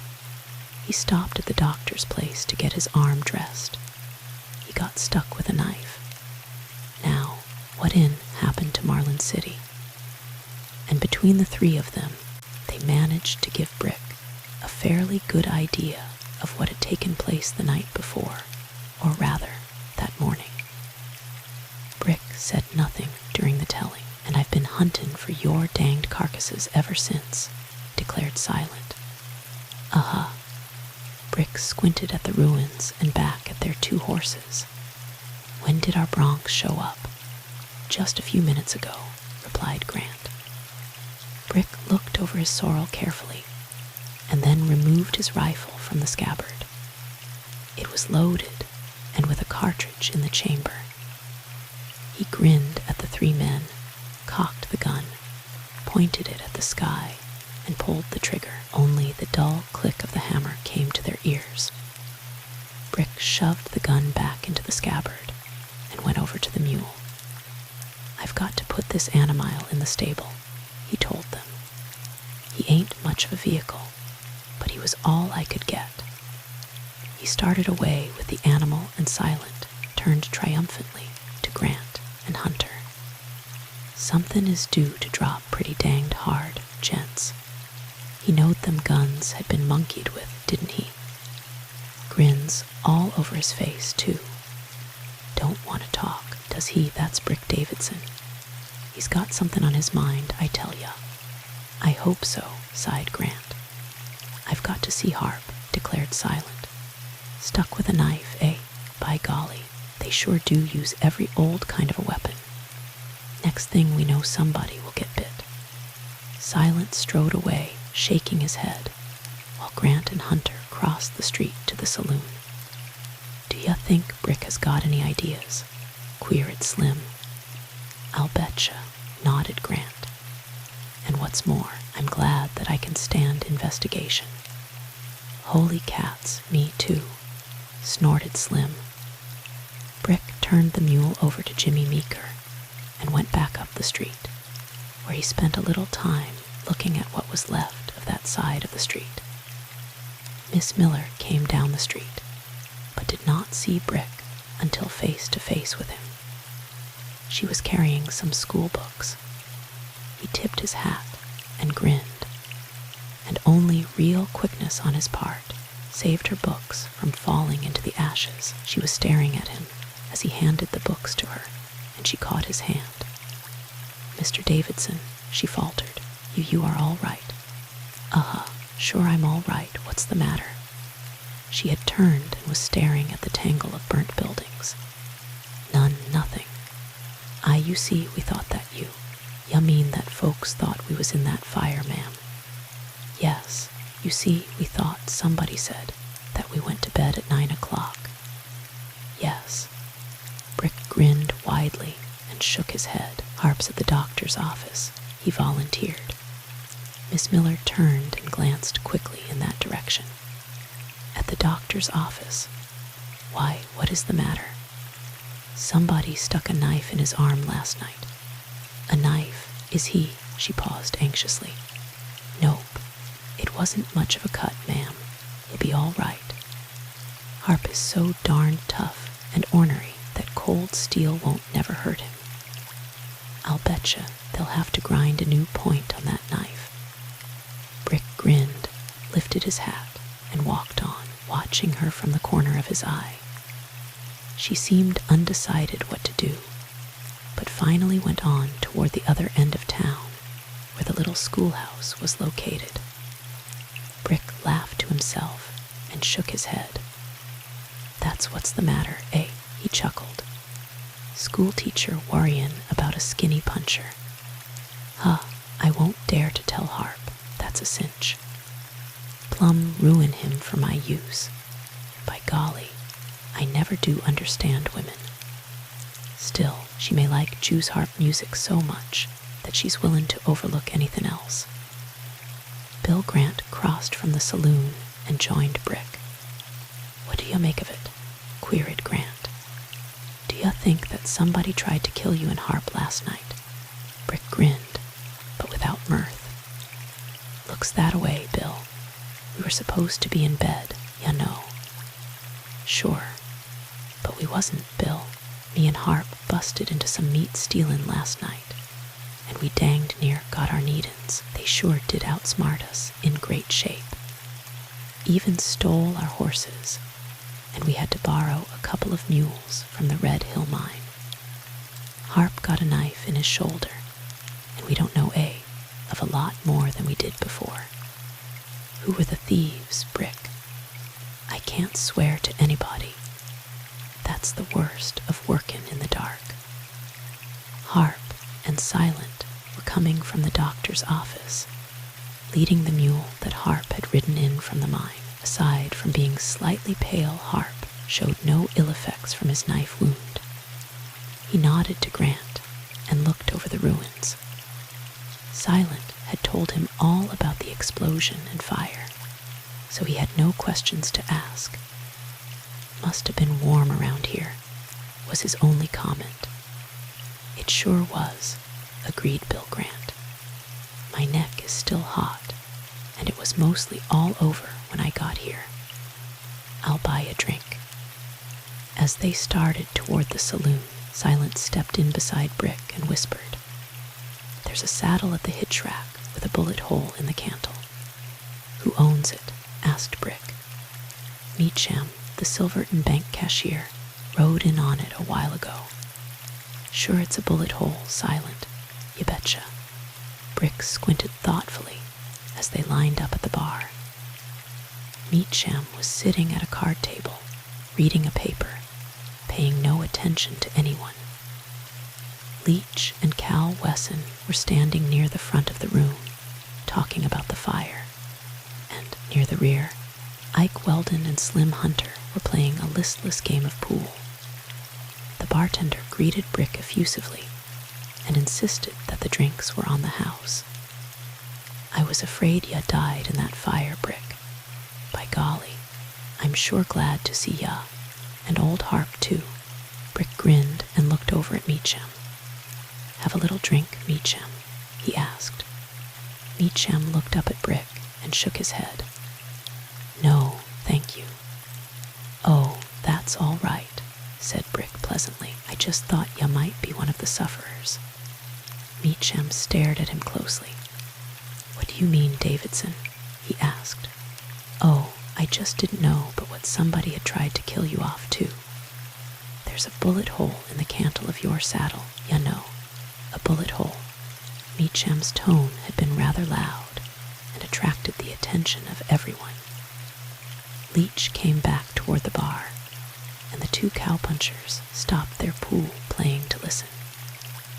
In your saddle, nodded Brick. Of course, it ain't likely that you was in the saddle at the time, Meacham. Well, you see that horse and saddle belongs to the livery stable. I merely rented it. What about the bullet hole? Asked Leach. I don't know anything about it, declared Meacham. It must have been there when I got it. They'd know at the stable, opined Silent. Yeah, that's right, agreed Brick. McKeever would know. Let's take a squint at that saddle, suggested Grant. It might not be a bullet hole. Well, what if it was? Snorted Ike Weldon. My, you're mackin' a lot of fuss about a bullet hole in a saddle. You act like it had hit all of ya. Silent turned and looked at Ike. Weldon, you're breedin' a lot of misery for yourself, he declared. I dumped ya into the street once, ya remember. Last night, somebody swiped my bronc, and I better not find out that it was you tryin' to make out that I stole your bronc, Slade. If I thought ya did, I'd fill ya so damned full of holes that they'd have to use cement instead of embalmin' fluid if they wanted ya to keep. Yeah, I suppose. Ike sneered openly, but was careful to keep his hands above waist level. He was the equal of any man on the draw, but he was afraid of this big man afraid that he might not be able to stop him. "Don't argue with that worm," said Harp impatiently. "He ain't going to take any chances." Now, if it was dark and he had a tree or a rock in front of him, come on, silent. They went out through the doorway, leaving Ike to swear and buy himself a drink. At the hitch rack, they examined the saddle. There was no doubt of it being a bullet hole. The saddle was a cheap affair, and the bullet had smashed through the cantle, but was lodged between the wood and the leather covering of the back. With a slash of his knife, Brick cut through the leather and salvaged the bullet, which was so badly battered that it was impossible, except by weight, to tell what caliber it had been. "Well," said Grant dryly, "there ain't much question about it being a bullet hole." "Yeah, it is a bullet hole," admitted Leach, although he did not seem greatly concerned over it. "Well, I don't know anything about it." Meacham was inclined to be a trifle peevish over it, hired this horse, and saddled to ride up here and see how Mr. Caswell was getting along. And if they gave me a saddle with a bullet hole in it, well, that's all right, grinned Brick. "Nobody's blaming you for it, Meacham." Brick turned and went back toward the saloon, as though dismissing the subject. Meacham talked with Leach and Grant for a few minutes before mounting his horse and going back toward Silverton. Harp got their 2 horses and took them to the livery stable. In a few minutes he came back, carrying the 2 rifles, and found Brick talking with Cal Wesson. "You fellers come down to my house," suggested Cal. "We've got plenty of room. You ain't got no office, jail, nor stable, Brick, so you might as well hive up at my place until you get something built." "By golly, that would be fine," agreed Harp joyfully. Brick and Cal exchanged amused glances, and Cal drawled slowly, "I'd rather have the music inside my house at a reasonable hour than to have it outside at 4 o'clock in the morning. Ma kinda likes music too. Of course, Miss Miller won't mind. Anyway, she's too danged much of a lady to say what she thinks." "All right, Cal," grinned Brick. "It would be mighty nice if you could take care of us for a few days." "Sure would," nodded Harp, and without further argument, he headed for the Wesson home, carrying the 2 useless rifles. Leach, Slim Hunter, and Ike Weldon went to the hitch rack, mounted their horses, and rode out of town toward Silverton. They nodded to Cal and Brick as they rode past. Santel came in from the other end of town and left his horse at the hitch rack. He had not been there during the fire, and now he came over and considered the wreckage. His examination was very brief, and he came past Brick and Cal on his way to the Dollar Down. He nodded curtly, and Brick felt instinctively that Santel had been drinking. His eyes were bloodshot, and he walked rather too deliberately, as though trying to show that he was perfectly sober. He met Bill Grant in the doorway, and after a moment of conversation, they both went into the saloon. "I couldn't like that Santel," observed Wesson. "I ain't got a darned thing against him, you understand, but there's something so doggoned cold-blooded about him that it kinda gets me. He's salty," grinned Brick. "He's also drunk right now, Cal. Let's go down and help Harp arrange them 2 rifles. That's all we've got left to move. You're lucky. I lost danged near everything I owned, but Ma says we're kinda lucky, and I suppose that's a good way to look at things.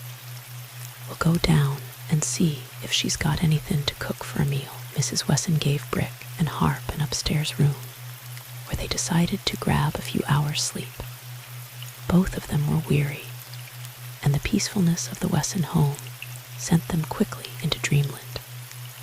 Mrs. Wesson woke them up at supper time, and they came down to the outdoor wash bench to clean up a little. "Bill Grant has been over twice to see ya," stated Mrs. Wesson. "Thasso." Brick lifted his wet face from the basin and blinked the soap out of his eyes. "What'd Bill want?" He didn't say. I asked him if it was important, but he never said whether it was or not. Said he'd come again.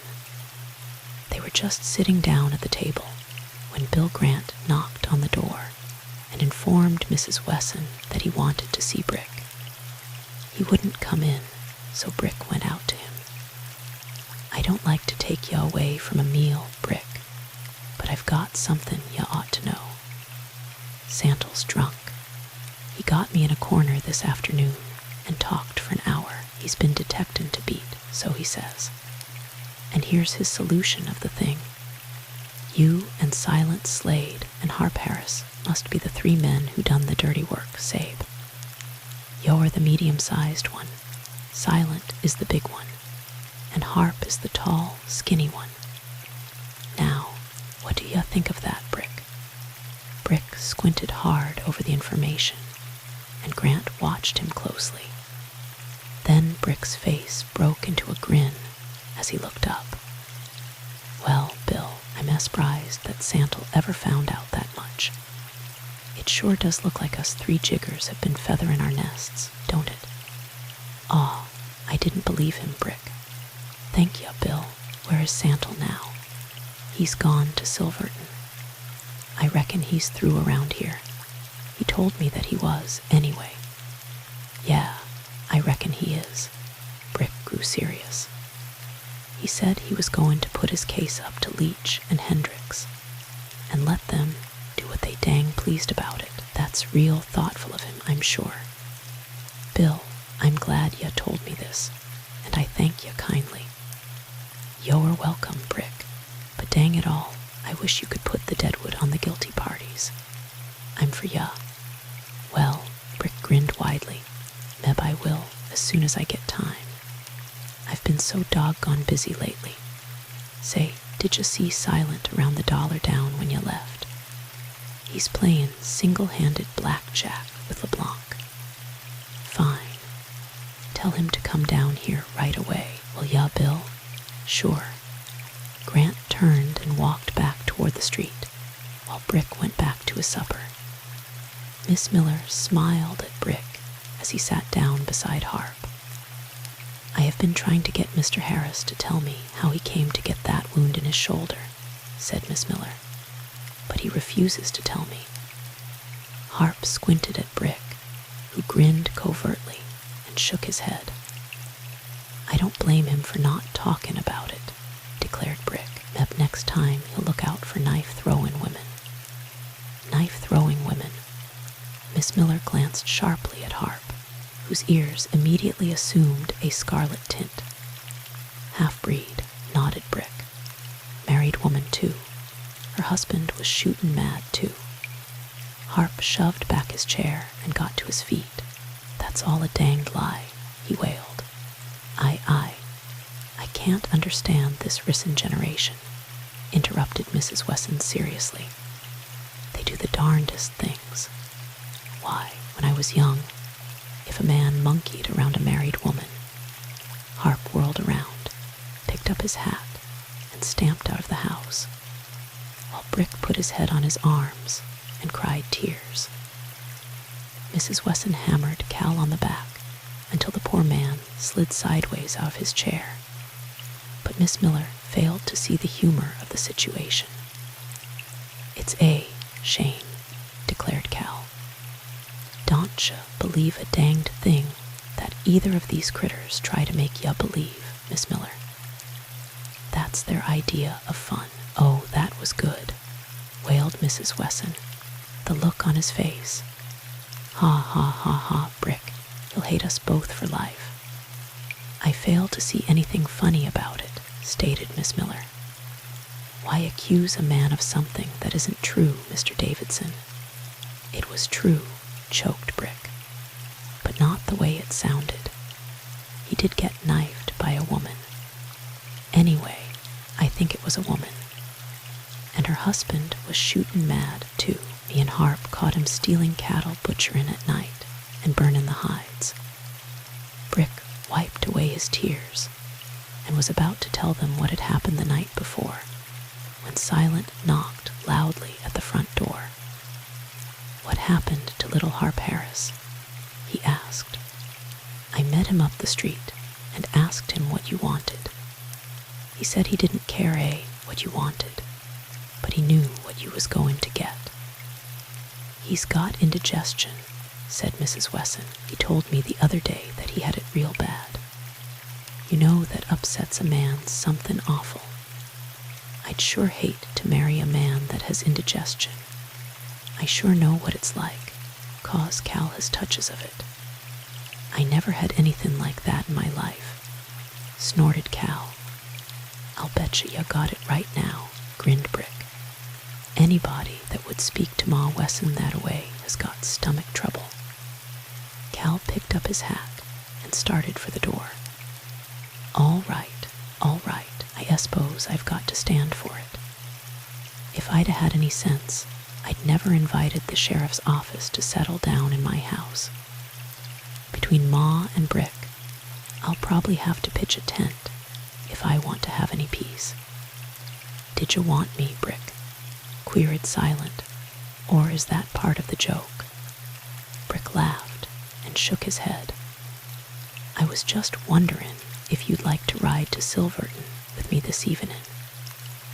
Silent squinted closely at Brick's face. Their eyes met for a moment, and a grin spread Silent's lips. He knew that Brick was not riding to Silverton just for the ride. "Yeah, I'd like to go along," said Silent indifferently. "I'm ready any time you are. Is Harp going along?" "No, I don't think so. He better take care of that shoulder for a day or two." Brick turned to Miss Miller. "Are you going to the dance tomorrow night with Harp, Miss Miller?" "Not that I know of," she replied. "I must remind Harp of that," said Brick seriously. "He told me to be sure and remind him to ask ya, but it slipped my mind completely." "Oh, is that so?" Miss Miller's brows lifted slightly, and she glanced at Mrs. Wesson, who was still chuckling. "And if I forget it, Ma will remind him of it when he comes back." Brick picked up his hat and walked out behind Silent, while Ma Wesson wiped away her tears and patted Miss Miller on the arm. "Don't mind him, dearie," she choked. "Brick don't lie, but he sure does twist the truth around until it won't neither lay down nor stand up. Harp would do the same to Brick if he had the chance. They're both salt of the earth. And you," began Miss Miller accusingly. "Oh, me," Ma Wesson laughed heartily. "I'll back either of 'em, 'cause I love 'em both. Don't mind me. If Harp don't ask ya to go with him, I'll have Cal take both of us. By golly, I'd like to tromp around over a dance floor aggin myself." "I think that would be fun, Mrs. Wesson." "Fun? It'd be a riot." It was dark when Santle rode into Silverton. He took his horse to the livery stable and turned it over to a skinny youngster. Santle had bought a bottle of liquor at Marlin City and had emptied it on the way down. He threw it away as he came out of the stable and went toward the Short Horn Saloon. He was pretty drunk, but did not stagger as he went into the saloon and stopped at the bar. Leach was in the rear of the room, talking to Al Hendricks, and Santle went to them. They gave him a chair, and he sat down with them at a card table. "Well, what's the news?" asked Hendricks guardedly. "I'm quitting the job," announced Santle. "I told Grant what I decided upon, and he didn't seem to believe me." "You mean to say that you couldn't find out anything?" asked Hendricks. Santle laughed angrily. Leach watched him closely. He knew that Santle was drunk. "I reckon I could find out enough," said Santle hoarsely. "But what is the use? We all know that these robberies were done by 3 men, don't we?" "Well, 3 men," continued Santle. "A big man, a medium-sized man, and a tall, thin man. I've been looking for 3 men of that description, 3 men who are close enough together to do this work," and Santle shook his head slowly. "There's just 3 men in this county that answer that description, and that is the sheriff, his deputy, and the big fellow, Slade." "Aw," snorted Hendricks. "There you are." Santle shrugged his shoulders wearily. "And why not?" queried Leach. "Are they so damned pure that they wouldn't do a thing like that, Al?" Hendricks frowned heavily and looked at Santle. "Is this the best you could do, Santle?" "Suits me. Where's your proof?" "Proof? What in do you want? Confession?" Hendricks shook his head quickly. "You couldn't convict anybody on that evidence. There's a murder or 2 connected with this," reminded Leach meaningly. "It might not be a jury case, Al." Hendricks laughed and shook his head. "Don't be a fool, Leach. Brick Davidson never done these things. Santle may be a good detective, but he sure got off on the wrong foot that time. I'd stake my life on Brick." "There you are," Santle disgustedly. "It's about time for me to quit. It sure is if Brick finds it out." "All right," Santle got to his feet. "I've quit. Now I'm going to get drunk, and as soon as I get paid for my work, I'm going to pull my freight, Sabe." He swaggered back to the bar, leaving Hendricks and Leach at the table. "You sure picked a good man," observed Hendricks. "Did I?" Leach smiled crookedly. "I guess that Santle found out what he came here to find. It's no fault of his if we don't agree with him. It's a free country, Leach, and here comes Brick now." Brick was coming into the place, with Silent behind him. Santle was at the bar, taking a drink, but he turned and looked at Brick, who stopped short and faced Santle. Hendricks started to get up from the table, but Leach grasped him by the arm, drawing him back. Santle was just drunk enough to forget caution, and his lips drew up in a wolfish grin. "Well," he said, as his voice carried to all parts of the room, "here's Sundog County's little tin god." The bartender scuttled to the upper end of the bar, out of line with the 2 men, and those at a card table behind Brick immediately lost all interest in their play and moved quickly. Brick was grinning, and it irritated Santle. "You I'm talking to," snarled Santle. "To me," Brick laughed. "Well, that's nice of ya, Santle. I sure wondered who ya meant, and I'm glad that Sundog likes me so well." "Thasso," Santle sneered. "You ain't got sense enough to know when you're insulted." "Have you insulted me?" questioned Brick wonderingly. He turned his head and looked around the room, as if asking someone to confirm it. Hendricks caught his eye and tried to signal a warning. Silent moved in beside the bar and began rolling a cigarette, as if nothing was the matter. Santle shot a glance at Silent, and it seemed that the big man's unconcerned attitude irritated him. Brick turned back to Santle. "You didn't really mean to insult me, did you, Santle?" "Well, I'll be damned." Santle's voice was hoarse with indignation. "Did I really mean it?" Santle leaned forward until his face was within a foot of Brick, his hands spread out from his sides. His anger had made him forget that Brick was egging him on. "You red-headed pup." Santle had evidently figured that Brick was afraid of him. But he was jerking back as he spoke, jerking back, as his right hand flashed for his gun. As quick as a cat, Brick shifted just a trifle, slashing out with his right hand. A cutting stroke with the side of his hand, which caught Santel just at the middle of his throat and made him lose immediate interest in his gun. He straightened up, with both hands going to his throat. His face twisted with the agony of it. He slithered along the edge of the bar. Ambulance on the job. Snorted silent, and before anyone could prevent him, he stepped in, caught Santel with both hands, swung him over his shoulder, and went striding out of the saloon.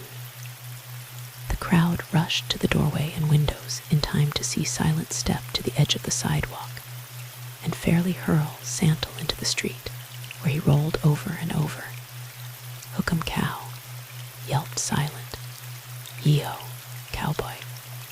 Santel got slowly to his feet, but fell down once before he got himself steadied enough to stagger away across the street. "Meb, you don't know what it was all about," stated Silent, "but he's got sense enough to not come back for information." "I never seen anything like it," declared a cowboy. Brick hit him with the side of his hand, right on the old apple. "I'll betcha that Jigger will have an apple juice taste in his mouth for a month." Hendricks congratulated Brick silently, and Brick grinned. "I seen ya wigwagging me, Al. Santel was on the prod, eh?" "He sure was, Brick. You ain't heard about what he found out, have ya?" "Grant was telling me, Al. What do ya think of it?" "Well," Brick grinned widely, "I feel suspicious of myself. I told Santel he was crazy." "Thank ya, Al. But look out for Santel, Brick. I don't know a thing about him, but I'll bet he won't forgive ya. If he does, he's plumb loco. Anyway, I ain't looking for forgiveness. See ya later, Al." Brick and Silent went down to the livery stable and found the gangling youth in charge, sitting in the office, playing a game of solitaire. "Where's McKeever?" asked Brick. "I dunno. I come to work at 4 o'clock, but he wasn't here." "He didn't say where he was going, did he?" "He didn't say he was going anywhere. I suppose he got into a poker game and forgot he owned a livery stable. He wasn't at the Shorthorn." Thus Silent. "Thasso, did you look in at McGill's place? He plays over there once in a while." "That's probably where he is," said Brick. "Was it anything I can do for ya, Sheriff?" "No, I guess not. I just wanted to ask Jimmy how one of his saddles happens to have a bullet hole in the cantle." "One of his saddles." The youth squinted at Brick as he lighted a limp-looking cigarette. "I didn't know about that. The saddle that Meacham rode today," explained Brick. "It's a cheap saddle, one of them red leather hulls, with a rawhide-covered horn. Meacham was ridden a triangle 8-bay filly." "Uh-huh." The youth squinted thoughtfully. "I know the saddle and the bronc. Let me see." He led them out into the stable and examined the saddles, but was unable to find the right one. The bay filly was in a stall, and Brick knew it was the same animal that Meacham had ridden to Marlin City. "I dunno where that damned saddle is," declared the boy. "I know it. McKeever bought it from a mail-order catalog. One of the worst forks I ever set into. Cost about $15, I reckon. Are you sure that's the horse he was ridden?" "That's the horse." Brick was positive. "What about the bullet hole? Been some shooting going on?" "Bullet holes don't occur by themselves," grinned Brick. "We'll see if we can find Jimmy." They left the stable and crossed the street, going past McGill's saloon, but there was no sign of McKeever. McGill was behind the bar, reading a newspaper, alone in the place. They went on up to the Shorthorn, but found no trace of McKeever. They asked the bartender, who said that he had not seen McKeever since about noon. At the Boston Hotel, where McKeever lived, they were informed that he had not been around there since morning. They went back to the Short Horn and had barely entered the place when the youth from the livery stable followed them in. He was hatless, pasty-faced, and in one hand he carried an old tin bucket. "For S' sake, come on," he panted to Brick. "Come on with me, my." He turned and ran out, with Brick and Silent close behind him. Several of those in the saloon who had heard followed them down the street. Straight to the stable they went, and the boy stopped in the middle of the floor under the light of a lantern. "Tut, take the lantern," he faltered. "You go ahead, will ya? Look in the grain box." My Brick grabbed the lantern and ran into the grain room, a built-in room adjoining the little office. A big grain bin extended the full length of the room with 3 different covers. "That on the end," panted the boy. Brick lifted the cover and held up the lantern. Lying doubled up on some loose oats was Jimmy McKeever, his head a welter of blood. Silent and the men from the saloon crowded in and took a look. I just found him that away," explained the boy. "I dunno how I did it. We didn't use that bin anymore.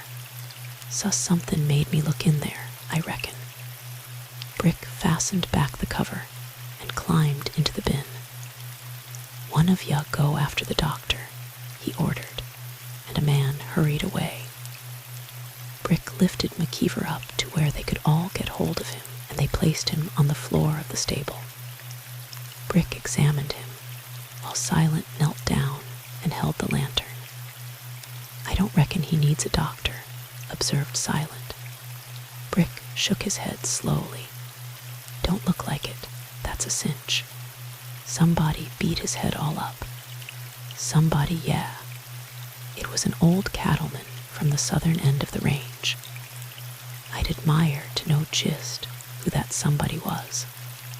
The man who went after the doctor had shouted the news in at the Short Horn, and the stable soon filled with curious and interested people. Dr. Bridger came bustling in, and the crowd gave him room. His examination was short and to the point. Been dead quite a while. Skull crushed. Who found him? Dr. Bridger was the coroner.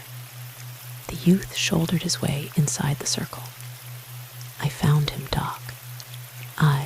I thought he was out summers, playin' poker, and I finds him in that danged old oat bin. I told the sheriff just as quick as I could." "I reckon he did," agreed Brick. "He was still packin' his oat can with him. But why would anyone kill Jimmy McKeever?" Thus Banty Harrison indignantly. "Jimmy was a good guy. Didn't have an enemy that I ever heard about," offered Slim Hunter.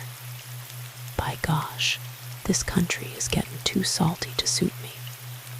Mostly every day there's a robbery, a killin', or a dynamitin'. Makes a feller scared to do anything, I tell ya." "Anything missing around here?" questioned the doctor. "It might have been done by a horse thief." "There ain't no horses gone," declared the boy. He was about to mention the missing saddle, but Brick's eyes signaled him a warning, and he turned away. "Better take the body down to my place," suggested the doctor. They rolled the body onto a blanket, and 4 men carried it away. Brick and Silent left the stable ahead of the crowd, and were halfway to the Short Horn when the doctor joined them. "Murder, wasn't it?" he asked. "The dirtiest kind," said Brick slowly. "They probably put him in there until they got a chance to dispose of him." The doctor shook his head wearily. "I can't understand men doing a thing like that, Sheriff. Murder is so unnecessary." "From your angle," said Brick softly. They left the doctor and went to the hitch rack, where they mounted and rode out of town. Just at the outskirts, Brick swung off the road and led the way into the hills, with Silent's horse pounding along behind him. can't take a chance on the road," declared Brick, as the lights of Silverton faded from view. "There's too much to pay in Sundog. We'll stay at the 9 Bar 9 tonight." It was about 4 o'clock the following afternoon. Brick and Silent crouched in the brush and watched the ranch house of Mostano. They had been there since the middle of the forenoon, but had seen nothing of interest. Their few hours of sleep at the 9 Bar 9 had only been an aggravation to Silent, who complained wearily against accompanying a half-witted sheriff on a foolish quest. They had left the 9 Bar 9 before daylight, having cooked their own breakfast, and had ridden the entire distance away from the road. Brick was taking no chances now, and he was forced to admit that his spying on the Mostano ranch was inspired by a hunch. Something seemed to tell him that the answer to the riddle was at that ranch.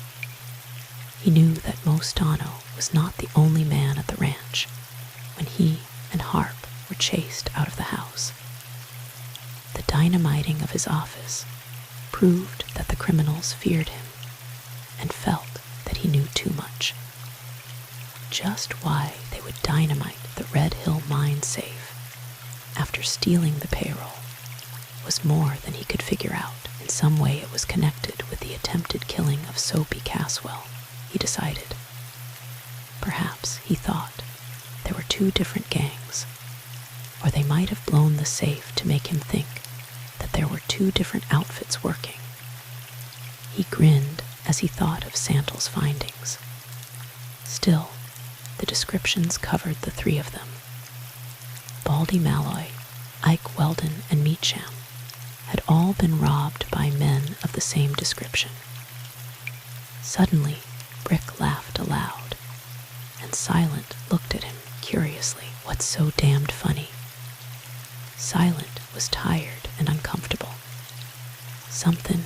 Brick's brows were drawn in a thoughtful frown, and the ball of his right thumb caressed the stubble on his chin. "Something good, Silent." "Oh, yeah." Silent turned away, squinted at the ranch house, and nudged Brick on the knee. A man was riding toward the ranch house on the bluff trail, and both of them knew that it was Santle.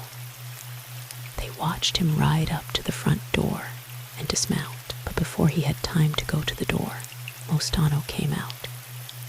"Now what the is Santle doing there?" queried Silent. "That's a question," grinned Brick. "I wish my ears were as good as my eyes, 'cause I'd sure like to hear what they're saying."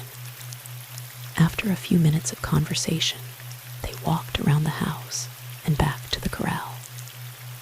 Mostano, judging from his gestures, was doing most of the talking. They stopped at the corral gate and continued the conversation. After a time, Santle turned away and took several steps toward the house, as though going to leave, but turned. Mostano had stepped away from the corral, facing Santle. They were too far away for the 2 men in the brush to distinguish the detail of their movements, but just in front of Santle appeared a puff of smoke. Mostano fell sidewise into the fence, trying to keep his feet. Another puff of smoke, and the closely spaced reports of 2 shots sounded. Brick and Silent could not see Mostano now, because he had fallen into the shadows of the pole corral.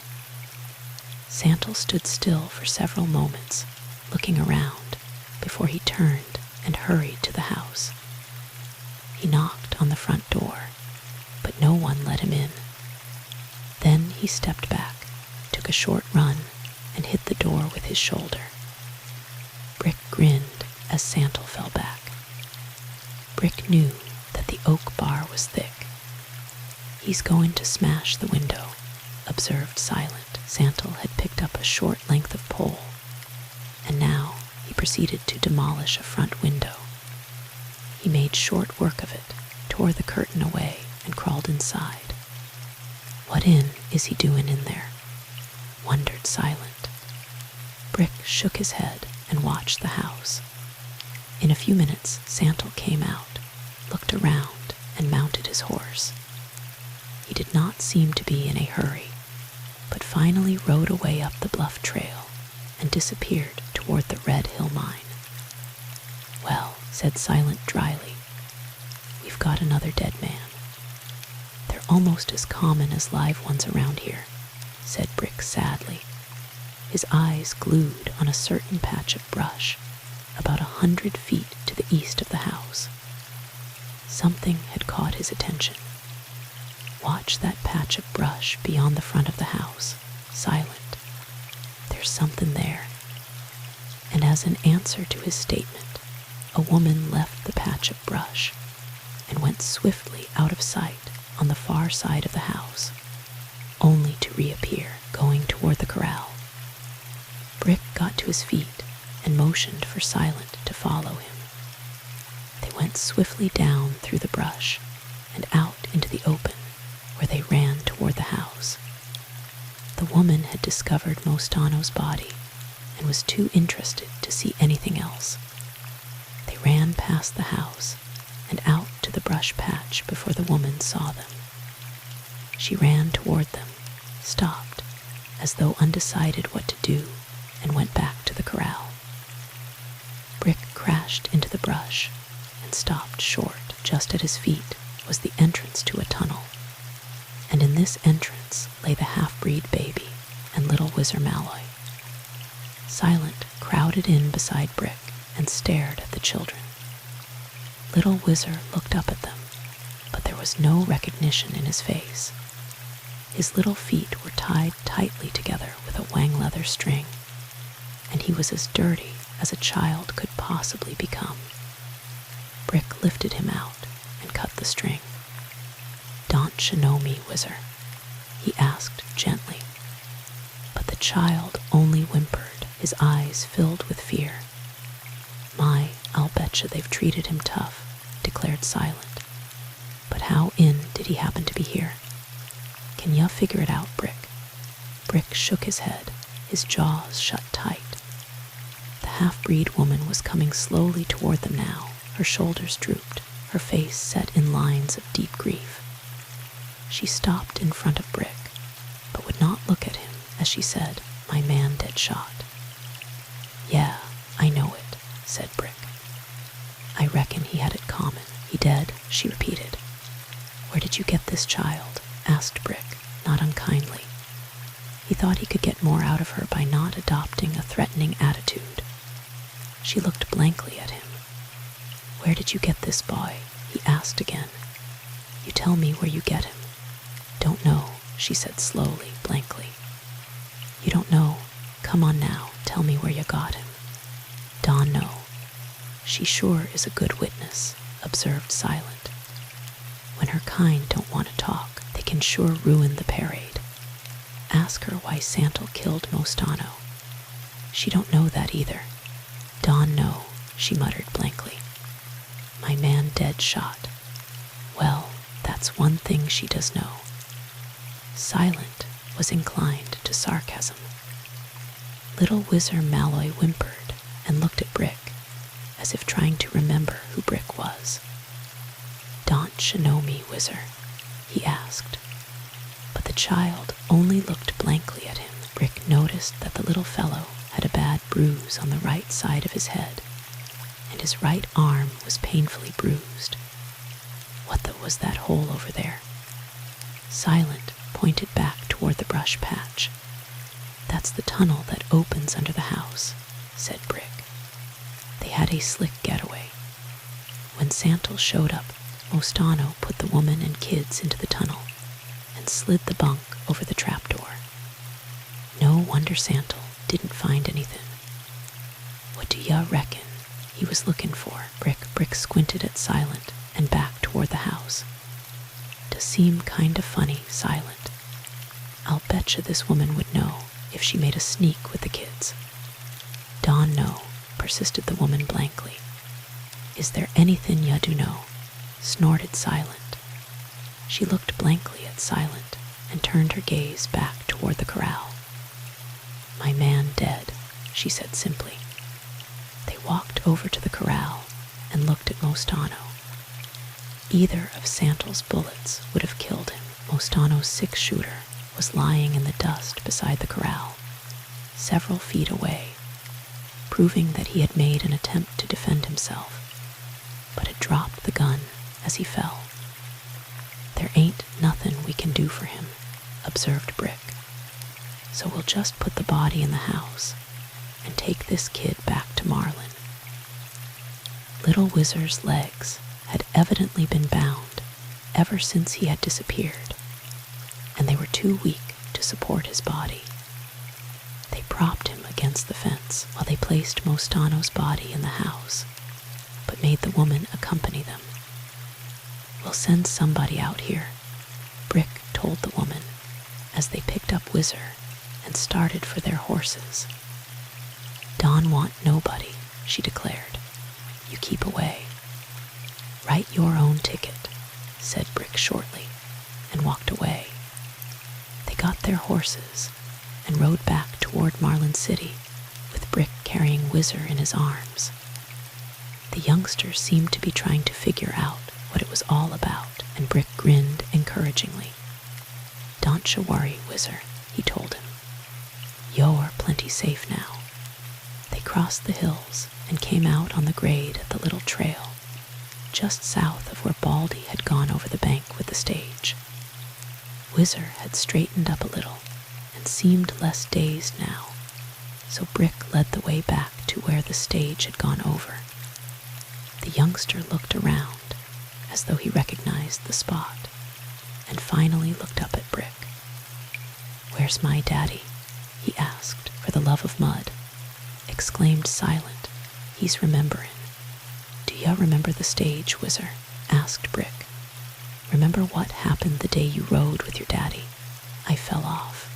Whizzer's eyes were round and excited. "Ya did?" "Yeah." He looked around. "I fell off on the road. Where did my daddy go?" "And then somebody picked you up," prompted Brick, ignoring the question. "Who picked you up, Whizzer?" "I hurt my head.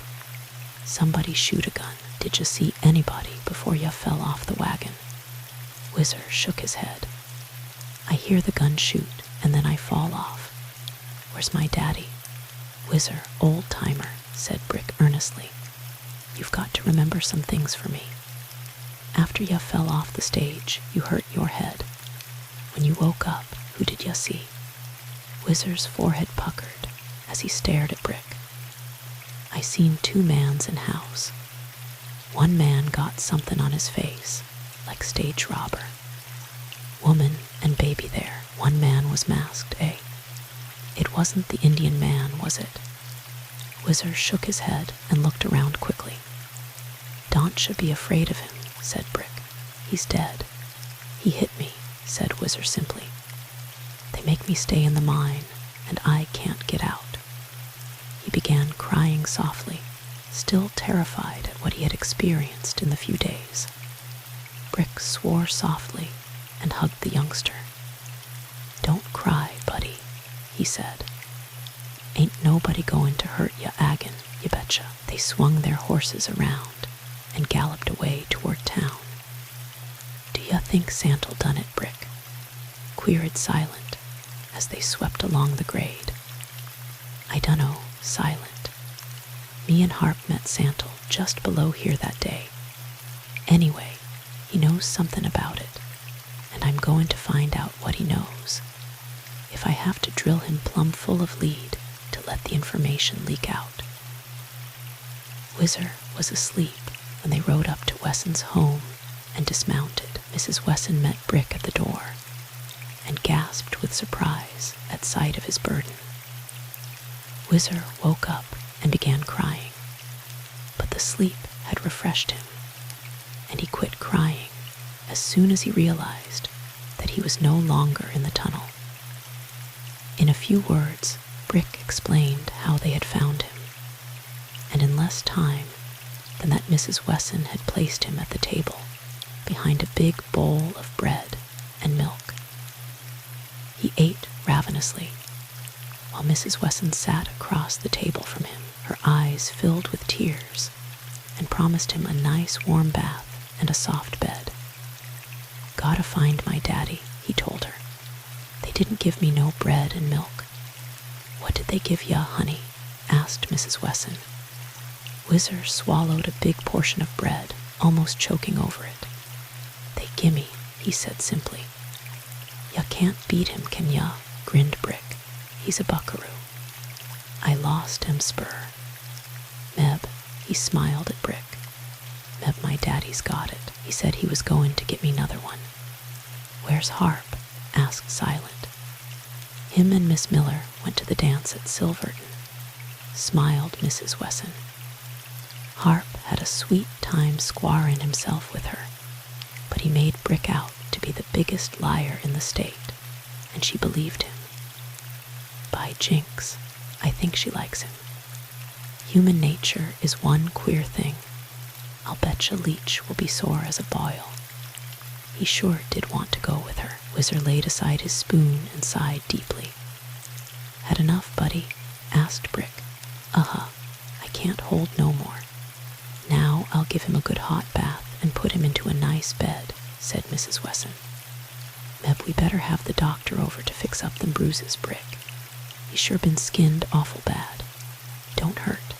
Whizzer shook his head. "That's fine, buddy," nodded Brick.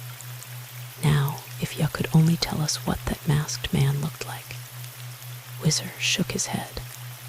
"Dunno, he had a cloth on his face." "But his clothes, Whizzer, wasn't there something ya could remember? Something about how he looked?" Whizzer shook his head. Brick lighted a cigarette and studied the youngster. "Sleepy, Whizzer?" "Nope, say, when do I find my daddy?" Brick sighed and shook his head sadly. He did not want to tell him now. Silent swore softly and counted the cartridge heads in his belt. "Want to take a ride to Silverton, buddy?" queried Brick. "Sure." Whizzer hopped off his chair and almost fell down. "My feet don't feel good," he told Brick. "They ache." "Oh, I wouldn't take him plumb down there, Brick." Thus Mrs. Wesson quickly. "He needs a bath and some good sleep." "I know it, Ma," nodded Brick, "but I've got to take him. It might be kinda hard on Whizzer, but he'll pull through." "Sure," nodded Whizzer. "I'll go." Mrs. Wesson grumbled to herself as she wrapped him up in a light blanket. She knew that Brick must have a good reason for taking the youngster to Silverton, but she did want to clean him up a little. "Lemme carry him," begged Silent. "I've got a strong horse, and it takes a strong horse to carry 2 cowpunchers." "Sure," agreed Whizzer. "I lost him spur, ya know." "Ya can have both of mine," offered Silent, as Brick handed the youngster up to him. "Oh, good. If Daddy gives me one, I'll have 3. Meb he won't, though." "Meb not," said Silent softly. A dance in Silverton was almost a county affair. They had the largest hall in the county and boasted of the best orchestra. The dance usually began about 8 o'clock in the evening and rarely ever ended before 8 o'clock the following morning. And it was not strange on this night that every bit of space in the livery stable was taken, and practically every inch of space at the several hitch racks was occupied. It was also a big night for the games at the Short Horn Saloon, as every cowpuncher made it a point to borrow or draw enough money to make the trip worthwhile. Already, the rasping notes of a fiddler tuning his instrument filtered out through the open windows of the big upstairs dance hall across the street from the Short Horn Saloon. Cowpunchers, suffering in celluloid collars, tight boots, and exuding odors of jockey club and cologne, were at the bar, trying to appear at ease as if this sartorial splendor were nothing unusual. From somewhere slim, Hunter had procured an old dress coat, which exhibited a vast expanse of his red and green striped shirt, and did not blend well with his light blue trousers and yellow boots. Banty Harrison, sans vest, but with a great striped ascot tie, was perspiring freely, trying to keep the thing on his collar. But no one criticized their apparel. Everyone was there to have a good time, regardless of clothes. Men shouted at each other and flung their money on the bar or across the green cloth, while the roulette wheel whizzed and the dealers' voices blended into the babel of voices. Harp had left Miss Miller to the tender mercies of some Silverton ladies and had invaded the short horn for a nerve elixir. Grant, Hendricks, and Leach were at the bar when Harp came in, and Grant went directly to him. "Where's Brick?" he asked. Harp shook his head and gave his orders to the busy bartender. "I dunno, Bill. When did you see him last, Harp?" Harp rubbed his nose thoughtfully. Leach had moved in close enough to listen in on the conversation, so Harp did not answer. He took his drink and drew Grant away from the bar, leaving Leach with Hendricks. "I dunno where he is," declared Harp. "He didn't come home last night. I never knowed that McKeever was killed until late today." "Got any idea where he is, Harp?" "Not a danged idea. Him and Silence sneaked away from me yesterday, and I ain't seen him since." "It's kind of funny," mused Grant. "They wanted to hold an inquest over McKeever today, but they had to put it off until Brick and Silence showed up. Do you suppose they ran into something? Who seen him last here?" "Dr. Bridger. He saw them ride out of town." "Uh-huh," Harp squinted reflectively. "Well, I dunno, Bill."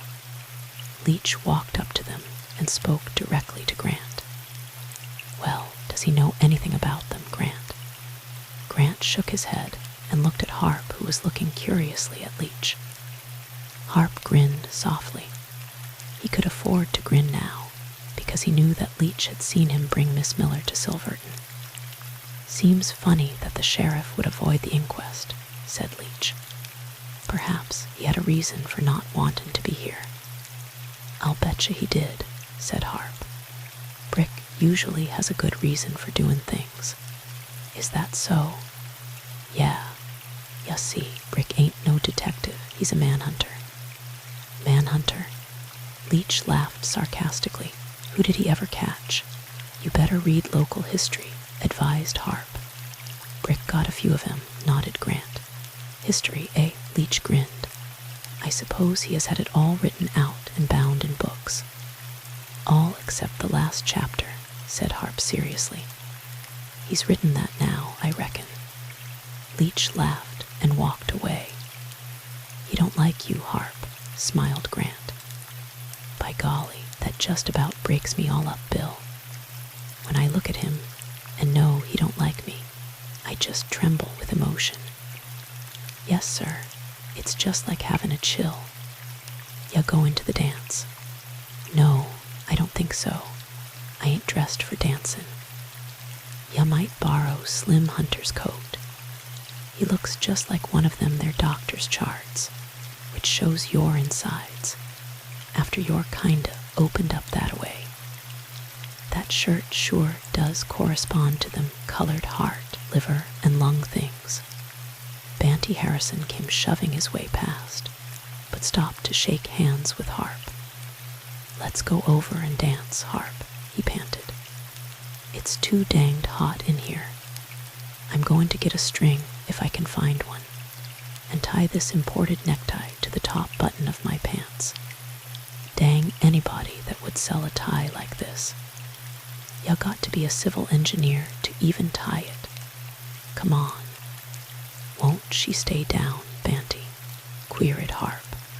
"Stay. Every time I start talking and kinda wiggling my throat, the darned thing comes up and bumps my lower lip." Hank Stagg came past them and went to the bar. He was already half drunk and talking loud. Ike Weldon joined him at the bar, but Weldon was still sober. Santel came in and walked past them, his eyes sweeping the smoke-filled room. Hank called to him, asking him to have a drink, but Santel either did not hear him or did not want to drink with him. "There'll be to pay before mornin'," declared Banty. "Ya can't put a gang like that together, along with plenty of hooch, and not have trouble. Whiskey and 6 guns don't mix. This necktie, why don't you pin it down to your shirt? Yeah, and have it pull my shirt off, eh, Harp? You ain't got no idea of in this necktie. What I need is a collar with a pistol grip finish instead of this damned slick thing. Cowboys going to a dance, eh?" Slim Hunter stopped to look them over.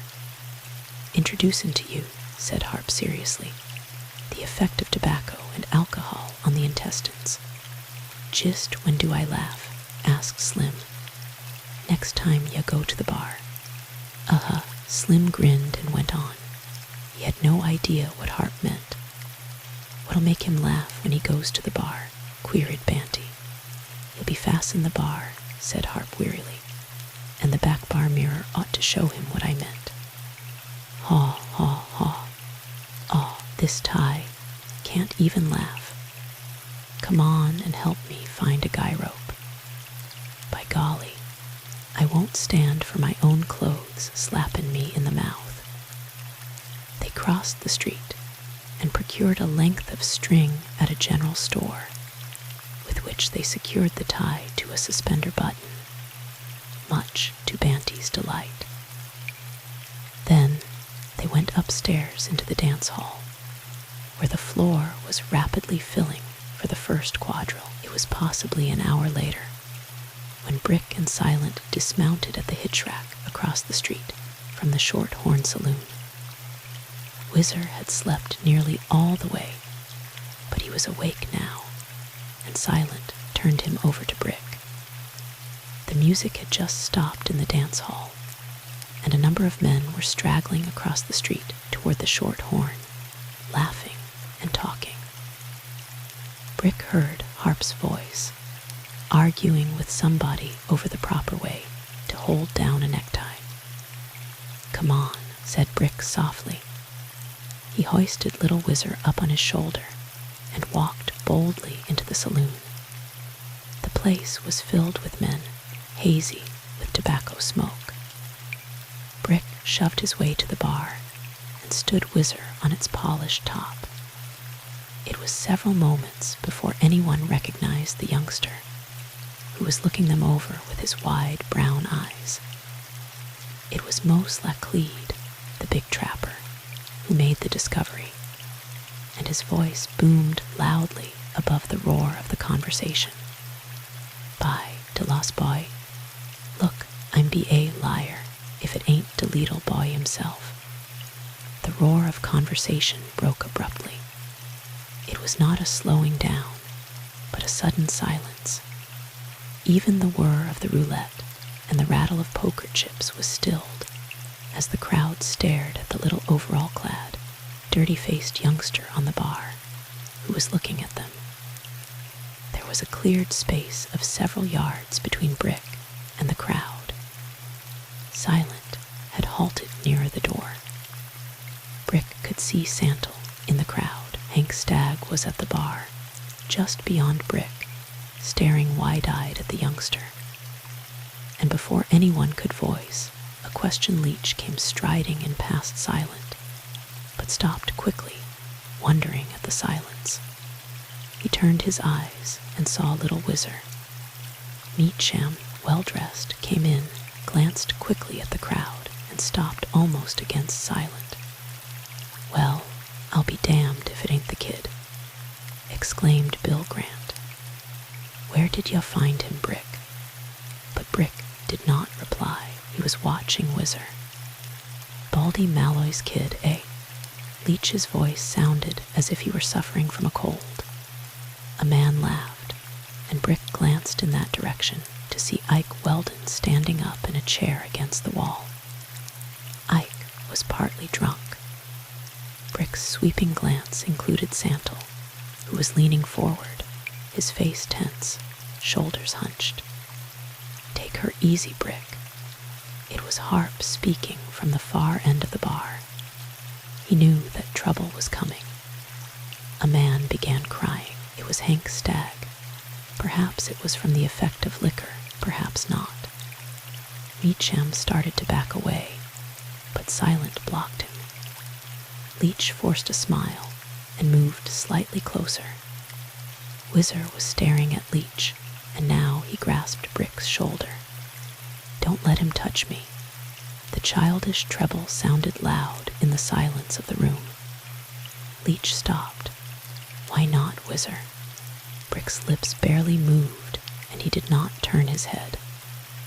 "Are ya afraid of him, buddy? He's got warts on his hands. And there's the frog on his holster." Warts, frog. Brick's eyes shifted to Leech's hands, which were turned away, as if Leech were trying to conceal them. But he could not conceal the holster, on which was the leaping frog design in silver. Perhaps it was the symbol of a swift draw. Leech's face had gone white, his jaw tensed. Hank Stagg's sobs were the only audible noise, except the heavy breathing of the crowd. "Tell us about it, buddy," said Brick softly. "He ain't going to hurt ya." "He's got warts on his hands," repeated the little fellow. The man had him, the man who wore the cloth over his face, and he had the frog on his holster. Frogs make warts, don't you know it? I don't like warts, and he's got him. The little fellow, in spite of his treatment, had seen the warty hands and the leaping frog, and they had impressed him so strongly that there was no chance of a mistake. "Goodbye," breathed Brick, and then a little louder, "Bartender, will ya please put this boy on your side of the bar?" The frightened drink dispenser shuffled down behind Brick, lifted the youngster down, and went quickly back to the farther end of the bar. Leech laughed. Somewhere a handful of poker chips slid from a table and rattled to the floor. "What's it all about, anyway?" demanded Leech. Brick leaned back against the bar. His face was drawn blue in that weak light, and he seemed tired. But those who knew him well knew that he was dangerous now. The light-hearted, devil-may-care Brick Davidson was gone, and in his place was the sheriff of Sundog, a manhunter, not a detective. It took quite a while. Brick's voice was pitched low, but plainly audible to everyone in the room. Sometimes things take a long time to work out. A lot of ya don't know that Baldy Malloy was shot through the heart before he went over the grade. I knew it, Dr. Mayers knew it, and Grant and Santal knew it. I reckon it's been kept sort of a secret. I reckon that Baldy was shot because he bucked against doing any more crooked work.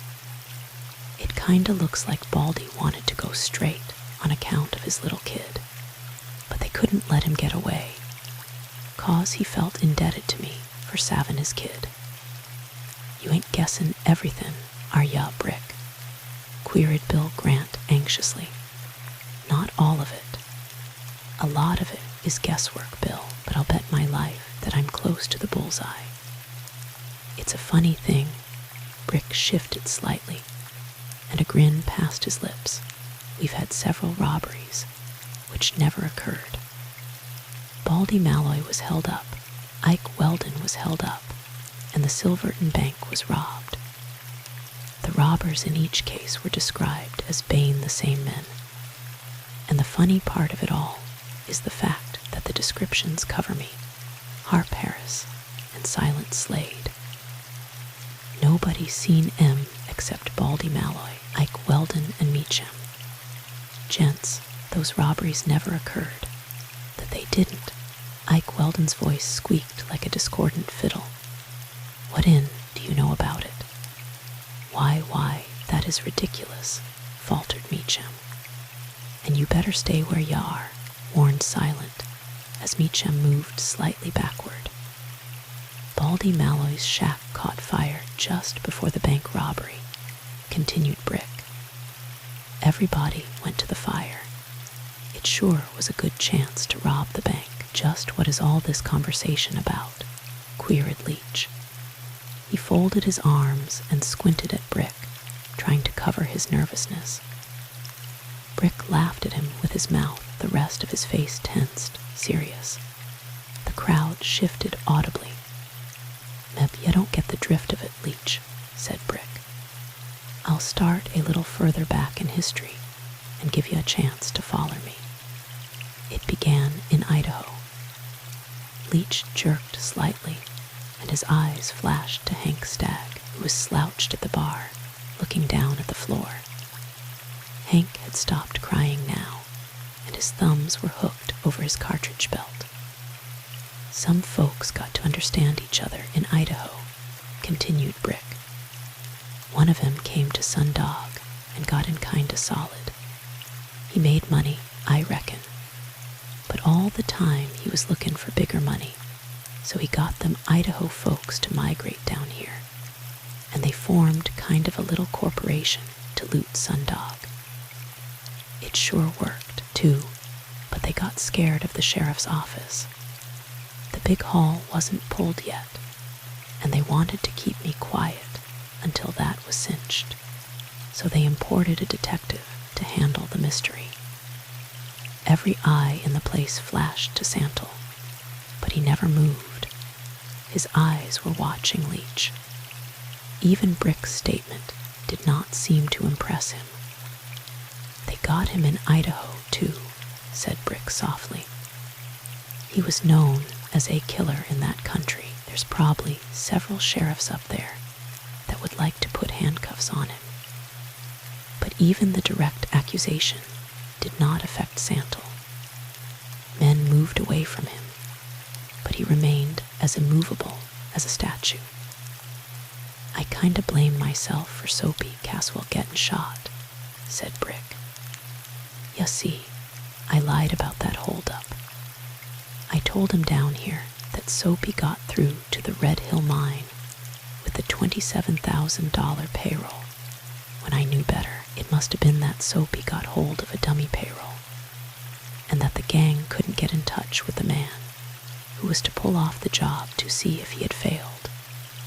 So they shot Soapy and blew the mine safe to try and save themselves.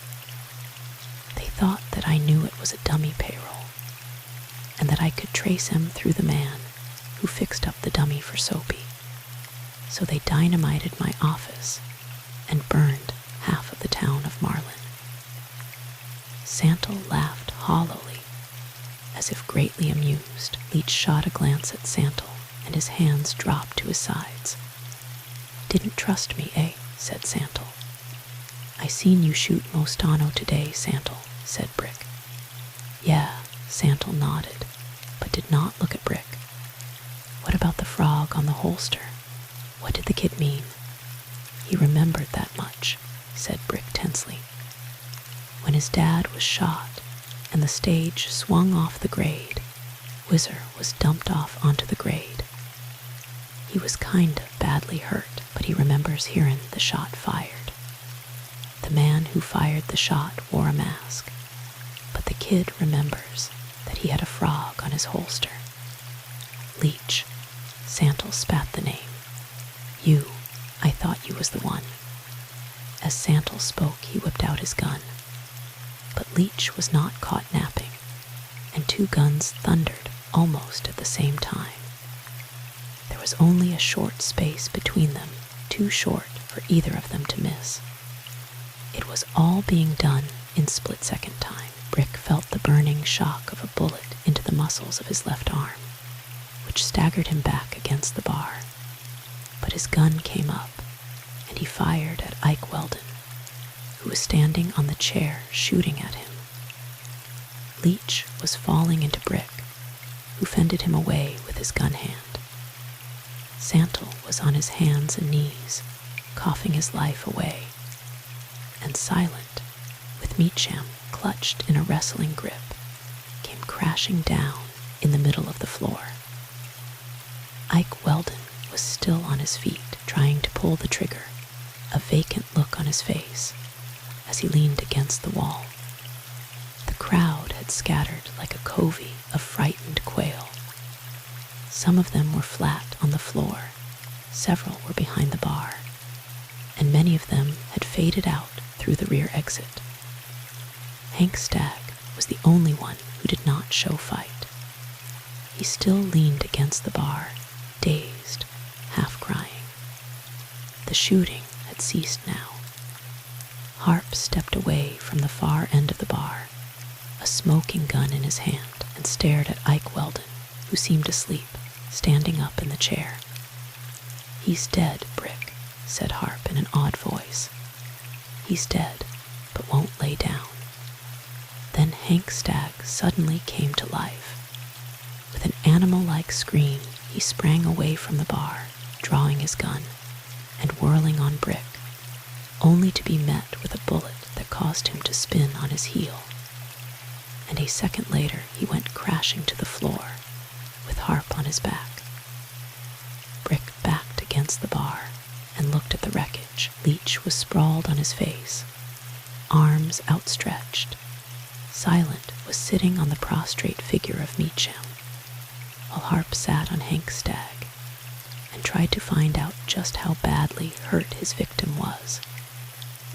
Santel was still on his hands and knees, but now he sat down, supporting himself with one arm, while he tried to brush the mists away from his muddled brain.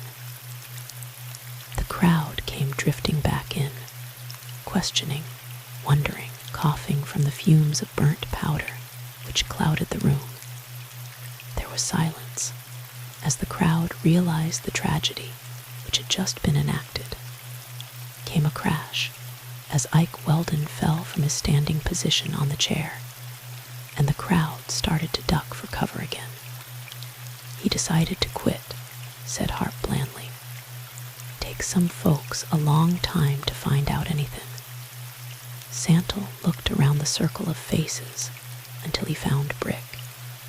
He seemed dazed, sick, but his voice was still strong enough. "Much obliged, Davidson," he said. "I was in on the deal, but you found out more than I could. Leach had me come here to keep you from investigating. He wanted me to kill ya." Santel hesitated, forcing a grin. "I suppose I would, if they hadn't killed Baldy Malloy. They offered me $1,000 to force ya into a gunfight, and I fell down on the job. I'm glad I did now. I held up you and Soapy Caswell. That was a dummy sack. They didn't trust me. Meacham fixed it up. They took of a big chance, didn't they? Leach wanted to loot Sundog, just like you said. Baldy and Ike Weldon robbed themselves, and then Ike set the fire that day, while Meacham hid the bank money. They all gave the same description. Leach thought it might put you 3 fellers in bad, and he wanted to elect Hank Stagg. Leach wanted too much, I reckon. I never got my split of the money, but it's in the cellar of Meacham's house. Weldon set the dynamite off under your office, and Hank Stagg shot Soapy Caswell. Meacham was out there the night you found Mostano killin' the beef, and one of your bullets hit his saddle. He came hunting for me to find out about the payroll. I don't know who killed the livery stable keeper, but it was some of the gang. They didn't want you to question him about the bullet hole in the saddle.